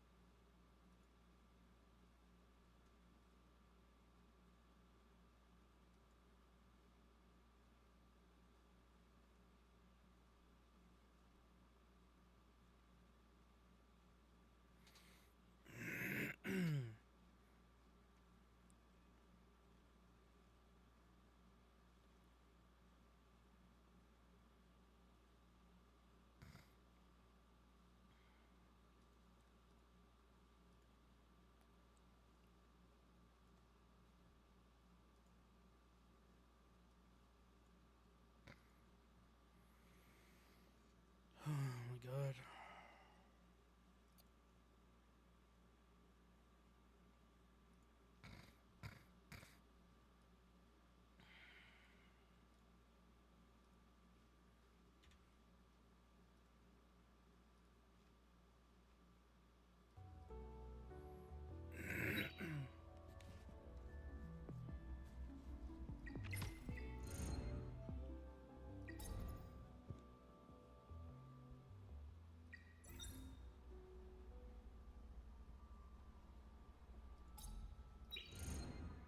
Oh wait, I got a lattice, right? Hold on, time out. 力があるからこそ自らの意志で確かな選択をできる。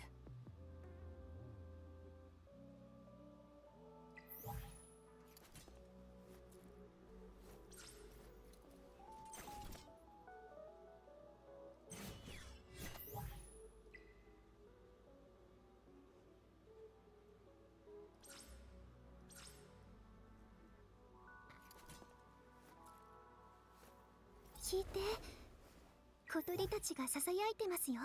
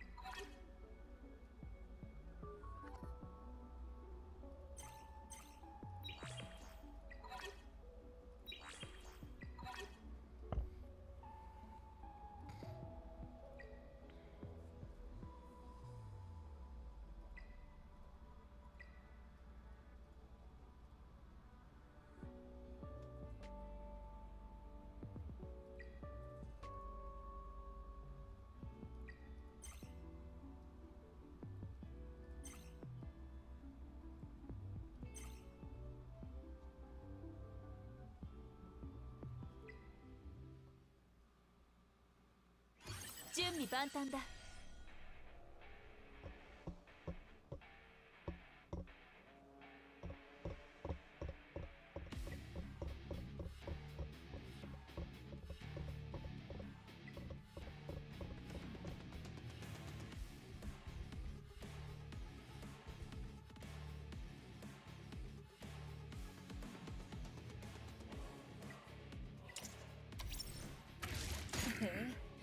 やるじゃない。抗っても無駄な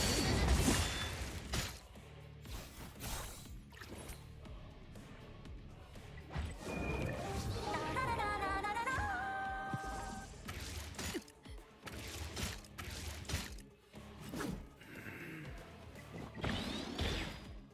チャンスだわ。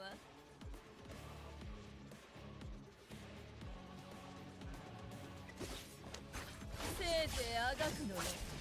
これからが本番よ。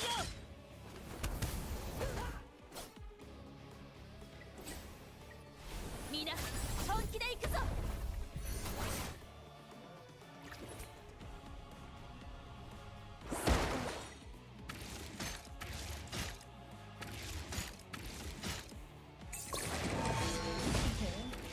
やるじゃない。これこそ我の真の力だ。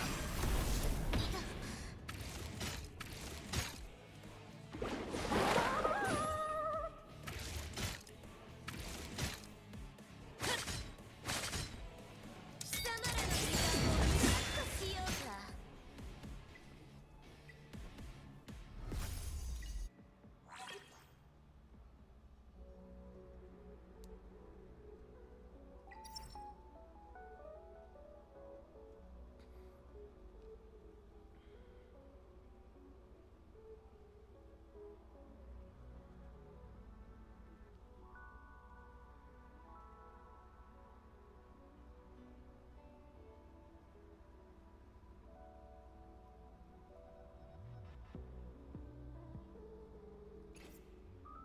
力があるからこそ自らの意志で退屈なら運試しなんてやめなさい。私の刃には情けなんてないから。くだらぬことで我の安眠を邪魔するな。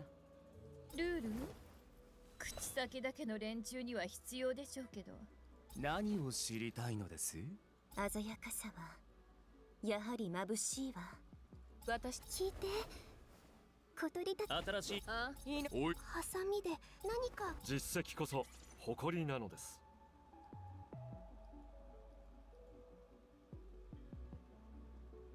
私の意見を聞きたいと。ふむ。皆が望む形になればそれでいい。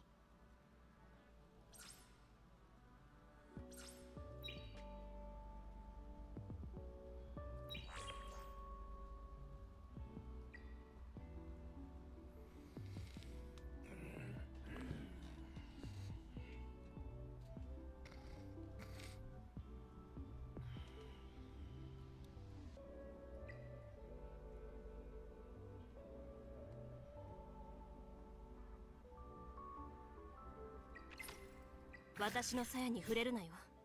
やけどするぞ。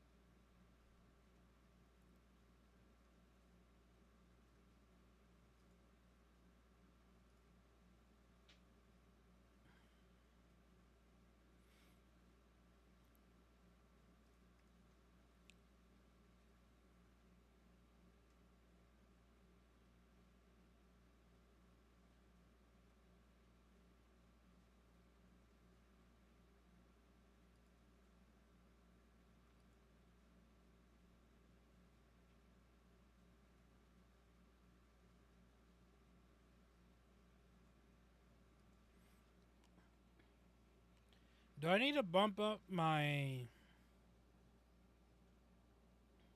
bandwidth? I feel like I have to bump up my bandwidth, bro.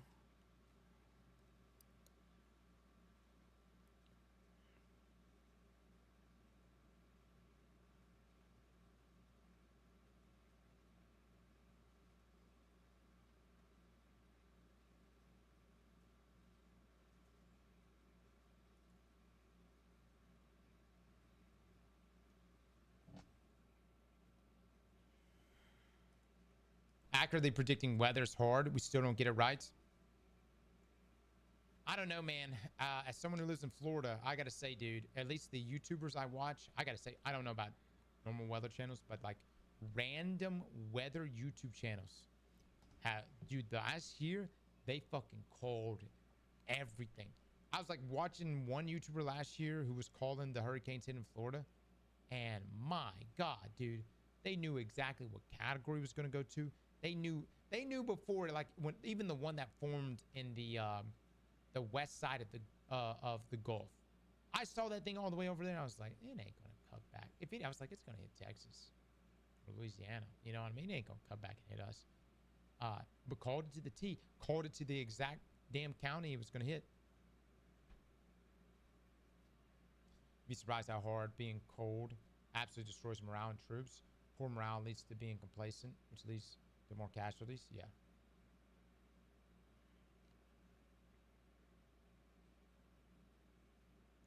I will say the people that got fucked the hardest last year in the hurricanes are the people that lived in Georgia and North Carolina. Yeah, that shit rocked y'all. Especially like North Carolina and the Asheville area. That hurricane climbed and absolutely, I don't think you guys were expecting it at all. But it absolutely fucked y'all. Oh. And you would have thought, because I even thought about leaving Florida. I was like, man, we should just leave Florida. And I was thinking, I was like, where do we want to go? I was like, maybe North Carolina. Go to North Carolina. Good God. I think it hit y'all harder than us here in Florida. The cold ruins man, which is why the SEALs training it so aggressively. Yeah, I could never be a SEAL, man.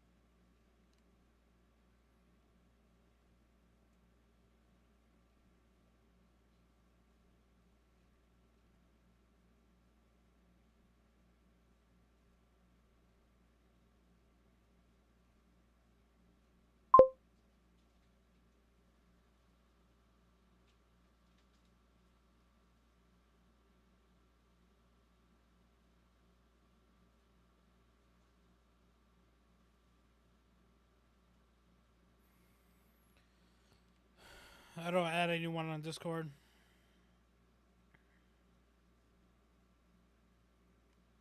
Especially viewers.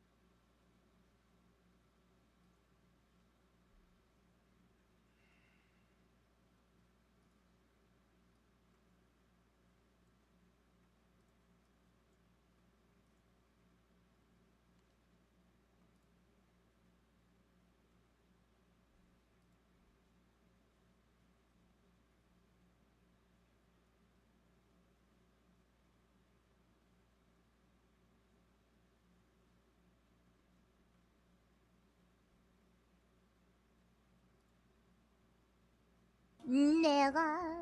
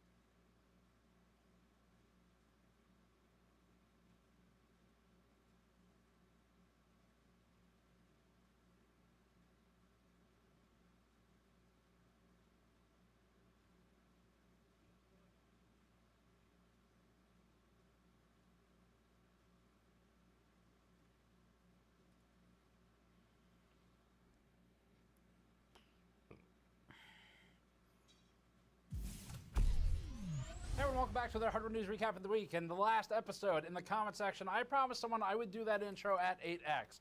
Hopefully that's close enough, while still being somewhat intelligible. We're going to be talking about the RTX 5050 rumors today, Unreal Engine's 5.6 update, some more 9060 XT discussion. It's interesting. And we'll be going over some of the new cases coming out. So Lian Li's got his Vector V100. Asus has a router vulnerability where the routers could turn into a botnet.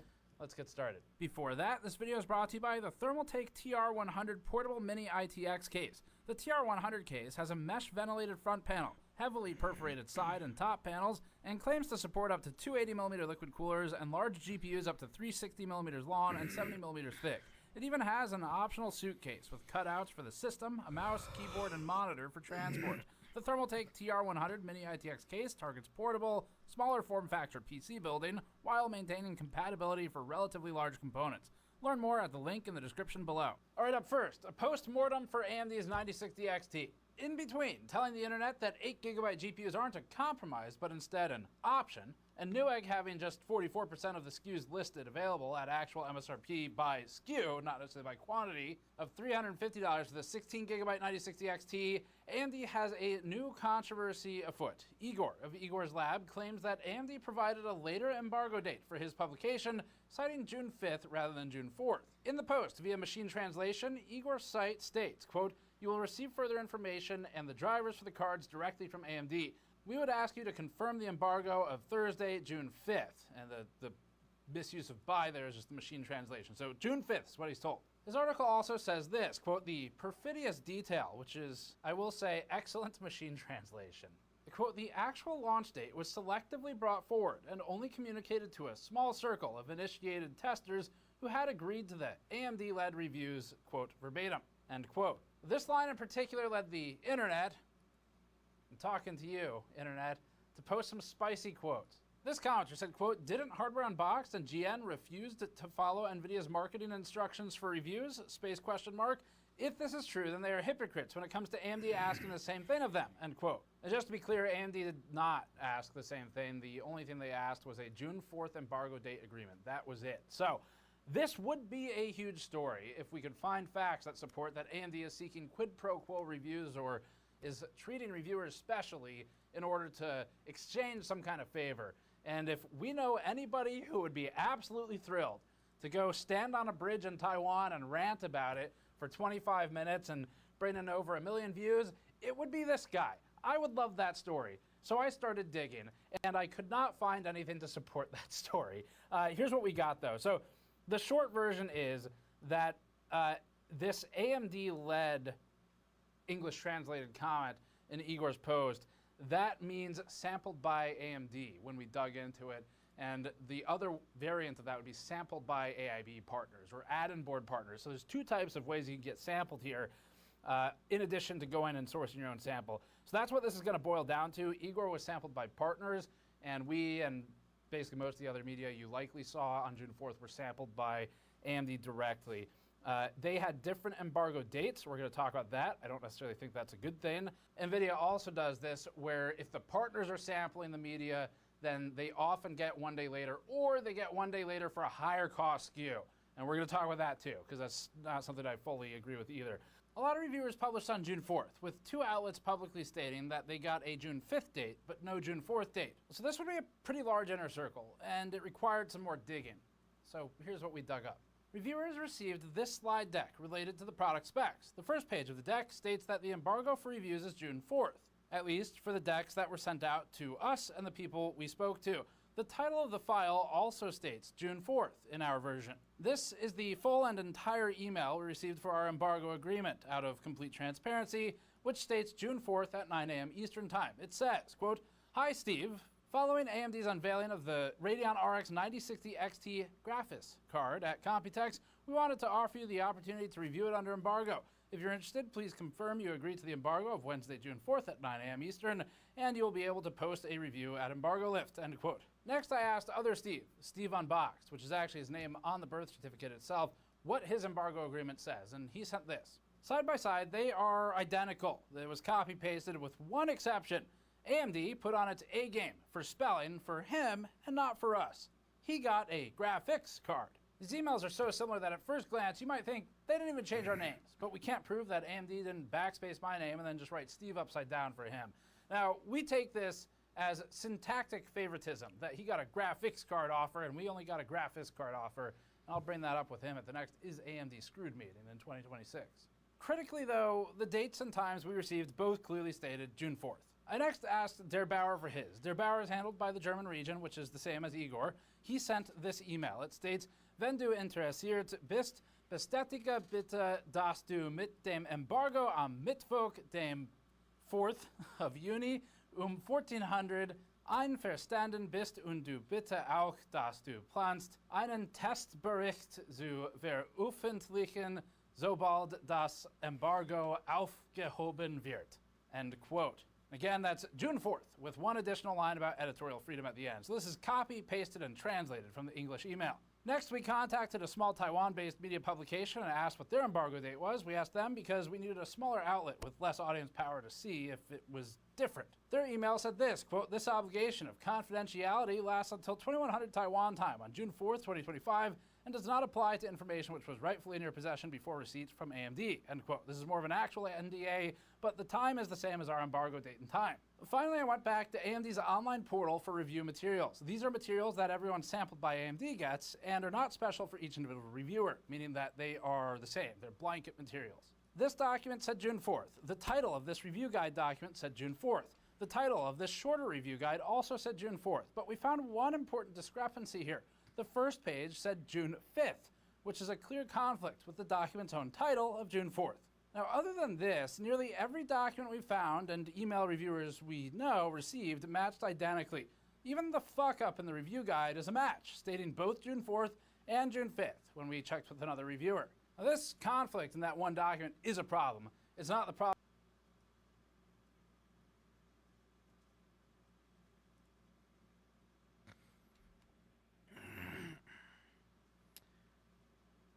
I lost one.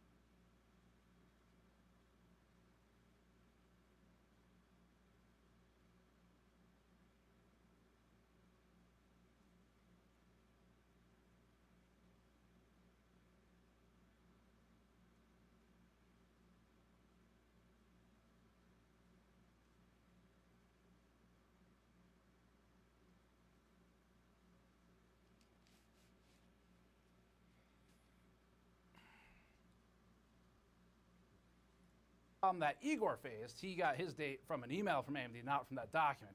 But it is a separate problem that we found while researching this issue, and this should not be getting through. They should not be accidentally sending out 2 dates on the same fucking document. If AMD's chief marketing architect would stop talking about how you don't need 16 gigabytes for your gaming cards on Twitter that are $300, and instead look over the marketing documents that go out, then maybe this could be avoided. So in the very least, obviously AMD fucked up by having 2 different dates on the same document. That much is clear. It's on the first page of the review guide, which is just embarrassing for them. But I also don't think that there's any evidence to support what the internet was saying about AMD-friendly media and some sort of like quid pro quo reviewer cabal. That's just nonsense. Now, Igor was directly told the June 5th date, and we've seen that conversation and confirmed that it did happen. It didn't come from that document mistake that we found from AMD.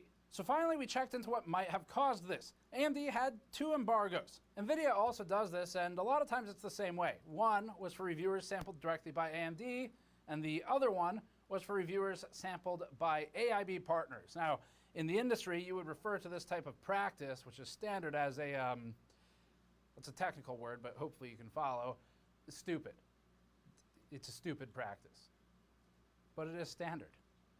Isn't that reassuring? It just always happens. But it's also one that AMD and NVIDIA have been doing forever. We think the reason companies do this is to sort of force reviews on day one to focus on a product based on the lowest possible price it might be, pushing reviews of the more expensive cards and possibly higher clocked ones to later.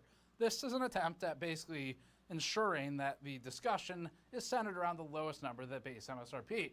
Unfortunately for AMD and NVIDIA, nobody cares about MSRP anymore because these aren't sticking anyway. We talk about that in our fake MSRP video. But normally these different embargoes are used to isolate OC models and base models by price. This time they did it by anything sent from AMD, including OC models going up on June 4th, and anything sent by AIB partners going up on June 5th, regardless of price. Now, AMD might be able to claim that, well, we did it this way because we've had trouble getting reviewers to properly follow the embargoes, and the answer to that is to have one. That would be the answer to that, and just let all the cards go up at the same time. But then you don't get to stretch the marketing out over multiple days, which is what both of these companies do. We asked Igor where he got his samples. He said he got 2 from AIB partners and 1 from the gray market, meaning he sourced it separately. We've done the same. It's like retailers, distributors, whatever. None of these are from AMD, though, so he would have been under the embargo of June 5th. Now, we don't agree with the decision to separate embargoes by partner sourcing versus direct sourcing. However, there is no evidence that AMD separated the embargoes by friendly versus less friendly outlet. Most of this is AMD marketing and communications incompetence or screw-ups, but not indicative of some sort of friendly inner circle. I am going. Now, there's a major thing we have a problem with, though. AMD had internally decided to leave alone anyone who posted the partner embargo reviews on the AMD date. But even though it decided this, it ended up asking Igor to take his review down and postpone it a day, meaning postpone it to the original embargo date. So AMD didn't follow its own policy of just leaving people alone if they either screwed it up or did it intentionally. And here's where Igor's reaction kind of makes sense, because